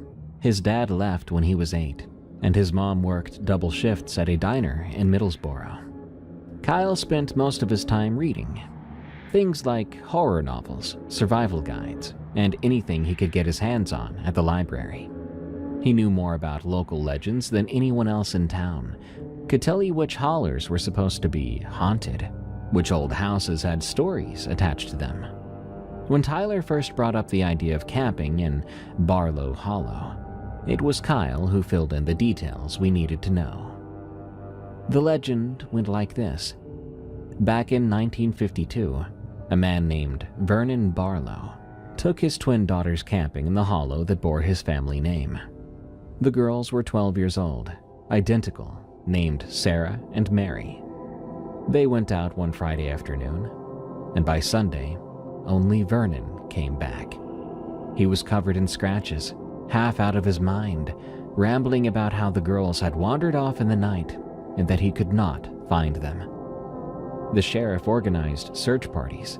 They combed those woods for 2 weeks and never found a trace of those girls. Not their sleeping bags, not their clothes, nothing. They were just gone. The town turned on Vernon fast. People started to say he had done something to them, that he had killed his own daughters and made up a story to get away with it. The whispering got louder and meaner. Someone had painted murderer on his house. His wife left and moved back to Virginia. 3 months after the camping trip, Vernon oak tree deep in the hollow. Allegedly, he had left a note that said, "I didn't hurt them, and I'm sorry I could not find them." After that, people avoided Barlow Hollow. Stories started circulating. Hikers would report hearing children singing in the woods at night. One hunter swore he saw 2 girls in old-fashioned dresses standing on a ridge, watching him. A couple camping there in the 70s packed up and left in the middle of the night, refusing to talk about what they'd seen, but warning people not to go out there. By the time we were teenagers, most people dismissed it as a local legend. But Kyle had done some research. He claimed to have found newspaper articles from 1952 at the library. The girls were real, he said. The disappearance was real. Vernon's suicide was very, very real. "So what do you think happened?" I asked him one day at lunch. Kyle shrugged and picked at his sandwich. "I think someone or something in those woods took them, and whatever it was is still out there." Then Tyler got the idea. "We should go," he said, grinning. "Overnight camping trip, Halloween weekend. See if anything weird happens." Josh immediately agreed. Of course he did. The chance to prove he wasn't scared of some ghost story, well, he was in. I hesitated. I wasn't scared, but I wasn't exactly thrilled about spending a night in supposedly haunted woods either. Still, I didn't want to be the one who chickened out. "What about you?" asked Kyle. "You're the expert on this. Are you coming?" Kyle had this look on his face, reminded me of the face I would make if I was stumped on a math problem. Eventually, he nodded. "Yeah, I'll come. But we need to do it right. Bring actual camping gear and not just sleeping in bags on the ground. And we need lots of batteries for the flashlights. We don't want to chance them going out. And no splitting up, no matter what." "Deal," Tyler said. 2 days later, Kyle brought us to the Harlan Public Library after school. The building was old, built sometime in the 50s, I think. Had a musty smell that all old libraries seemed to have. Mrs. Kemper, the librarian, knew Kyle by name. The kid was there at least twice a week. "Research project," Kyle told her when she asked what we needed. She directed us to the microfilm room in the back, a cramped space with 2 machines that looked like they belonged in a museum. Kyle had already marked the dates he wanted, dates from the year 1952. The way he threaded the film through the machine was actually impressive. We crowded around the screen as he scrolled. There it was, on the screen, on the front page of a newspaper. It said, "Local girls missing after camping trip." Below it was a photo of 2 girls, identical, just like the legend said, standing in front of a house. They wore matching dresses and had their dark hair in braids. They looked like any other 12-year-olds from that era. Normal and happy. Kyle scrolled down. We read the article in silence. Father returns from camping trip without daughters. Massive search underway. Sheriff requests volunteers. "Keep going," Tyler said. Kyle scrolled through the next weeks. More articles. Search continues. No sign of missing girls. Father claims they vanished from tent. Some in town skeptical of father's account. Then another. Father of missing girls questioned. This article was more pointed. Vernon Barlow had been taken in for questioning. Several townsfolk had come forward with concerns. No charges were actually filed, but the implication was clear. A month later, another newspaper. Search for Barlow girls called off. The official word was that the girls had likely died of exposure, and their bodies would be found sometime in spring. But the article included quotes from town residents. Half believed Vernon had done something. The other half thought he was being railroaded. About a month and a half after that, there was a small article, bottom of page 3. Local man found dead. Vernon Barlow, 41, hanging from tree in Barlow Hollow. Death rolled suicide. Note found at scene. Kyle zoomed in on the last line. The note, according to sheriff's deputies, contained an apology but no confession. "Jesus," Josh muttered. "There's more," Kyle said. He pulled out a folder from his backpack. Inside were photocopies of more articles, these from the 60s, 70s, 80s, stories about Barlow Hollow. A hunter in 1967 reported hearing children crying. A couple camping there in 1973 left their campsite in the middle of the night and refused to go back for their gear. A teenage boy in 1981 was found walking on the highway at around 3 a.m., 5 miles from the hollow, barefoot and not making any sense. He was saying he'd seen 2 girls in old-fashioned dresses standing in his campsite and that they'd been singing. "Every few years," Kyle said, "something happens out there, always around Halloween, always involving kids or teenagers. Nobody's died, as far as I can find, but people see things and they hear things." "Then why haven't they closed it off?" I asked. "It's not official land, just old Barlow family property that nobody claimed after Vernon died. The county doesn't maintain it, doesn't patrol it, and most people just avoid it." Tyler leaned back in his chair. "So what do you think really happened to those girls?" Kyle closed the folder. "I think something in those woods took them, like I said. Something is still out there, and I think it shows itself to people sometimes. Maybe it's looking for something. I don't know. Maybe..." He stopped. "Maybe what?" Josh asked. "Maybe it's looking for replacements." I felt a chill. "You know," I said slowly, "we don't have to go through with this. We could just forget about it." Tyler shook his head. "Oh, come on. It's just stories, like a fairy tale. People getting spooked in the dark, their imagination goes wild, and they reach for the closest possible explanation for it. An explanation like a local legend, It could be that, Kyle agreed, but he didn't sound completely convinced. As we were leaving the library, Mrs. Kemper stopped us at the checkout desk. She had been reshelling old books nearby. Must have overheard some of our conversation. "You boys planning to go out to Barlow Hollow?" she asked. We exchanged glances, and Kyle nodded. "Just curious about the history." Mrs. Kemper set down her stack of books. She was maybe 50 years old at the time and had worked at the library for as long as I could remember. "My brother went out there in 1977 himself, when he was 17. He went with 3 friends. Thought they were going to have an adventure. In fact, it was sometime in the fall, too." She paused. Then, "They set up camp right where Vernon Barlow allegedly camped with his own daughters. My brother said they heard singing that night. Children's voices. They tried to ignore it, but then things started to happen. From what I heard, the tent unzipped itself, and they saw shapes moving in the trees. One of them swore he saw 2 little girls watching them from the woods." "What happened?" Josh asked. "They ran. Left all their gear and ran. My brother wouldn't talk about it for weeks. When he finally did, he said something was wrong about those girls, like they hadn't been alive for a long time."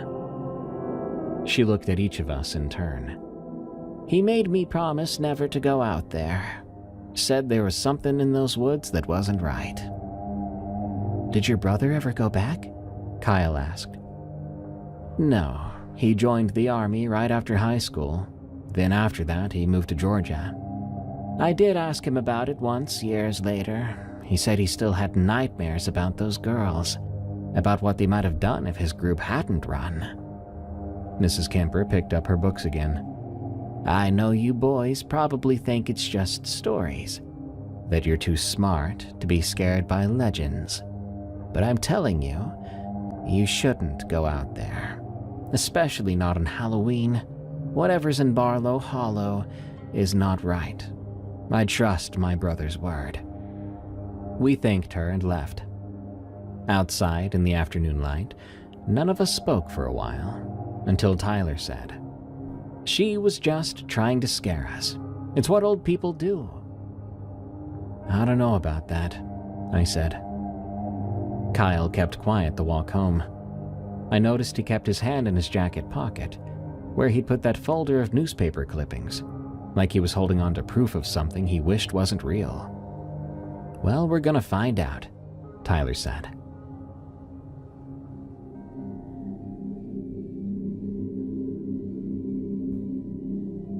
We spent the next couple of weeks planning. Tyler told his parents we were having a sleepover at his place to play video games all night, and they were fine with that.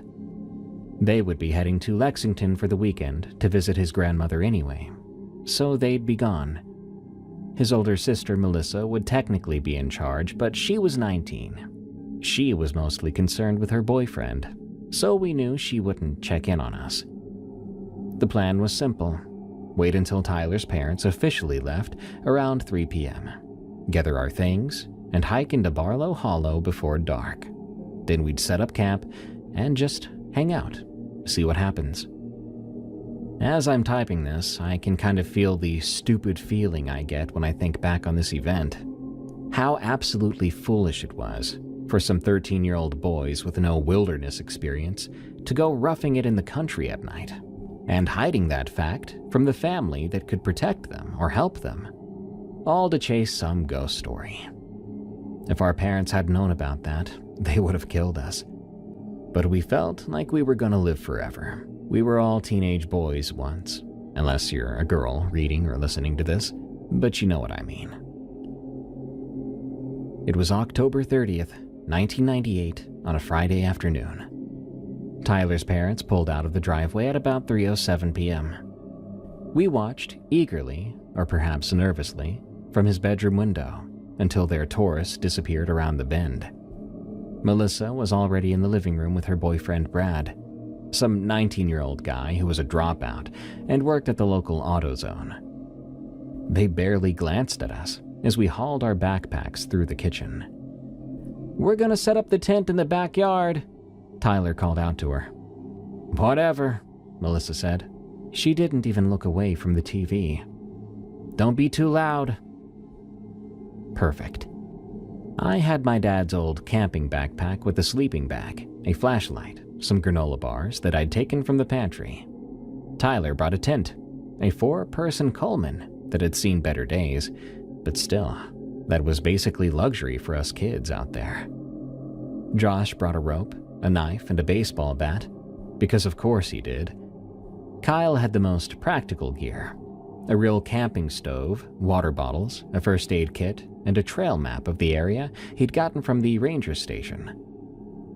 The trailhead to Barlow Hollow was about 2 miles from Tyler's house, down some old road and up a dirt path that most people had forgotten existed.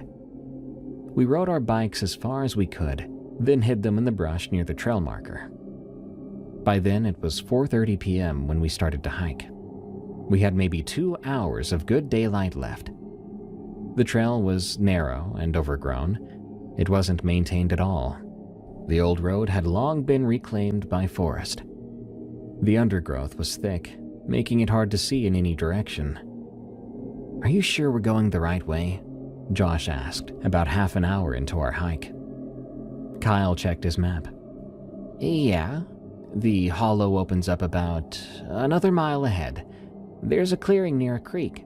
That's where Vernon took his daughters. That's where we should camp." Something about the way he said it made my skin feel weird. He didn't just say it's where Vernon camped. He said it was where Vernon took his daughters, like Kyle was being specific for a reason. The temperature dropped as we got deeper. Not unusual for October in these mountains, but noticeable. I zipped up my jacket. We passed an old foundation, just crumbling stones covered in moss. Kyle stopped to look at it. "I'm pretty sure that's the Barlow family homestead," he said. "It burned down in 1965 and nobody rebuilt it." "Great," Josh muttered. "Haunted woods with abandoned houses. This is like every horror movie ever." "It's not a movie," Kyle said quietly. "It's real." We kept walking. The woods changed as we went deeper into the hollow. The trees were older here, with massive trunks that had to be 100 years old or more. The underbrush thinned out, replaced by a carpet of dead leaves that crunched under our feet. It was quiet. Too quiet. We heard only 3 things out there: our footsteps, our breathing, and the wind. Tyler stopped abruptly. "You guys hear that?" We became statues and listened. At first, I didn't hear a thing, but then I caught this distant sound.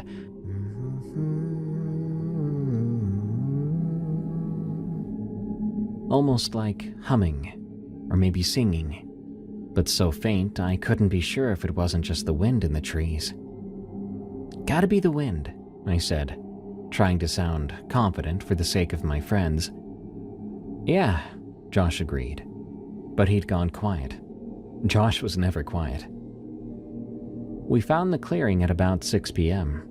It was exactly like Kyle had described, a flat area near a creek, sheltered by a ring of trees. There was even an old fire pit, just a circle of blackened stones. Someone had camped here before, maybe somewhat recently. "This is it," Kyle said. "This is where they camped." We got to work setting up. Tyler and I wrestled with the tent while Josh gathered firewood. Kyle got the camping stove working and started boiling water for instant ramen. By the time we had everything set up, the sun was below the ridgeline, and the hollow was filling with shadows. We ate dinner sitting around the fire pit. Josh had gotten a fire going using some newspaper and matches. The ramen was terrible, but we were hungry enough not to care. For a while, it almost felt normal. Just 4 friends camping out, telling dumb jokes, trying to one-up each other with gross-out stories from school. But as it got darker, the mood shifted. The woods around us were completely black then. Our fire created a small bubble of light, maybe 15 feet across, and beyond that, there was nothing. Just pure darkness. You don't get that kind of pitch black in town, where there's always streetlights or porch lights or the glow from someone's TV in the window. Out here, when you looked past the fire, you couldn't see a thing. Just blackness. "So," Josh said, poking at the fire with a stick, "what actually happened to those girls? I mean, what do you think?" Kyle looked up, his face somewhat lit by the fire. "Nobody knows for sure. The search parties never found any bodies, and no evidence of an attack or a struggle. Nothing." "What did Vernon say happened beyond just he lost them?" I asked. "He told the sheriff they were sleeping in the tent. He woke up at around 2 a.m. and both girls were simply gone. He searched all night, calling out their names. By the time the sun came up, he couldn't even figure out which direction to go. The woods had confused him." "How do you get confused in woods like this?" Tyler asked. "They're not that big." "You'd be surprised," Kyle said. "People get disoriented in the forest all the time, especially at night. Your sense of direction breaks down, you think you're walking straight, but you're actually going in circles." "So maybe he killed them, and he made up the story," Josh said. Kyle shook his head. I don't think so. Vernon's wife said he was devastated, lost 30 pounds after they disappeared. He couldn't eat, he couldn't sleep, and the note he left before he hanged himself. People who fake that kind of thing don't usually admit failure. They either claim innocence outright or don't leave a note at all. But Vernon apologized for not finding his kids. To me, that sounds like a man who tried and failed. "Then who took them?" I asked. Kyle stared into the fire. "Probably someone that lives in these woods, or used to. Or something else." We sat there for a while after that. The fire crackled and the creek gurgled somewhere in the darkness. And behind all of it, underneath it, I kept thinking I heard that sound again. The humming or singing, whatever it was. "You guys hear that?" Tyler asked. So it wasn't just me. We all listened. This time it was clearer. A high-pitched sound, almost musical, like children's voices singing a song I almost recognized, but couldn't quite place. "Wind," Josh said. "That's not wind," Kyle said. The singing got a little louder, still distant but distinct now. Two voices harmonizing. Young voices. "Screw this," Josh said and stood up. "I'm calling it. This is too weird. Let's pack up and just go home." "It's pitch black out there," Tyler said. "We'd get lost trying to hike back." "But you just said people don't get lost in woods like this." I was wrong. Kyle's right. If you go out there freaked out, without proper direction, acting all scared, you're gonna get lost. "Then we'll wait till morning." "What are we trying to get away from?" Kyle asked. "From singing? Maybe it's just other campers." "Out here, on Halloween weekend?" Josh shook his head. "Nobody camps out here." We did," I pointed out. "And the fire pit didn't look too old. Looked like someone had camped out here at least within the same week." That's when the singing stopped. The silence that followed matched the darkness around us, so utterly complete that it felt unreal. "It has to be our imagination," Tyler said. "We psyched ourselves out with ghost stories. We mistook the wind blowing through something in a weird way, and it made a sound. That's it." Nobody responded. We sat there and fed the fire and looked at each other on occasion. But damn, the woods felt different then. "I need to go to the bathroom," Josh announced, standing up. He grabbed his flashlight. "Don't go too far," Kyle said. "Stay where we can see your light." It's just gonna be like 20 feet. Relax." We watched Josh's flashlight bob into the trees. He moved just beyond the edge of our firelight, and we could hear him unzipping his jeans and the sound of him going on leaves. But then his light went out. "Josh?" Tyler called. No reply. "Josh, that's not funny." The flashlight came back on, jerking wildly.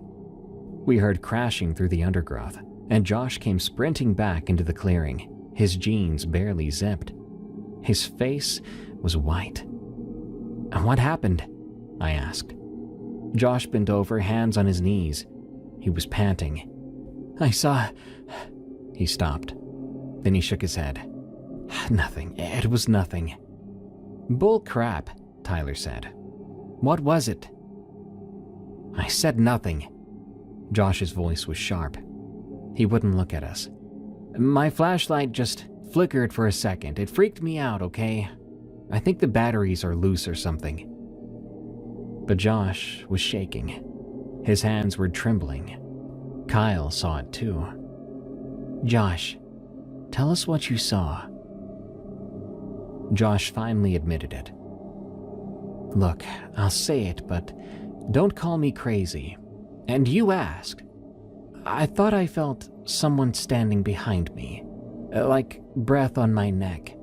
And when my light just flickered out, I turned around, and I swear, there was something right there. Right freaking there. I couldn't see it, but I could feel it. But then I heard..." He stopped again. "Heard what?" "Like breathing. Someone with a really bad cold, though. It was wet and rattly. That's when my light came back on, and there was just nothing there. But I felt like someone was watching me." The fire crackled. Somewhere in the distance, an owl called. "We should go into the tent," I said. "Maybe being inside somewhere will help. Out here we're too exposed. We're just creeping each other out." "Yeah," Tyler agreed quickly. Too quickly for him. We doused most of the fire, leaving just enough to keep it smoldering, and crawled into the tent. It was cramped with all four of us, sleeping bags overlapping. Tyler had brought a battery-powered lantern, which he hung from the tent's ceiling hook. The light was weak, but better than nothing. "This is stupid," Josh muttered, zipping up his sleeping bag. "We're letting some weird sounds freak us out." "Better safe than sorry," Kyle said. He had his inhaler out and took a puff. His asthma always seemed to get worse whenever he was stressed out. I noticed Kyle hadn't taken off his shoes. We all had. Sleeping bags are warmer that way, and it's just more comfortable to not have shoes in your bag. But Kyle still had his boots on inside his sleeping bag. A small detail, by the way, something that just stuck with me, like he was ready to run.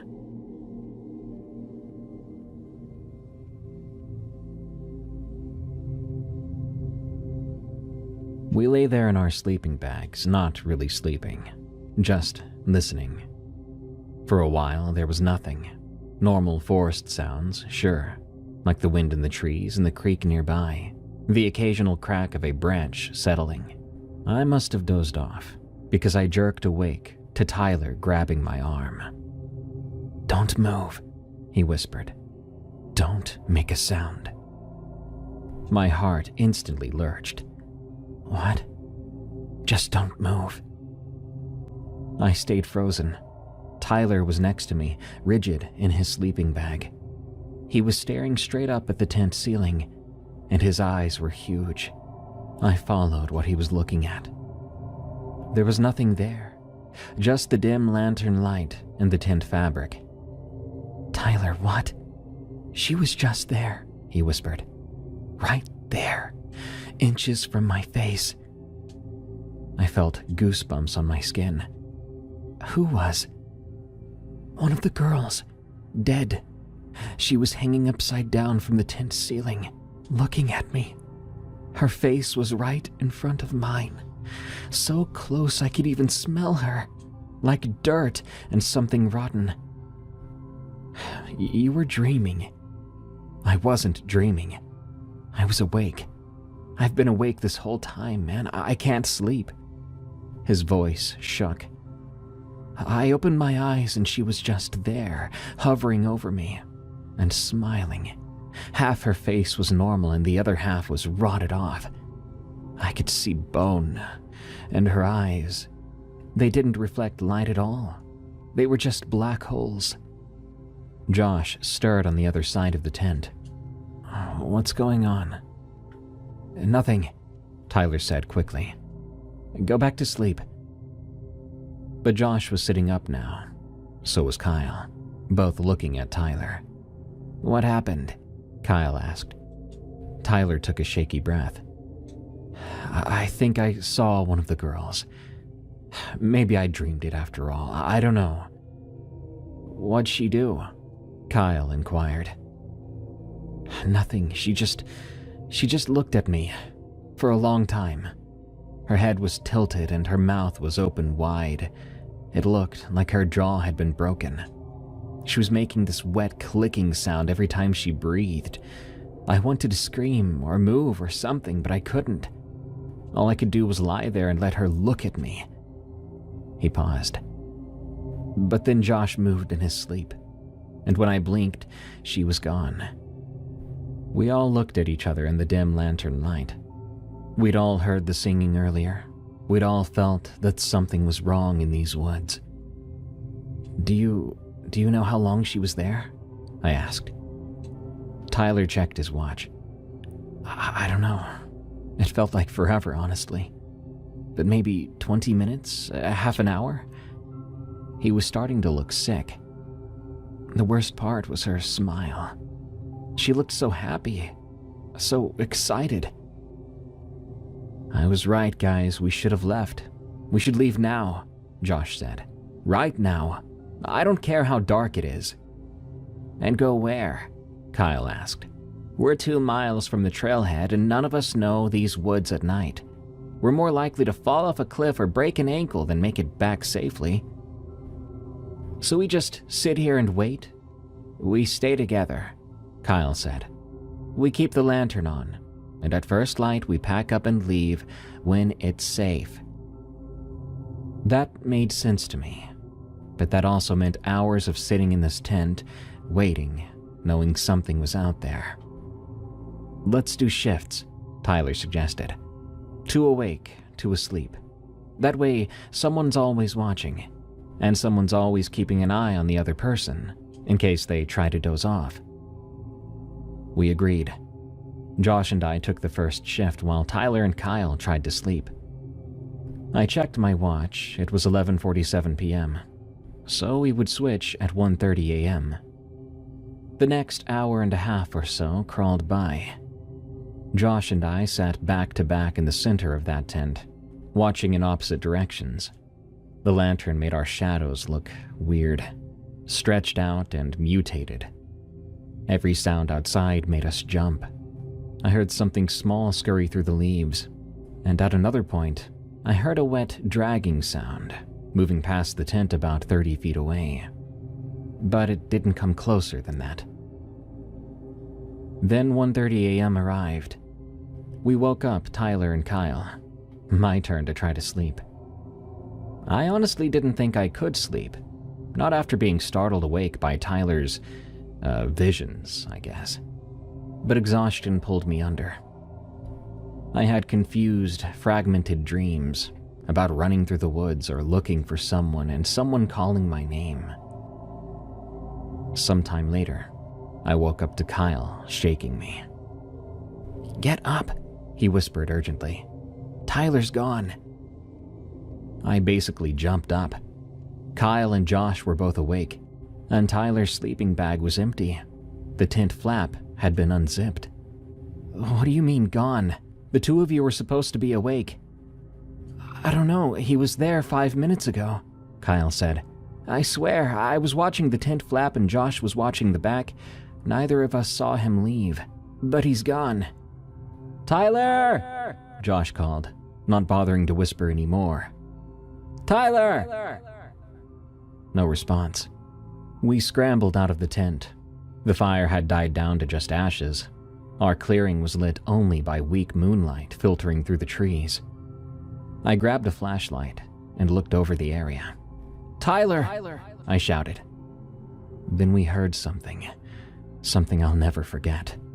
It was this strangled, choking sound from somewhere in the woods, up the slope maybe 50 yards away. We ran toward the sound, panic flooding my veins. I could hear Kyle wheezing behind me, struggling to keep up. There! Josh yelled. My flashlight found him. There was Tyler, hanging from a tree. A vine had been wrapped around his neck like a noose, and his feet were dangling 2 feet off the ground. His face was turning purple, eyes bulging out of his head. His hands clawed desperately at the vine, but it was too tight. Tyler! I screamed. Josh got there first. He was tall enough that he could grab Tyler's legs and lift him, creating some slack in the vine. I fumbled with my knife and started to saw at the thing. It was thick and tough, but the blade was just sharp enough. Kyle joined me, both of us cutting frantically. The vine snapped. Tyler and Josh crashed to the ground in a heap. Tyler gasped, sucking in air. His hands went to his throat, feeling the deep groove the vine left on him. "You're okay," Josh said. "You're okay, man, just breathe." We knelt around him while he coughed and gasped. It took maybe 2 minutes before he could talk. "What happened?" I asked. "How did you get out here?" Tyler shook his head. His voice was raspy. "I don't know. I don't remember leaving the tent. I was just sitting there, keeping watch. I heard someone call my name from outside. It sounded like Josh, but he was next to me. Looked like he had dozed off, and Kyle was looking in the opposite direction. I was half asleep. I just went outside, and the moment I did, I wasn't in the clearing anymore. I was just in the middle of the woods, and I felt something around my neck. The vine was already wrapped around my throat. I tried to pull it off, but it tightened, and it lifted me up." He looked at us, his eyes wide with terror. "It lifted me up on its own. There was no one there, no one I could see. The vine just pulled me up like a rope over a pulley." "That's impossible," Josh said. "I know what I felt. That thing was alive or something." "You two were supposed to keep an eye on him, on us," I said. Josh looked angry and guilty at the same time, but didn't say anything. But Kyle did retort. "Look, we're all tired. It makes sense that we didn't see him slip out. There's nothing we can do now. It's over." I sighed. He was right. Even so, one of us was nearly killed. And by what? By who? You expect me to believe that one of my friends just sleepwalked outside in the middle of the woods, tied a perfect noose around his neck, and tried to hang himself? Kyle looked around nervously. "We need to go. Now.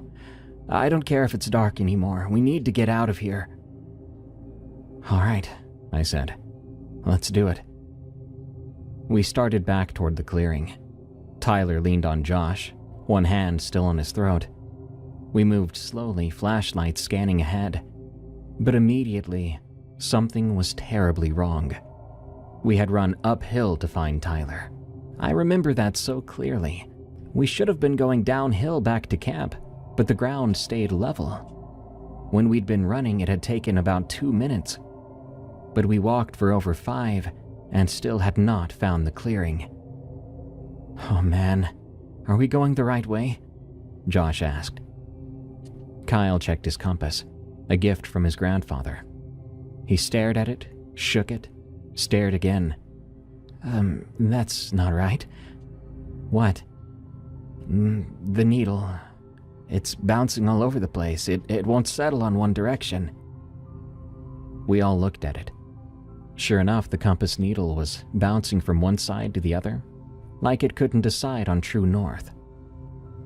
"Do compasses just break like that?" Tyler rasped. "It's not broken," Kyle said quietly. It's like there's a big magnet nearby interfering with it. Then which way do we go? I asked. Nobody knew. We picked a direction and walked.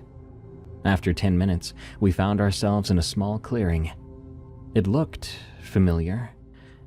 It was our camp, our tent, our dead fire, our scattered gear. But the direction we had been going, that wasn't back to camp. How we got back here, I have no idea. Nothing's making sense, guys, Josh said. What if this... Kyle began. What if this is what happened to Vernon Barlow? He said the woods confused him, made him walk in circles. Maybe the woods didn't want him to find his daughters. The woods don't just take people, Kyle, Tyler said. I know that, but I'm sure you all agree it feels like someone or something doesn't want us to leave. A sound cut through the darkness.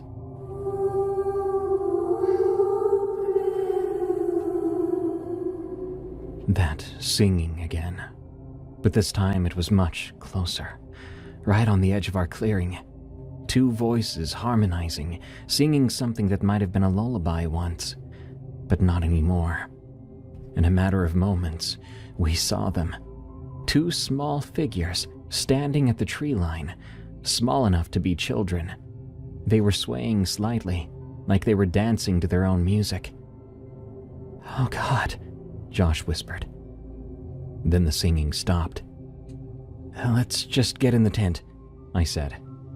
I know we want to leave, we all want to go back home, but we're just gonna get lost out here.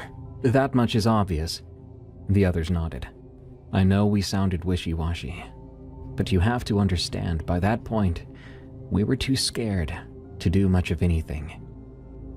We lay inside the tent, back in our sleeping bags, not sleeping. Nobody keeping watch. We just lay there, listening. My watch said 2:50 a.m. It would only be about 3 more hours until dawn. We just had to make it 3 more hours. Eventually, I did doze off, but I woke up suddenly once again with that disoriented feeling you get when you don't know what time it is or what woke you up. The lantern was still on, but dimmer now. The batteries were dying. I could see Tyler on my left, mouth open, snoring quietly. I was relieved to see him doing okay enough to sleep. Josh was on my right, facing away from me. But Kyle was sitting up. He was staring at the tent wall. Kyle, I whispered. He didn't say anything, but he kept staring. I sat up, my sleeping bag rustling. Kyle, you okay? Slowly he turned to look at me, and when I saw his face, he looked sick, his eyes wide and skin glistening with sweat and pale. Do you hear it? He whispered. I listened. At first, there was nothing, but then I heard it. That wet, dragging sound I'd heard before. Closer now, like something being pulled through mud. It was moving around the outside of our tent, slowly. What is that? I breathed. Kyle held up a finger to his lips. I nodded. The dragging sound moved from the side of the tent to the front. Then it stopped. For a long moment, we heard nothing else. Until... breathing. Heavy, wet breathing, with a sort of rattling or clicking sound at the back of the throat. It was right outside the tent flap. Something pressed against the tent wall, making this indentation in the fabric. It looked like someone's hand, but emaciated, every single bit of fat and excess skin removed. Kyle grabbed my arm, gripping me tight. He held onto his inhaler in his other hand. Then we watched the tent zipper beginning to move. Not quickly. It was slow, one tooth at a time. Someone was unzipping our tent from the outside.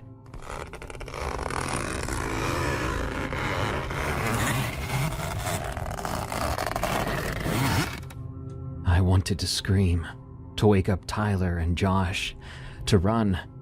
but I couldn't move, and I could barely even breathe. I watched that zipper slide down, inch by inch, and then the tent flap opened. For a moment, there was nothing but darkness. But then, 2 small hands reached through the opening. The hands of a child. But the skin was mottled and gray and black, like something that had been in water for too long. The fingernails were cracked and broken, and a smell came through. Rot and earth, like a blender filled with blended up earthworms and dirt, but left for weeks. Kyle made a small sound in his throat.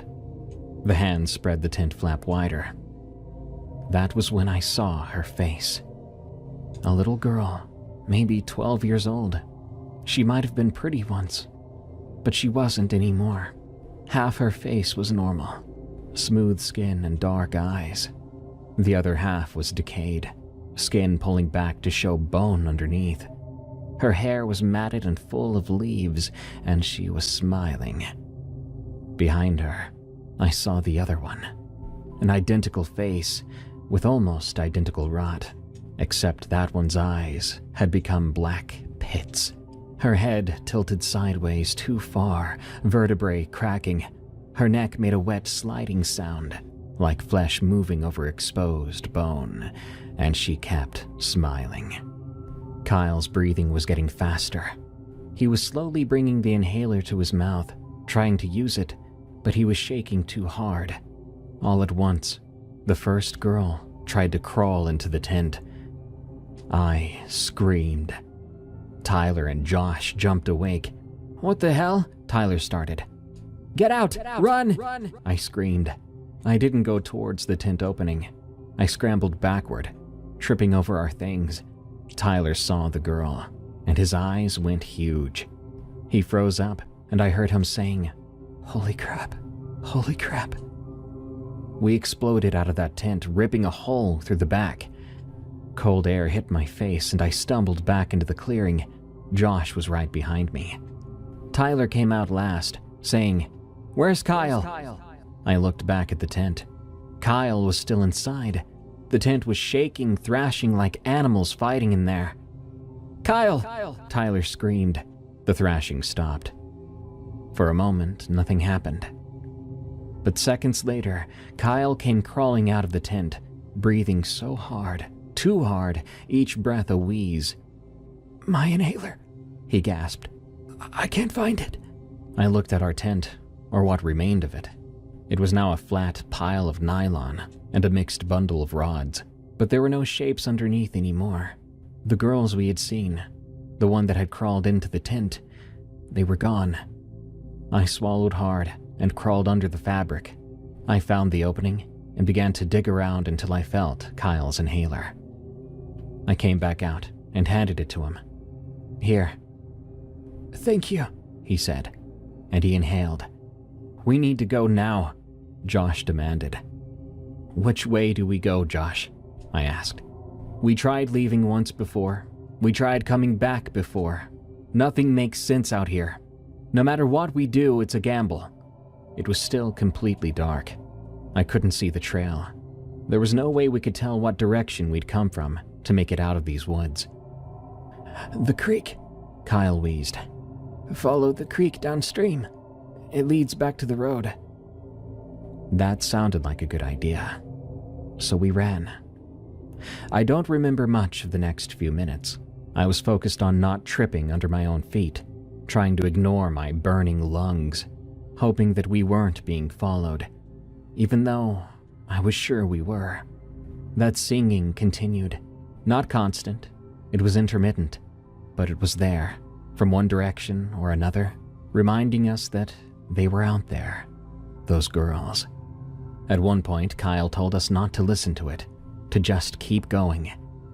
I honestly had no idea where we were going, no sense of direction, just away. We had to get away. Suddenly, "There!" Tyler pointed. Through the trees, there was a flashlight beam moving. "Help!" Josh screamed. The light changed direction, coming towards us now. A voice called out, "Who's out here?" Soon, a man stood before us holding a flashlight and a hunting rifle. He looked to be in his 60s, wearing a camouflage jacket. Behind him was a truck, parked on what looked like an old logging road. "Please," Tyler gasped. "Something's been chasing us, in the woods." The man lifted his flashlight and swept it over the trees. "Where?" We all turned to look. Nothing. Just dark forest. No movement, no wet dragging sounds, no girls, no singing. "There was something there," Josh said. "I swear to God something was following us." The man looked us over real good. 4 terrified teenagers covered in scratches, no camping gear except for what we were wearing. "You boys been camping out here? In Barlow Hollow?" We nodded. He sighed. "Damn fools, don't you know better than to camp here? Especially this time of year?" We didn't say anything, but the man didn't need an answer. He told us, "Just get in the truck. I'll drive you back to town." We did what he said. On the ride there, we discovered the man's name was Ray. We told him instead of town, he could drop us off at Tyler's place. He regaled us with stories about hunting. Nothing scary. I think he read the room. By the time we made it back to Tyler's place, it was like 4:30 a.m. Surprisingly, the lights were on inside. Melissa and Brad were still up, waiting on the porch. When Melissa saw us, she said, "You guys look like crap. Where have you been?" I could tell Tyler was startled to see that his sister cared and had paid enough attention to notice he was gone. I fell in the creek. We got turned around, maybe got lost a little." "Where's your camping stuff?" It's still out in the woods.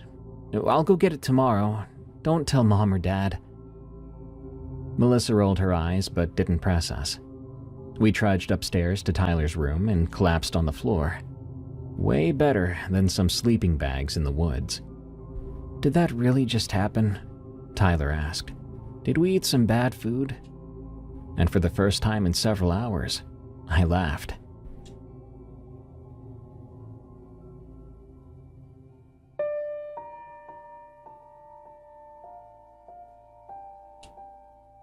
We had all passed out from fear and exhaustion, and the next thing we knew, light was streaming through the window. It was morning. I sat up slowly, every muscle in my body aching and screaming. Tyler was still asleep on his bed, snoring. Josh was curled up on the floor near the door. I looked around. My heart skipped a beat. "Where's Kyle?" I asked. Josh stirred awake, rubbing his eyes. "What?" "Kyle! Where is Kyle?" We searched the room, the hallway, the bathroom. Kyle wasn't here.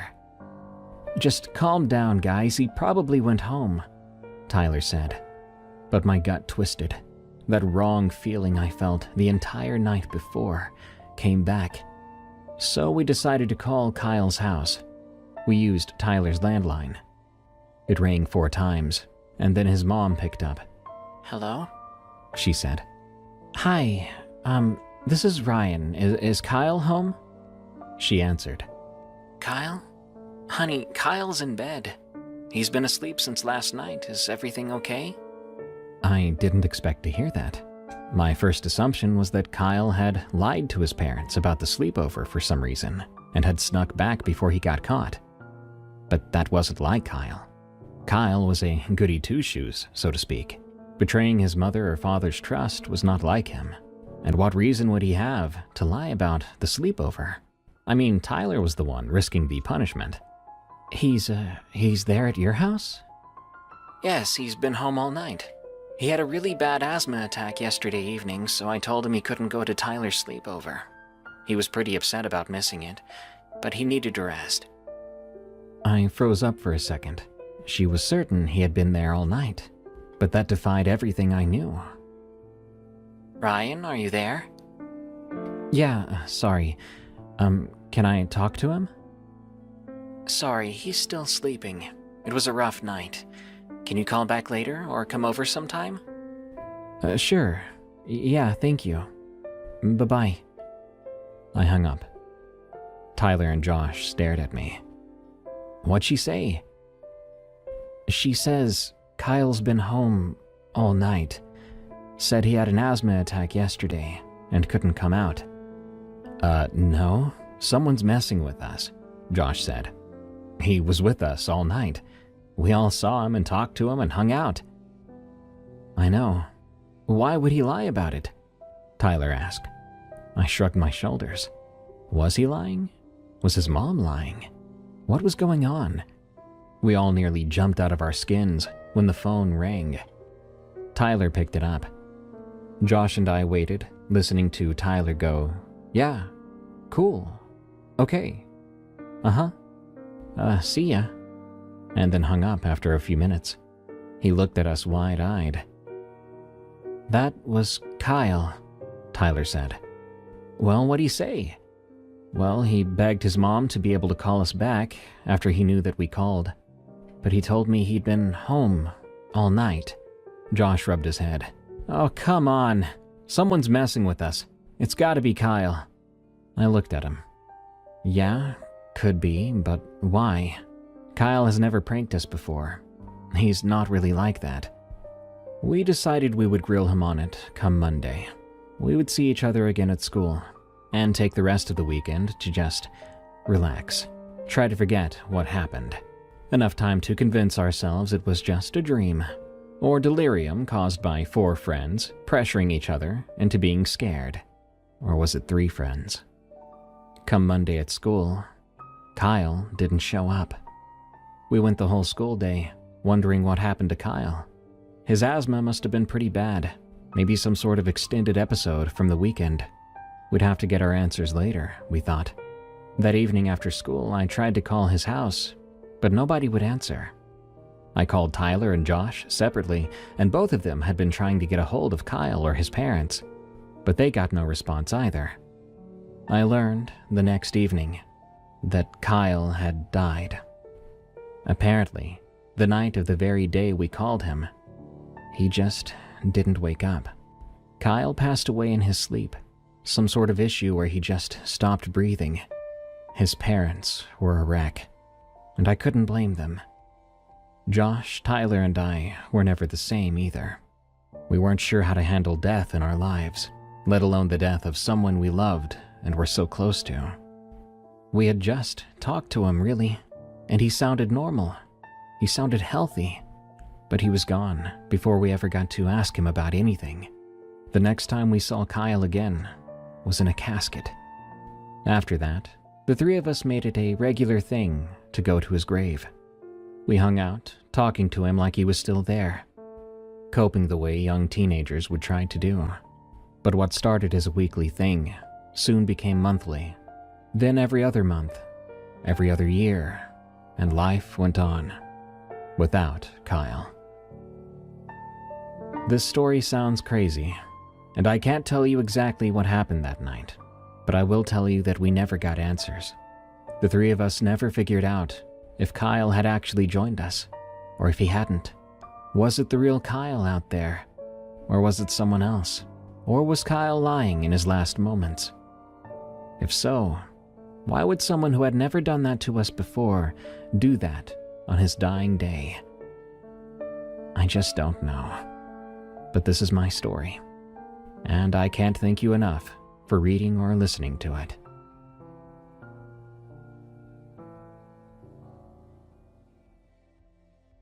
That's how the story ends.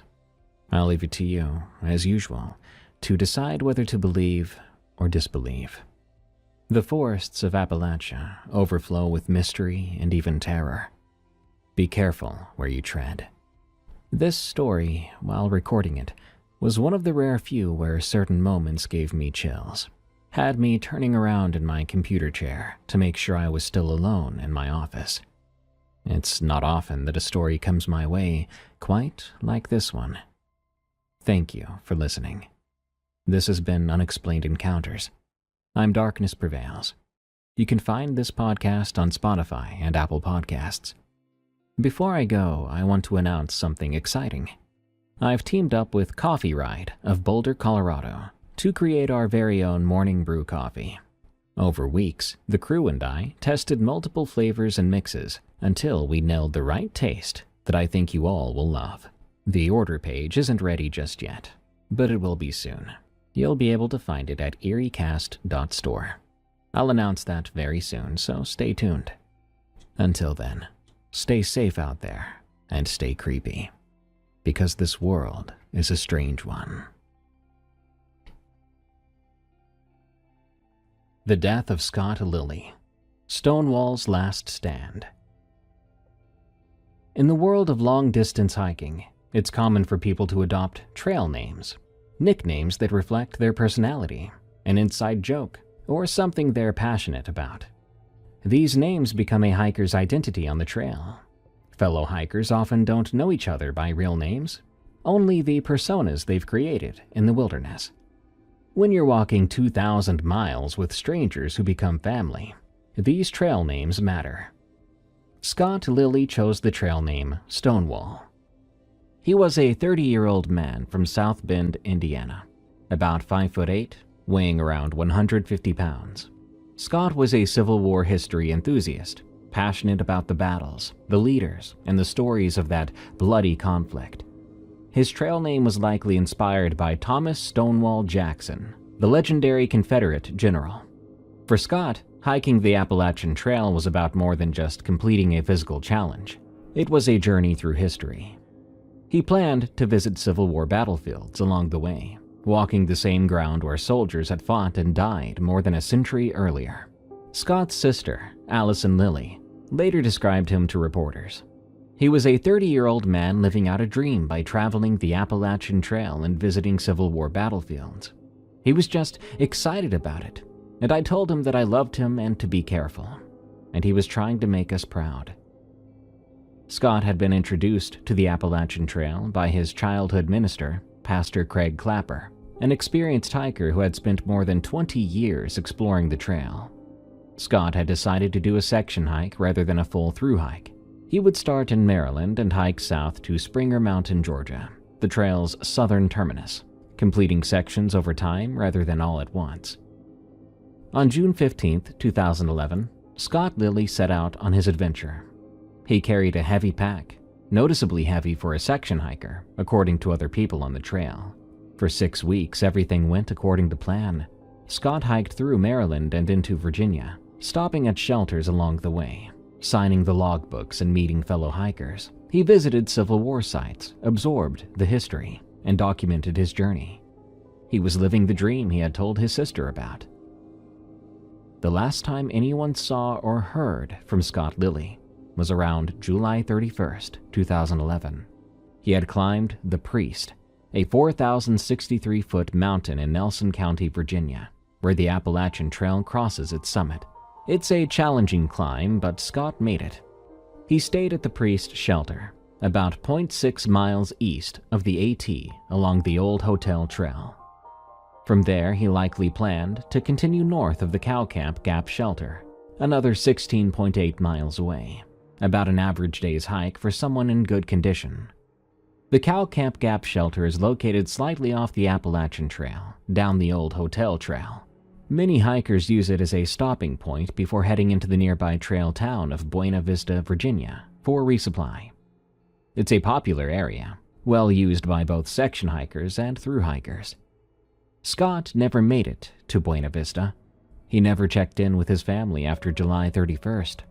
But solo hikers sometimes lose track of time or go off-grid for a while, so no one immediately panicked. On Friday morning, August 12, 2011, 12 days after Scott was last seen alive, a group of weekend hikers set out on the Old Hotel Trail in the Mount Pleasant Special Management Area. It was supposed to be a beautiful summer day in Virginia's Blue Ridge Mountains. Instead, they stumbled upon a nightmare. Just off the trail, heading toward Cow Camp Gap shelter, the hikers discovered a body. It was partially buried in a shallow grave, concealed with leaves and debris. The sight was immediately recognizable as something terrible. This wasn't someone who had died from natural causes, nor from an accident. This was a murder. The hikers immediately contacted authorities, Because the body was found on federal land, with the George Washington Jefferson National Forest, the FBI took control of the investigation. Agents from the FBI, the U.S. Forest Service, and the Virginia State Police, and the Amherst County Sheriff's Office all converged on the scene. 4 days later, on August 16, 2011, the body was positively identified as Scott Allen Lilly. The medical examiner's report, released in January 2012, revealed the cause of death: asphyxia by suffocation. Scott had been murdered, suffocated to death by an unknown assailant. Based on the state of decomposition, investigators determined that Scott had been dead for approximately 12 days before his body had been discovered. That placed his time of death around July 31st or August 1st, right around the time he was last seen at the Priest.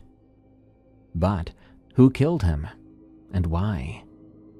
The FBI launched an extensive investigation, interviewing more than 83 people and collecting over 100 pieces of evidence. They traced Scott's movements through shelter logbooks and talked to every hiker who might have crossed paths with him in the days before his death. They found a few of his belongings, but many items were missing, like his trail shoes, brown and orange low-top Ozark Trail brand from Walmart, his blue or purple backpack, some clothing, his propane stove, an Appalachian Trail handbook, and even a Nintendo handheld game. The missing gear suggested robbery might be a motive, but that theory had problems. Most hikers don't carry valuable items. Everything they own has to fit in a backpack and be carried on their backs for hundreds of miles. The stolen items wouldn't have been worth much money to anyone. Additionally, whoever killed Scott would have had to carry their own heavy backpack plus Scott's gear, which would have been extremely difficult. A day hiker from a nearby town seemed like a more likely suspect than another through hiker.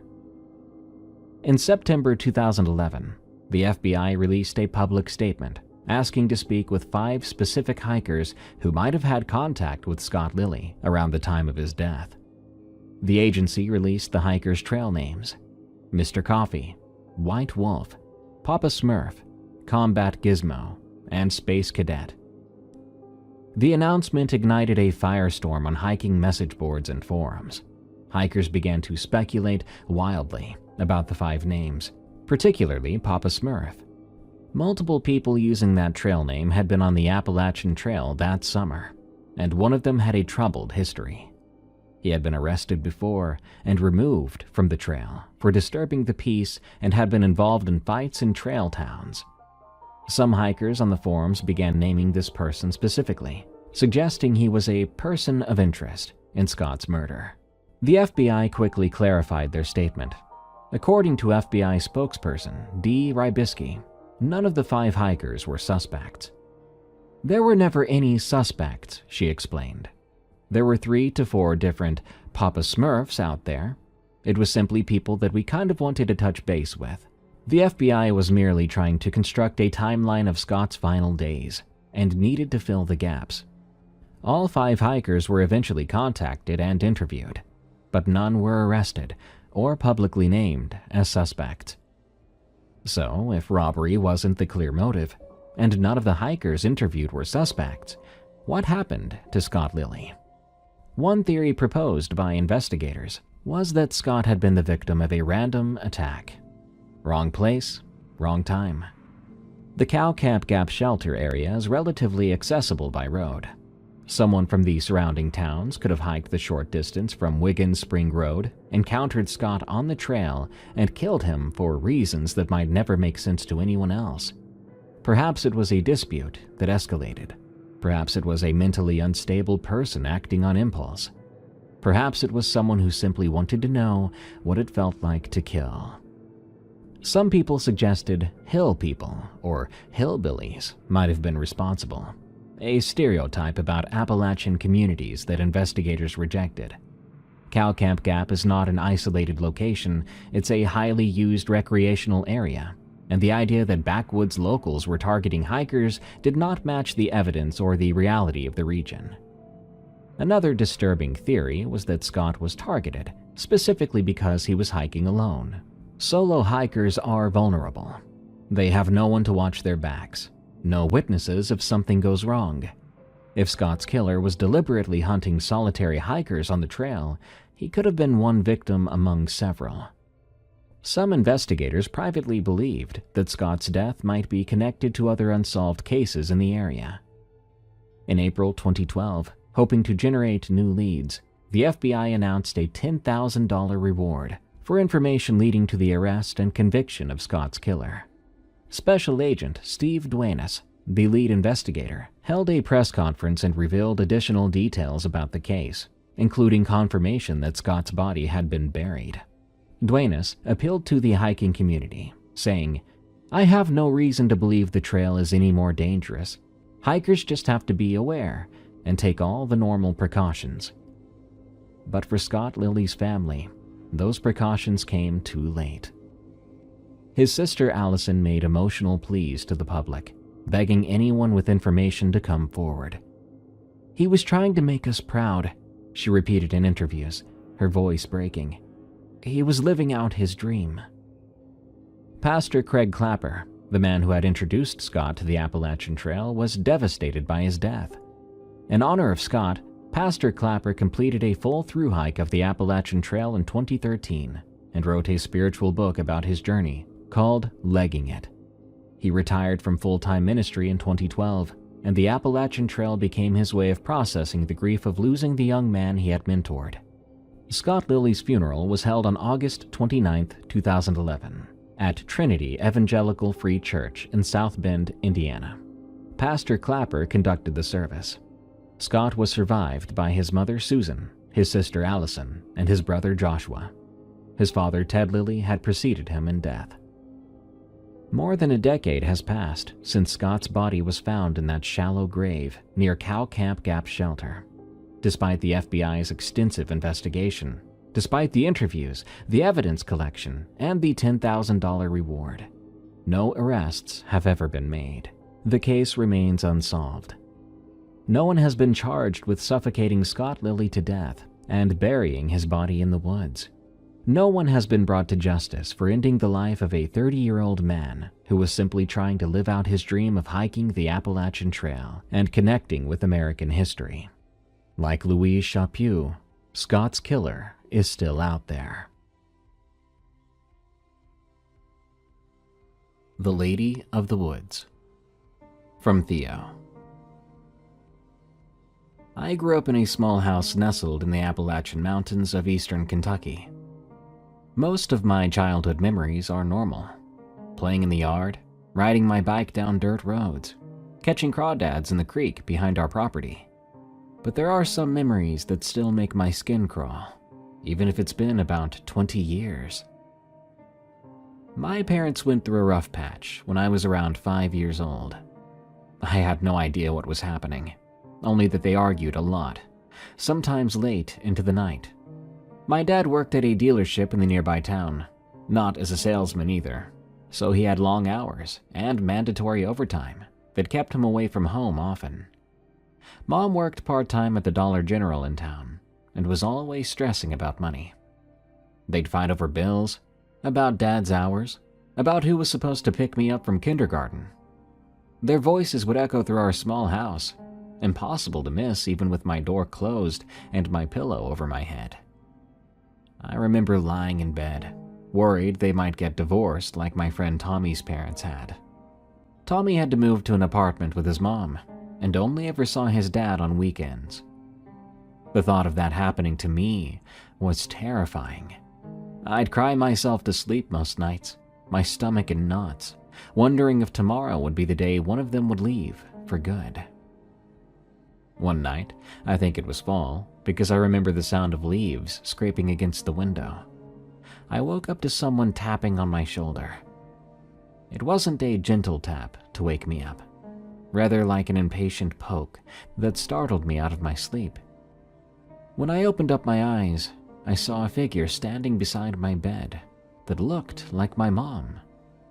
It was dark, so I couldn't see her face clearly, but I recognized her shape and her hair. She was wearing what looked like her nightgown, a long white thing that reached her ankles. She didn't say anything, but she curled her finger in a come here gesture. I was confused, but I got out of bed like she wanted. My room was cold, much colder than it should have been with the heating on. The figure walked over to my window, which was already open about halfway. Now that struck me as odd even then, because I never opened my windows. They were old wooden sash windows with peeling paint, nearly impossible for a kid my age to open or close without help. The wood would swell in the damp weather, making them stick, and the counterweights inside the frame were broken, so you had to hold them up with a stick if you wanted them to stay open. The figure gestured toward the open window, beckoning me to follow. I remember looking around my room, wondering if I was still asleep and dreaming. My Batman nightlight was still on, casting just enough light to see shapes, but not details. My digital clock read 4 a.m. When I looked back at the window, she was already outside, her upper body visible as she leaned in, still motioning for me to follow her. I approached the window and started to climb out. The sill was at chest height for me back then, so I had to really hoist myself up. I remember the rough wood against my palms, the cold night air hitting my face, and the strange silence outside. And that's the last thing I remember, until the next morning. I woke up sometime later to my parents yelling. I was lying on the ground outside, right below my bedroom window, curled up in the mulch of my mom's flower bed. The fall wasn't far. Our house was a single story, but I was confused and disoriented. I was freezing cold too, my pajamas damp with morning dew, and there were small scratches on my arms and face from the holly bush I'd apparently landed in. When my parents found me, I asked my mom why she wanted me to sleep outside last night. The look on her face is something I'll never forget. Pure confusion with traces of fear. The poor woman had no idea what I was talking about. My dad picked me up and carried me inside while Mom checked me for injuries. They kept asking how I got outside, if I'd climbed out the window myself, if I'd been sleepwalking. I just told them. Mom came to my room and told me to follow her out the window. My parents were visibly shaken. They looked at each other. Then my mom said, "Honey, I was in bed all night. I never came into your room." My dad had a look at my window. It was still open, but no signs of damage or forced entry. For weeks afterward, they checked my window every night to make sure it was locked, and eventually my dad nailed it shut. As I got older, I mostly forgot about that incident. My parents worked through their problems when I was around 7. Dad got a better job with better hours, and they started to do marriage counseling at the church. By the time I was 12 years old, they seemed happier than ever. They went on regular date nights every Friday, leaving me with my older cousin Melissa as a babysitter. When they weren't on dates, they were either working or busy around the house. Dad with yard work, Mom with cleaning and cooking. At 12, I was going through my own issues. Middle school was tough. I was smaller for my age, and I was getting picked on. I didn't have many friends, and the ones I did have were starting to get into sports and girls, neither of which interested me yet. I spent most of my time playing video games or reading comic books in my room. I started to feel neglected, though I didn't have the emotional vocabulary to describe it that way back then. I simply knew that whenever I tried to talk to my parents about school or ask them to play a game with me, they seemed distracted. "Not now, honey," or "Can it wait until after dinner?" were phrases I heard daily. I felt very lonely and left out of their lives. So one Friday in late September, when I knew they had plans to go out that evening, I decided to run away. Not for real, just for a day, to make them worry and maybe pay more attention to me. I wasn't really thinking through the consequences or how stupid and dangerous it would be. In my 12-year-old mind, it was the master plan. The plan was to stay up all night so I could sneak out at sunrise before they woke up. I would have set an alarm, but it was loud and didn't work half the time. I packed up some snacks in my backpack, a sleeve of saltine crackers and a couple of granola bars, and a bottle of water. I also grabbed my Game Boy Advance, a flashlight, my favorite comic book, and a light jacket in case it got cold. I didn't take much else. I was planning to come home the next day, after all, and I was a kid who didn't understand what I was doing. Around 5:30 a.m., when the sky was just starting to lighten, I snuck out the back door and headed for the woods behind our property. The morning was cool and misty, still dark enough that I needed my flashlight to see the path. Within moments, dew had soaked through my sneakers, so that sucked. I walked about a half-mile in to a spot where I could still see our house if I positioned myself right. There was this big oak tree there that I liked to climb sometimes, and I settled myself underneath it. I spent the morning playing Pokemon on my Game Boy, eating crackers and feeling pretty pleased with myself, imagining how worried my parents were going to be and how they were going to apologize over and over for not spending enough time with me. As the morning went on, I got bored. I tried climbing the tree but couldn't get very high. I threw rocks at other trees, trying to improve my aim. I made up stories in my head about being a survivalist living off the land. Around what I guessed was about 11 a.m., I ate one of my granola bars, rationing my food since I didn't know how long I'd be out there. Again, the plan was to stay out there for a full day, but the longer I was out, the more I kind of just wanted to go home. Around noon, I heard footsteps coming from deeper in the woods, not from the direction of my house. The steps sounded human, not like an animal. I thought it might be my parents searching for me, so I called out, "Mom?" The footsteps stopped immediately. Complete silence followed. The sudden stillness was unnerving, like I was being watched by everything in the forest. After that, I got a bit restless.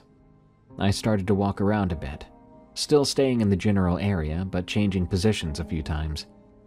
I found a small stream and followed it for a while, then circled back to my tree. Eventually, I sat down again, this time facing away from the house and deeper into the forest. About 2 hours later, my Game Boy batteries died in the middle of a battle. Disappointed, I looked up, and when I did, I nearly jumped out of my skin.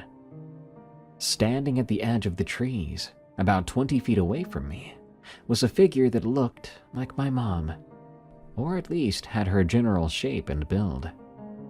She was wearing what looked like the blue sweater my mom had put on that morning, but she was positioned in a way that her face was covered in shadows, and something about her stance felt wrong. Her arms hung a bit too low, and she was standing too still. I called out again, "Mom?" The figure nodded slowly and beckoned me with her hand, a similar come here gesture from years before. There was something about it though. The movement was twitchy in a way. I got up and started to walk towards her, already feeling foolish about my plan to run away. I started to apologize, explaining that I was going to come back home, that I just wanted them to notice me more. I rambled on and on about how they never had time for me anymore, how they were always busy with each other or with work. The figure didn't respond, just turned and started to walk deeper into the woods, occasionally looking back and gesturing for me to follow. I followed, but something felt wrong. She was moving too quick, staying just far enough ahead that I couldn't get a good look at her. She never spoke, never responded to my apologies or questions, and she was leading me away from home, into a part of the woods that I didn't recognize. The trees were thicker here, older, with more underbrush that scratched at my legs through my jeans. "Why are you going so fast? Where are we going?"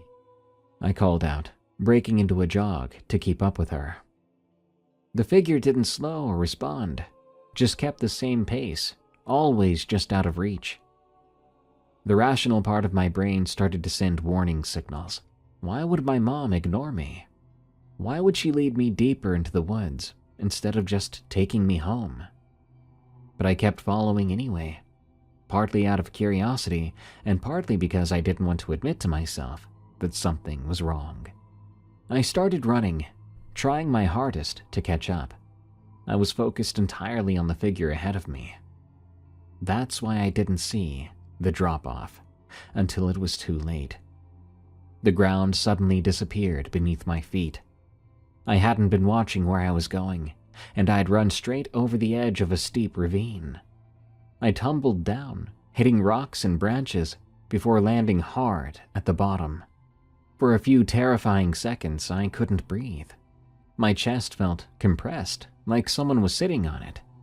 When my lungs finally started to work again, I gasped in air and immediately started to cough. My whole body ached. I checked myself for broken bones, moving each limb carefully. By some miracle, I was just badly scratched and bruised, with a large gash on my arm that was bleeding but not too deeply. If I'd fallen a little differently, I could have broken my neck. I could have died. Disoriented and scared, I looked around.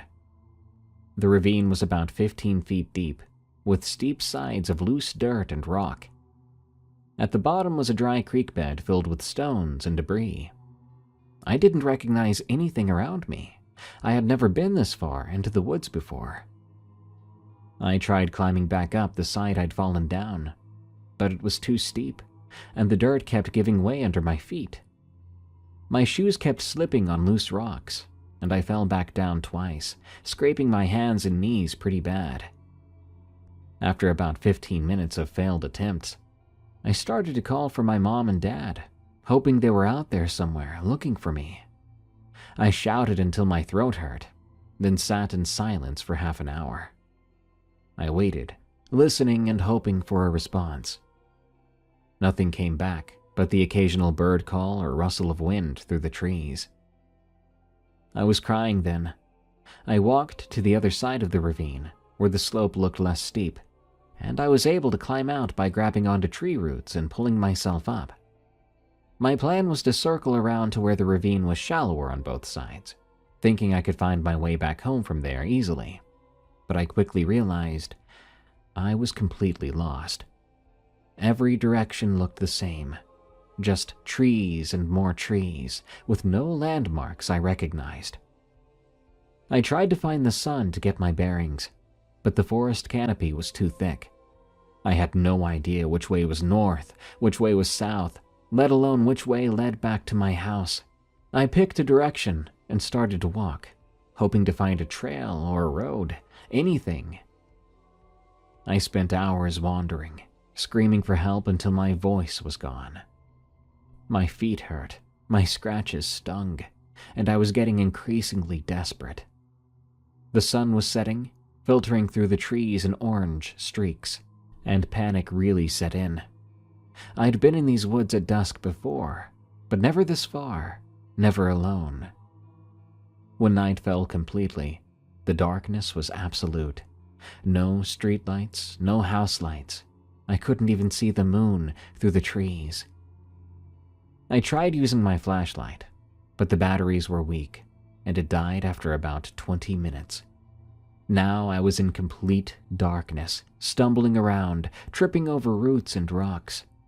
Eventually, I was exhausted and terrified, so I sat down against a tree trunk and cried myself to sleep. I don't know how long I slept, but I woke up and it was still dark. At first, I was disoriented still. I felt like I was sitting in someone's lap. My back was against something that wasn't the tree that I'd fallen asleep against. There was a body beneath me, ice cold, someone's legs, like they'd been sitting in a freezer though. Something sharp was moving across my cheek, like a nail or claw gently scraping my skin. The touch was almost tender, but it made my skin crawl. I looked up and saw what appeared to be my mother's silhouette, her familiar hair framing her face, and relief flooded through me. and I whispered, "Mom?" As my eyes adjusted to the dark, I saw that what I was looking at was not my mother at all. The face had a mouth, a wide, stretched smile with no lips. But where the eyes, nose, and eyebrows should have been, there was nothing but smooth and pale skin stretched over her face. The smile widened as I looked at it. I screamed and scrambled away, my heart pounding so hard it could have burst. When I looked back, the figure was gone. I pressed my back against a real tree, trying to control my breathing, straining my eyes to see in the dark, terrified that thing would return. That's when I heard my father's voice in the distance, calling my name. At first, I thought it might not be real, but the voice was unmistakably his, deep and slightly hoarse. I'd know that voice from anywhere. I screamed back for him, my voice breaking.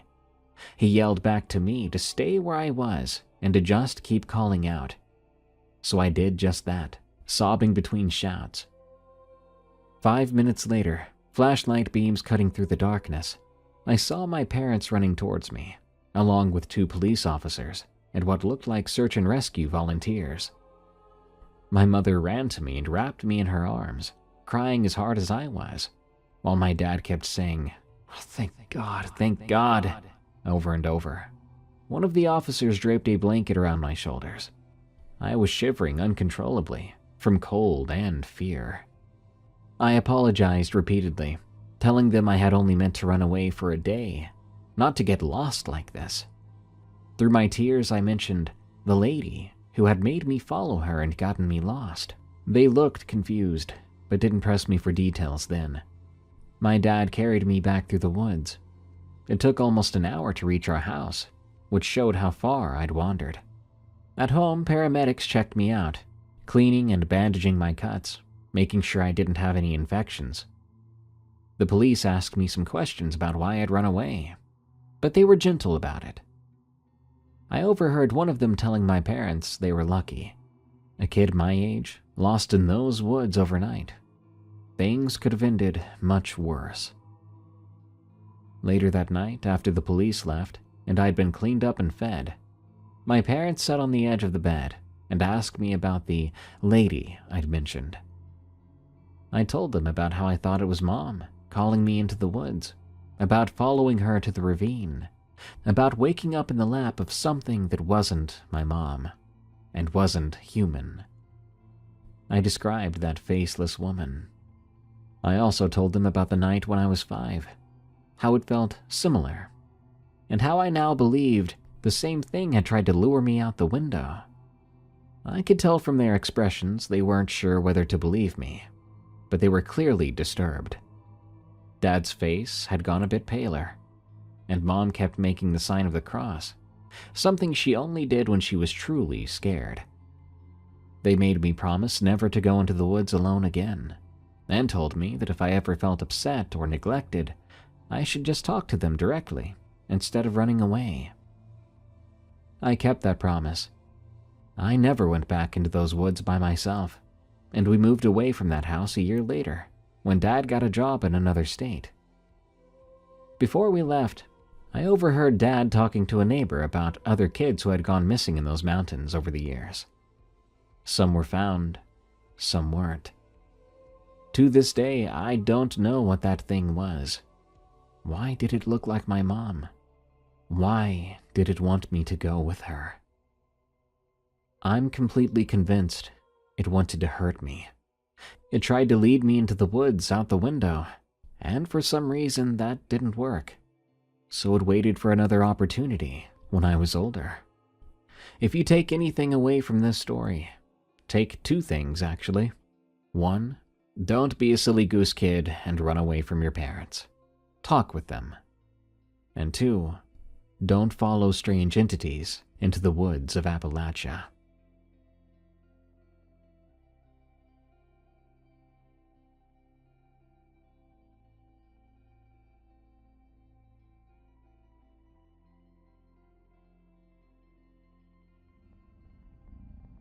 The impossible vanishing of Trini Gibson.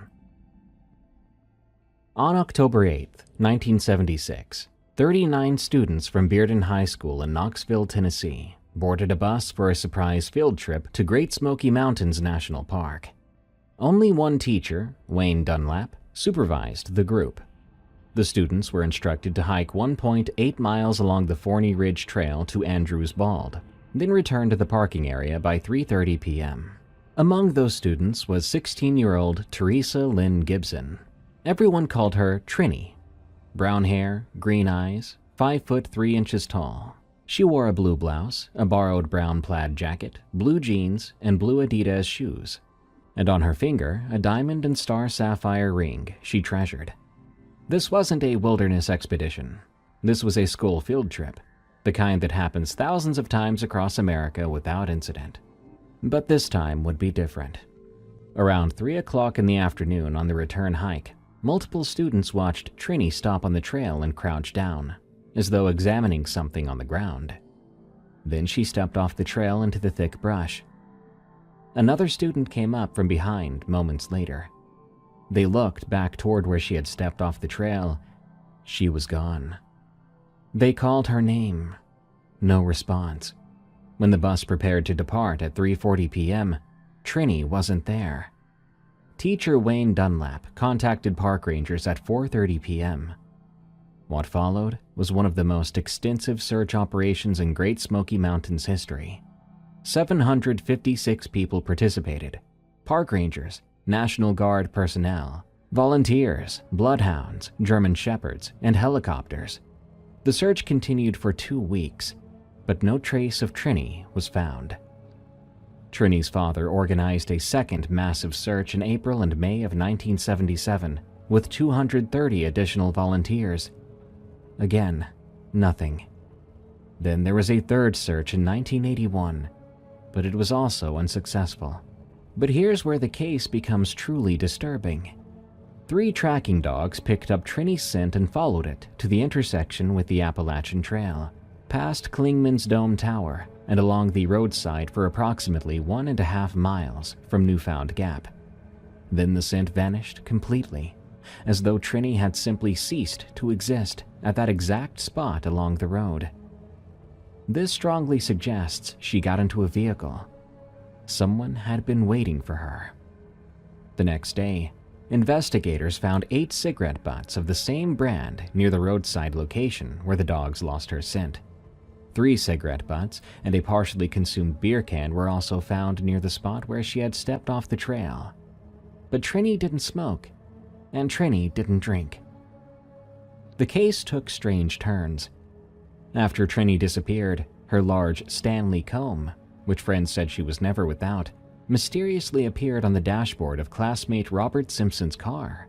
He claimed she had given it to him to keep. Her expensive star sapphire pendant and ring were later found in possession of another student, who could not satisfactorily explain how she obtained them. Robert Simpson was 17, a friend of Trini's older brother. Trini had been wearing his jacket that day. He was the last person confirmed to spend significant time with her. He claimed he went tracking a bear after she left him.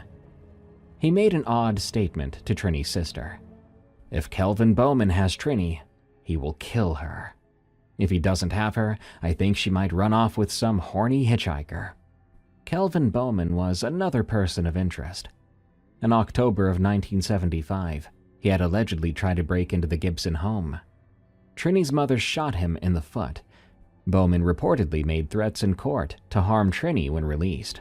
He served only 6 months of a 2-year sentence and was back at school by October 1976. The principal stated Bowman was in class the day Trini disappeared, but some students claimed he followed the bus to the mountains. Despite these leads, no arrests were ever made. The FBI investigated, but their files have never been released. Unusual for a nearly 50-year-old unsolved case. The park chief ranger told reporters he was almost sure she was not in the park, an extraordinary statement suggesting law enforcement believed she was abducted, not lost. The tragedy destroyed Trini's family. Her parents divorced. Her brother Robert Jr. died in 2000 at age 42. Her father Robert Sr. died in 2004 at age 67. Her sister Tina died in 2016 at age 54. Trini Gibson stepped off the Forney Ridge Trail in broad daylight on a well-traveled path with dozens of other hikers nearby, only half a mile from a parking lot. She vanished in seconds. Multiple students saw her step into the brush, and moments later, she was gone. Tracking dogs followed her scent 1.5 miles to a roadside where it disappeared completely, with cigarette butts left by someone who had been waiting. And then her possessions mysteriously appeared in some classmates' hands weeks later. Was she abducted by Robert Simpson, or by Kelvin Bowman, or by some stranger waiting in the woods? Did someone follow the school bus from Knoxville? For 48 years, those questions have haunted the Smoky Mountains.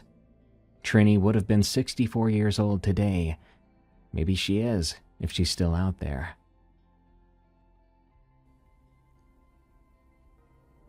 Appalachian Terror from Buckstop.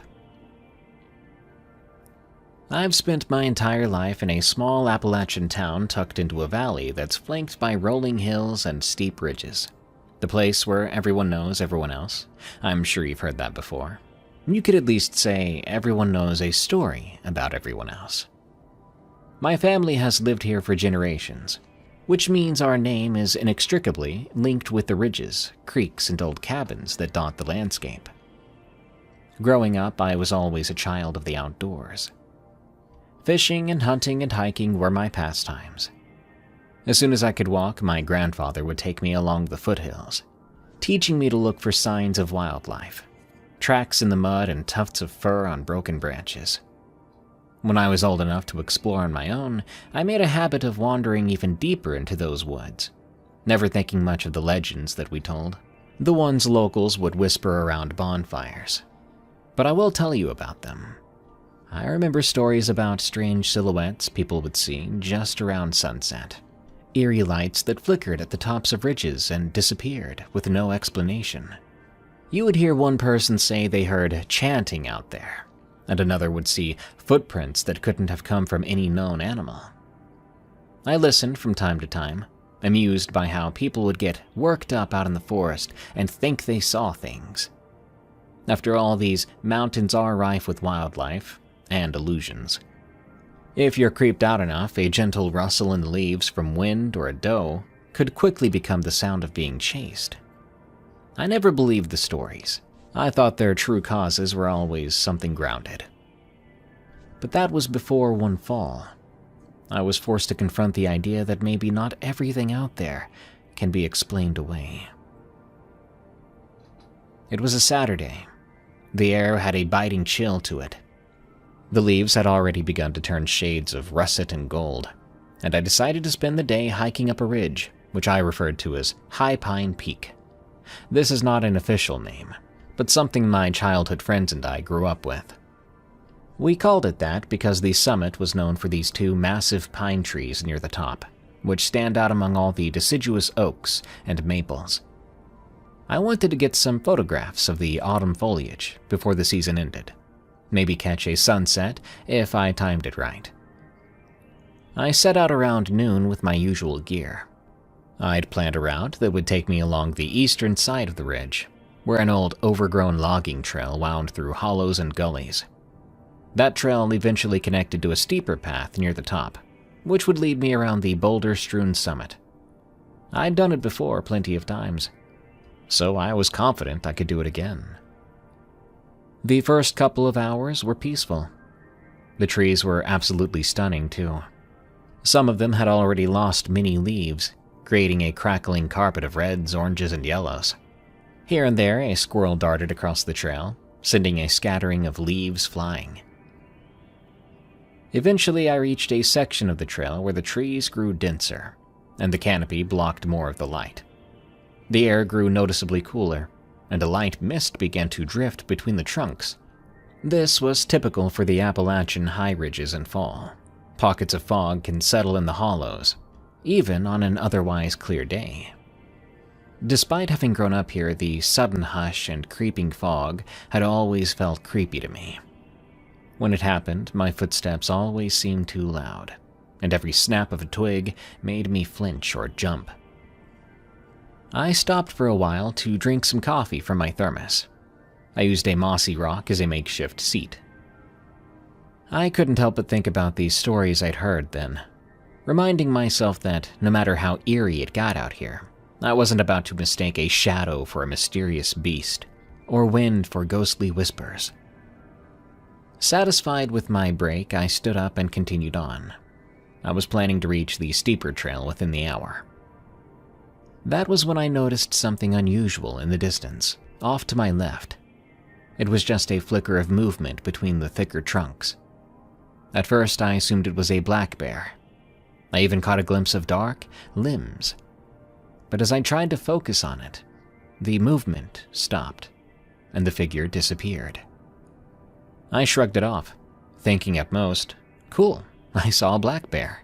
I made a mental note to keep a wide berth from any bears I saw. About a half-mile further, the logging trail curved around a slope. The brush on either side was overgrown, but the path itself was mostly clear. I slowed down when I saw something lying about 30 feet ahead. Looked like a fallen branch or a log. As I approached, I realized it wasn't a branch. It was a cluster of broken limbs. They were snapped in a strangely deliberate-looking way, arranged almost like a crude barrier. There were no cutting marks or sawing marks. No, it looked like they'd been twisted or broken by force. Maybe some strong winds had come through recently. Then again, it looked to have been constructed, not accidental. And when I looked up, none of the branches near me were broken. These were collected and put here. Sometimes local kids would pull pranks or set up things like this for whatever reason. But we were far away from any frequently traveled route, and kids rarely come this deep into the woods alone. I stepped around the pile. I wanted to kick it or dismantle it, but something inside told me to just leave it alone. So I continued along the trail. Sure, it was a bit unsettling, but mostly it was fascinating. About 20 minutes later, I reached an open stretch of trail that offered a view of the surrounding ridges whenever there wasn't fog. That day, though, a pale haze clung to the valleys, making it hard to see more than a mile or so. The sky was clouding over, and the temperature seemed to drop another few degrees. I was thinking of turning back then. Then I spotted it. There was a figure standing near the crest of the slope, maybe 70 yards ahead. They seemed to be standing upright, but with an off posture, perhaps hunched. Whatever it was, or whoever they were, they looked unusually tall and thin. It wore some kind of dark, ragged covering that might have been clothing, or perhaps just a wrap of fur or leaves. I couldn't be sure at this distance. My mind scrambled to come up with an explanation. A hiker with a large backpack, a hunter wearing camouflage. But the figure didn't move like a person. It took a step sideways, then another, in a way that reminded me of how a heron might move along a riverbank. As I watched, the figure shifted and glided out of view behind a cluster of mountain laurel. I say glided here because that's truly what it looked like from there. No heavy footfalls, no bending of the knees like a typical walk. I stayed rooted to the spot for maybe 30 seconds. Was I seeing things? Did I just see that right? Maybe it was a trick of the fog and my imagination. The part of me that demanded a rational explanation insisted I follow it and get closer. For all I knew, it could be a lost hiker or a local hermit who didn't want to be disturbed. But if I saw it up close, I could rest easy. I've always been pragmatic, but also stubbornly curious. Against my better instincts, I shouldered my backpack. I took a deep breath and made my way up the slope, where I'd last seen the figure. But I didn't find any footprints, just damp leaves. The leaves, though, did look like they'd been disturbed in a path heading westward. I then followed the trail of scuffed foliage, watching carefully for any more movement. After about 5 minutes, I came to a large rocky outcrop where the mountain laurel grew thick. It was almost like a natural wall. I wondered how the figure could have possibly slipped through without me hearing branches crack, or at least me seeing them sway. The laurel was dense, and moving through it would have made a tremendous amount of noise. And yet I heard nothing. I pressed around the outcrop and found a narrow gap, barely wide enough for me to squeeze through. My jacket snagged on a branch, making a loud tearing sound. The gap led to a small clearing, a hidden hollow with a flat moss-covered rock at the center, and a ring of stunted oak trees around its perimeter. The air in that hollow was dead still. I heard no wind or bird calls. The ground felt oddly spongy, too, beneath my boots. I cautiously advanced, looking left and right, but there was no sign of anyone else, or anything else. Before long, though, I did see it. It was crouched at the far edge of the clearing near the trunk of an oak. It was definitely tall, well over 6 feet, maybe closer to 7. Thin limbs with proportions that didn't seem quite human, and the covering it wore, or grew from its body, hung in dark tatters. As I stood there, it slowly turned its head toward me. I couldn't see a face exactly, more like an elongated shape with ridges where a skull should have been. Yet, I had the unmistakable impression that it was watching me with intense scrutiny. My blood pounded in my ears. I felt an overwhelming, instinctual urge to run, but also a strange pull to keep observing. I held my breath, and for a moment, I was thinking about saying something to it. But I decided against that. The creature, I struggled to call it a person, seemed wary of me, almost as if it was ready to sprint away if I made any sudden moves. The idea emboldened me a bit. Maybe it wasn't aggressive. Maybe I had the upper hand here. I took a half step forward. It instantly sprang upright.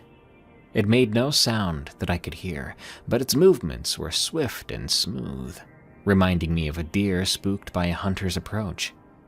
It then darted along the edge of the clearing, weaving between trees so gracefully. I had to follow it, though, as quickly as I could. Branches scraped at my arms, and I stumbled over some roots. In seconds, however, it was gone, vanished into the thicker part of the woods on the far side of the clearing. I stood there, breathing hard, feeling like I'd lost my chance to figure out what I was dealing with, my chance for an explanation and comfort. Every rational thought in me was telling me that I'd just chased a figure that might be dangerous. But my dumb self felt compelled to keep going, telling myself it was just a person, definitely a weird-looking hermit, that was harmless, and if I just got close enough, I would see a human face and there would be no problem. After a few moments to catch my breath, I pressed on. The terrain grew steeper as I reached the upper ridges, and the ground was scattered with loose stones. The old-growth forest was much more dense here, with massive pines, oaks, and maples. It was near the crest of the hill, only about another 200 yards to the top, but the route had no clear trail. I had to pick my way around fallen logs and lichen-covered boulders. I started to notice small signs. Branches snapped off in ways that seemed intentional, scratch marks on tree trunks, and once a faint footprint in the wet soil. The footprint resembled a person's, enough. Even so, something about it gave me shivers. I pushed on, convinced I was close to discovering something mundane. Eventually, I emerged on a narrow rocky ledge that offered a view of the next valley over. Normally, from there you could see farmland, a winding 2-lane road, the distant roofs of houses. But the fog had thickened, cloaking everything in milky gray. The wind was picking up, carrying the smell of damp earth and leafy decay. I reoriented myself, then saw movement near a stand of those massive pine trees that gave this peak its local name, High Pine Peak. There it was again. The figure stood among the pines, one thin limb resting against a trunk. It was like it was trying to hide. Except it was nearly the same dark color as the bark, so it didn't blend as seamlessly as it might have hoped. As I stepped forward, it jerked away, disappearing behind the tree. Despite my fear, I advanced. Rain was starting to patter down, lightly at first. It didn't take long for the ground to get slick. I nearly lost my footing twice. By the time I reached the 2 tall pines, the drizzle had turned into a steady shower, and dusk was closing in earlier than I'd expected. I had maybe an hour of usable light left, if that. My mind told me I should turn around then. Descending the ridge in the dark would be risky, especially on the unstable ground. But I couldn't shake my curiosity. I circled the pines, then called out. "Hello? Anyone out there?" My voice sounded pathetically small in the hushed forest, drowned out by the rain. There was no response. Another swirl of fog drifted in, making it impossible to see more than 20 feet ahead of me. Then, from somewhere close by, I heard a faint, rasping moan. It wasn't a growl or a snarl. It sounded almost pained, maybe afraid. But my stomach still lurched. I followed the sound, heart in my throat, until I found a shallow depression in the ground. It was partially sheltered by the roots of an enormous pine that clung to the rocky slope. Beneath that root was a space, a kind of hollow that might have been formed by erosion. Strewn across the ground were broken sticks, old animal bones, and a few strips of decaying cloth. The smell of damp fur and rot was in the air. I squinted in the dim light. I saw something crouching at the back of this hollow. My eyes struggled to interpret the shape.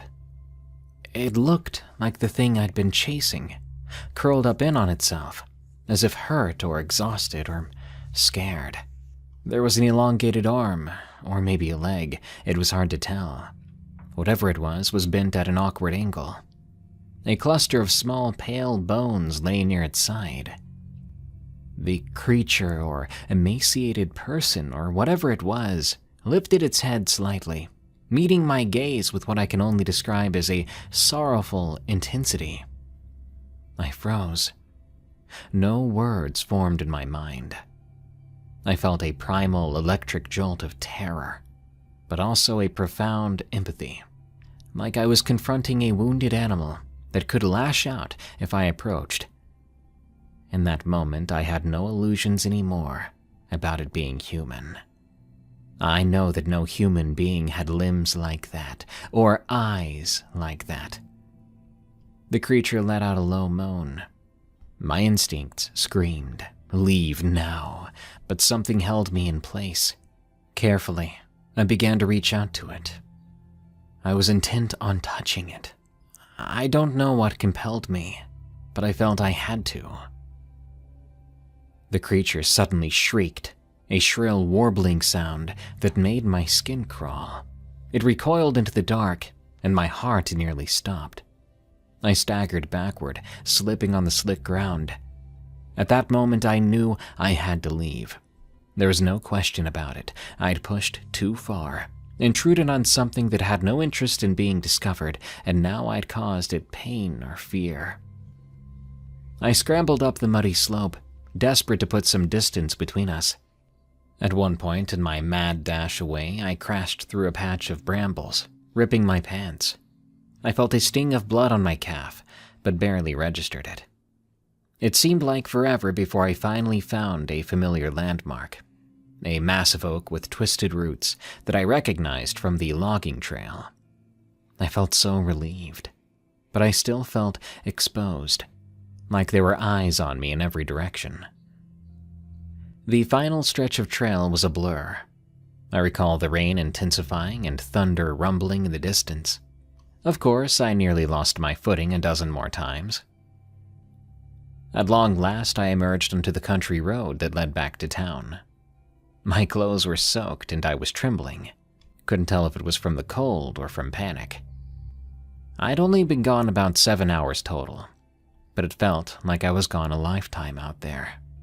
When I got home, I locked myself in my bedroom and tried to sleep. And for a long time, I had nightmares about it.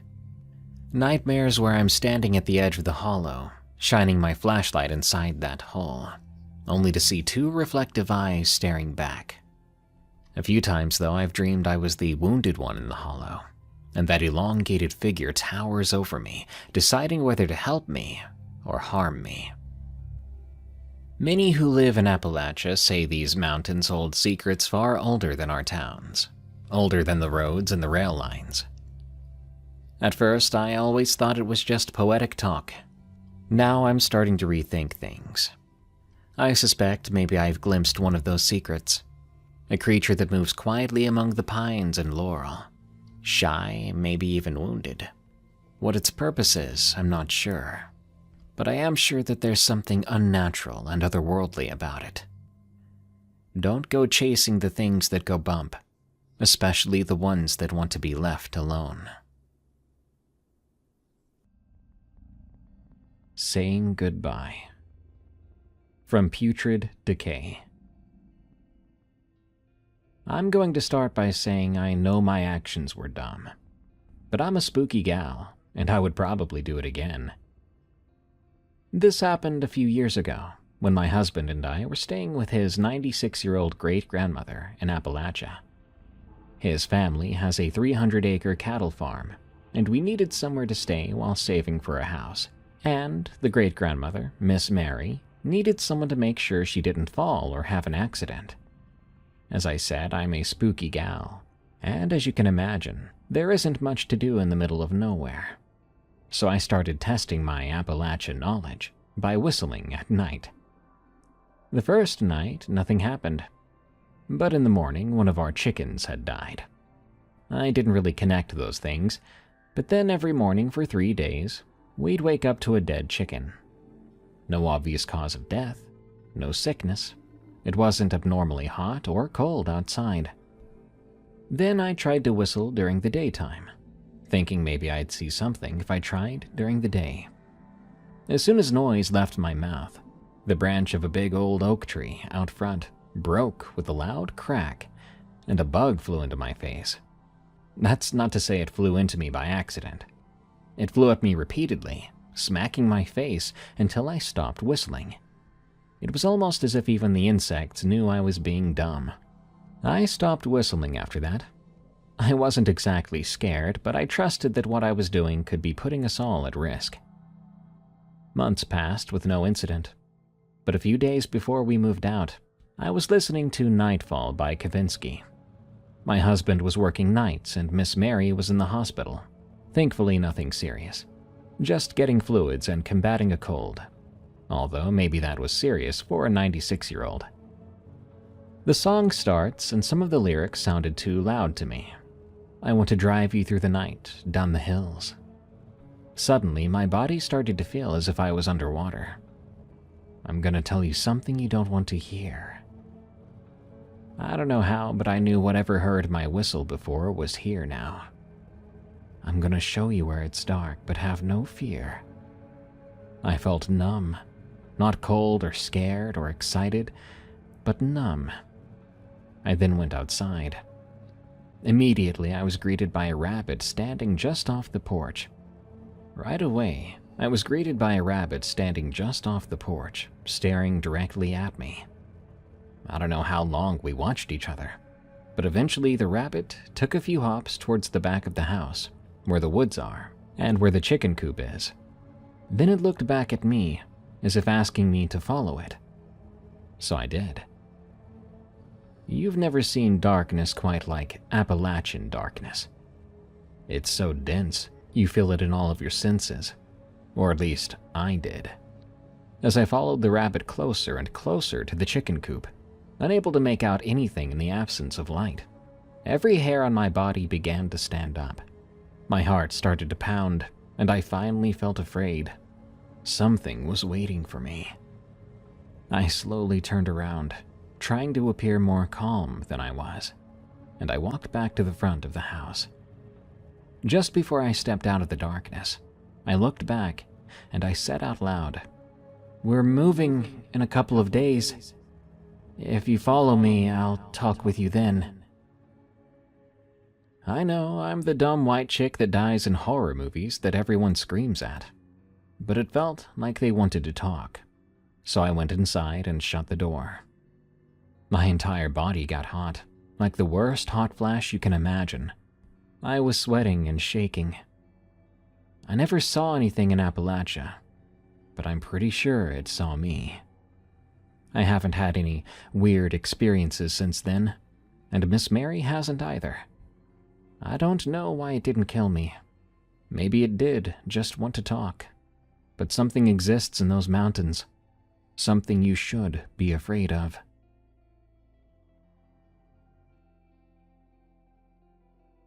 Snollygaster from Earthshake Crew. My wife and I started hunting together back in 2010, a year after we got married. We're both from rural Virginia, grew up in families where hunting was just part of life.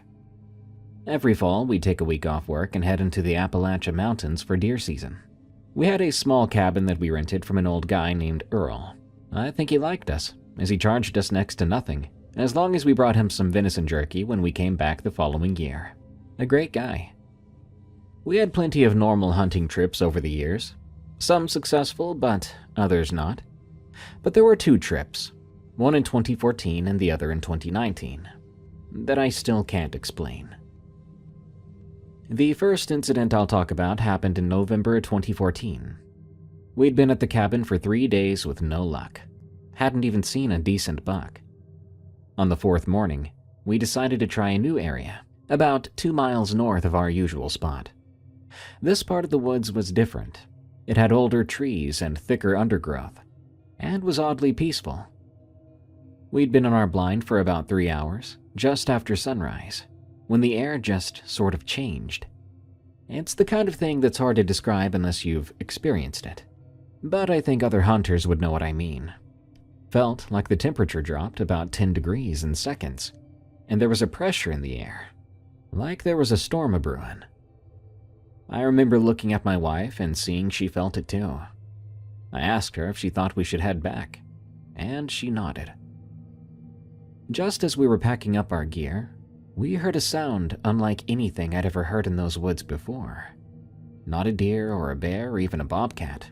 It was high-pitched, reminded me of metal grinding against metal, and it echoed real well through the trees. My wife grabbed my arm and pointed to the ridge about 200 yards ahead of us. There we saw something moving through the tree line. I thought it was a person, because it was walking upright on 2 legs. But the way it moved wasn't right. It was sort of robotic, and too fast for someone navigating rough terrain. We only saw it for about 10 seconds, before it disappeared behind the ridge. It was big too, taller than a man, and we had seen what looked like wings on the thing, and those had about a 15-foot wingspan. The wings weren't feathered but looked leathery, more like a bat's. The body was dark, either black or deep green, hard to tell in the shadows and from that distance. We didn't stick around much longer.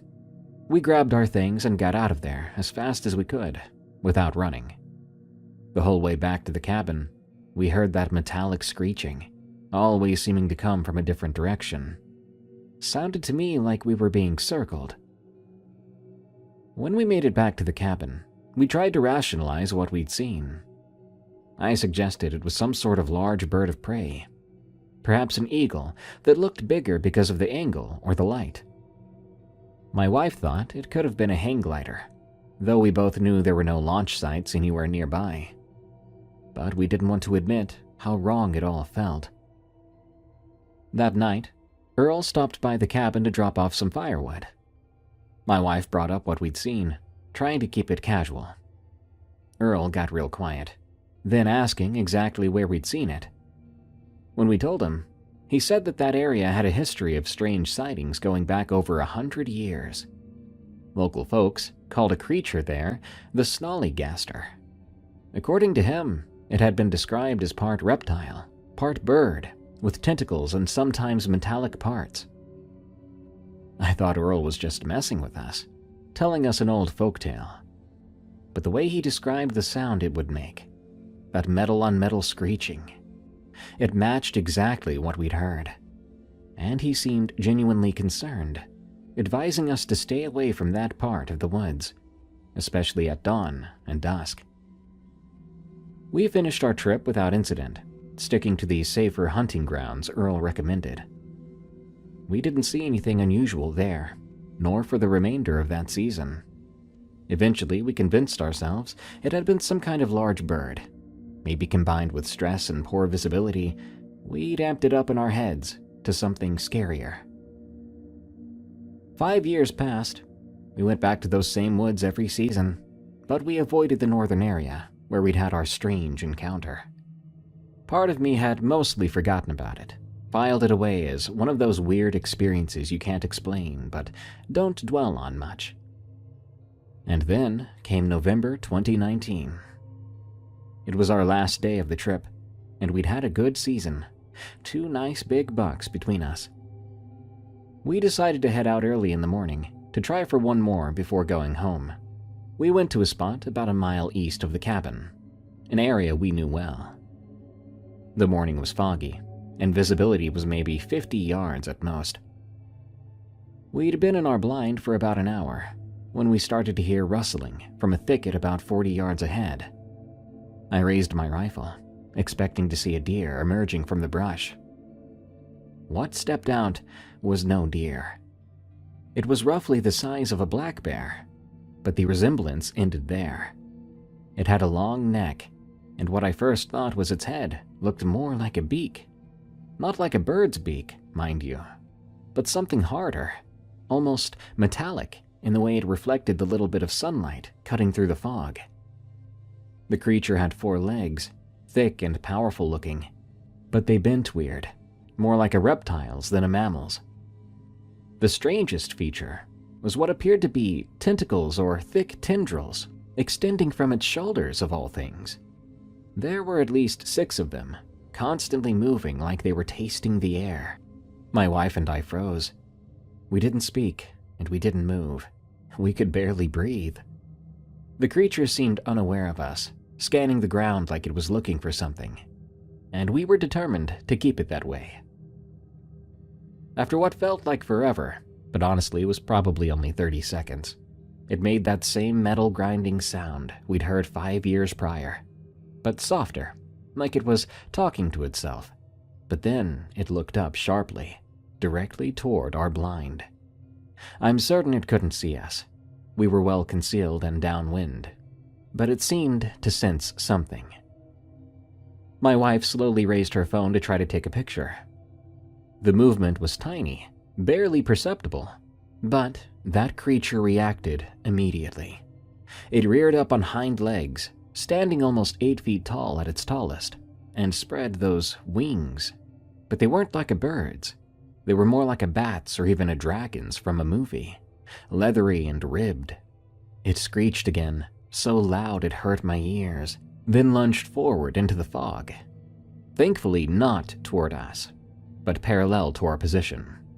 It moved incredibly fast, like it was gliding rather than running, and disappeared into the fog. We waited about 10 minutes, neither of us saying a word, before we decided to get back to the cabin. The whole way back, we kept scanning the trees and sky, expecting to see it again. But there was nothing. When we got back, my wife checked her phone, hoping she had managed to get a photo. But nope, she had never even clicked the button. Probably so scared, she'd forgotten whether she had or not. We packed up and left early, not even waiting to say goodbye to Earl. On the drive home, we finally talked about what we'd seen, agreeing that it did match the description of the snollygaster from local legends. The mix of bird and reptile features, the metallic elements, the tentacles. My wife was fascinated by this the further away we got, so she did some research. The snollygaster has allegedly been part of Appalachian folklore since the 1700s, with reports peaking in the early 1900s, when local newspapers actually ran stories about sightings. According to the legends, it has octopus-like tentacles, sharp teeth, and sometimes a metal beak, but it depends on who you ask. It's said to make a screaming metallic sound and will prey on livestock and people. Most accounts describe it as having leathery wings and a wingspan of up to 25 feet. Some even claim it has a single eye in the center of its forehead, though that was something that we could not confirm from what we saw. The thing that bothered me, though, was the consistency between our two sightings, 5 years apart. Both times, the creature had the same distinctive features and made the same unusual sound. And both times, it seemed to be searching for something. I don't know if what we encountered was truly the legendary snollygaster, or some undiscovered species, but it doesn't fit any known animal I know of, and people out there still report to see it from time to time. The Survivalist Paradox: The Disappearance of Derek Luking. 24-year-old Derek Joseph Luking was obsessed with Man vs. Wild, the television show where Bear Grylls survives in extreme environments with minimal equipment. Derek went by Drock or DJ, and he had brown hair and green eyes, was 5'11", and weighed 220 pounds, with a distinctive tattoo on his left upper chest, Japanese characters meaning live or life. He was a Johnson University graduate who worked as an orderly at Peninsula Behavioral Health Center in Louisville, Tennessee. Derek wasn't an experienced outdoorsman, but he was a huge Bear Grylls fan, and according to his family, he had been increasingly unhappy with his life. He didn't like his job. He felt directionless. He had started drinking and smoking cigarettes, highly unusual behavior for him. On March 14th, 2012, Derek vanished from his Louisville home. What happened over the next 3 days would create one of the most baffling mysteries in Appalachian Trail history. Over 3 days, Derek visited Bass Pro Shop, Knife Works, Coleman's, and Walmart, purchasing over $1,000 in survival equipment: a Gerber pack axe, Bear Grylls survival tool pack, military survival manual pages, knife sharpener, compass and thermometer, 100 feet of parachute cord, headlamp, pocket knife, granola bars, iPod Touch, tent, sleeping bag, and maps. This was not random shopping. This was a planned survival expedition. Everything was functional, practical, designed for wilderness survival, with perhaps some exception to the iPod Touch. He checked into a Motel 6 on March 14th. He stayed at Smokemont Campground inside Great Smoky Mountains National Park on March 15th. He then checked into the Microtel Hotel in Cherokee, North Carolina on March 16th. Staff later found a Bible on the bed and an empty bottle of liquor on the floor. At 4 a.m. on March 17th, security cameras captured Derek leaving the Microtel alone, wearing a gray hooded sweatshirt, dark track pants with white stripe, and dark sneakers. He carried only a small, dark day pack, not the large backpack filled with survival gear. At 8:30 a.m., rangers found Derek's white Ford Escape at Newfound Gap, one of the most popular overlooks in the park, where the Appalachian Trail crosses Newfound Gap Road. Inside the car, all of Derek's expensive survival gear was there, along with his wallet, his cash, his car keys, and there was a handwritten note. It read, "Don't try to follow me." This note wasn't addressed to anyone, just a statement, a warning, or maybe a plea. March 17th was a beautiful Saturday. Sunny and mild, it was perfect hiking weather. Newfound Gap is the busiest area of the park. The parking lot was crowded, and the trails were full. Dozens if not hundreds of people were there that morning. Despite extensive interviews, absolutely no one reported seeing Derek. Park spokesman Bob Miller called this the most disturbing thing about the case. Rangers told reporters, "There was a ton of people in the park that day. It was a nice day. Does it mean he got off the trail right away? Maybe." The complete absence of witnesses suggested Derek either immediately entered dense forest where no one would see him, or deliberately avoided people, hiding when hikers approached, moving through wilderness like a ghost. Ranger Jim Traynor said, "We would have felt better if he had bought all this gear and brought it with him." The abandoned equipment suggested a sudden change of plans, or something far more ominous. March 17th was the first anniversary of his grandfather's death, someone Derek was very close to. His father, Tim Luking, noticed behavioral changes earlier that year. When rangers asked if Derek might take his own life, Tim responded, "Up until now, I would have said absolutely not. But in the circumstances, there was that possibility." Approximately 60 searchers and 3 dog teams were deployed. 14 search teams walked over 70 miles of trails. Helicopters searched day and night. Rangers rappelled down cliffs and volunteers distributed 3,000 flyers. Family and friends personally hiked approximately 175 miles of trail combined. They found absolutely nothing. No tracks, no torn clothing, no blood, no camping gear, no sign Derek Luking had ever set foot in the wilderness. And then came the disturbing coincidence. 23-year-old Michael Giovanni Coccini from Nashville disappeared in the exact same area at almost the exact same time, last seen March 18th, only a day after Derek vanished. His car was found March 20th near Newfound Gap. Searches for both men were conducted simultaneously. Both young, both disappearing within days of each other, and both in the same small park section. Months later, human remains were found. DNA confirmed they belonged to Michael Coccini, but Derek Luking was never found. So, what happened? One theory is that Derek attempted a Bear Grylls-style survival challenge, leaving gear behind to test himself with minimal equipment. But again, he was not an experienced outdoorsman. Theory and practice are different. This plan would be extraordinarily reckless. Another theory was suicide. The anniversary of his grandfather's death, behavioral changes, the cryptic note, the Bible in the hotel room all support this. But if Derek planned to take his own life, why spend $1,000 on survival gear? Why prepare so meticulously? And where is his body? Theory 3. It was an accident. Perhaps he went to scout trails, planning to return for gear, but got lost, injured, or disoriented. The Smokies contain dense wilderness and thick rhododendron that can conceal remains for decades. But searchers should have found something by now. Blood or torn clothing, some trace. Another theory, foul play. The connection to Coccini's disappearance is deeply troubling. 2 young men, similar in age and in the same area in the same week. One was found dead, and the other wasn't found. Could someone have forced Derek off trail and made him write that note? Derek Luking has been missing for 12 years. He would be 36 years old today.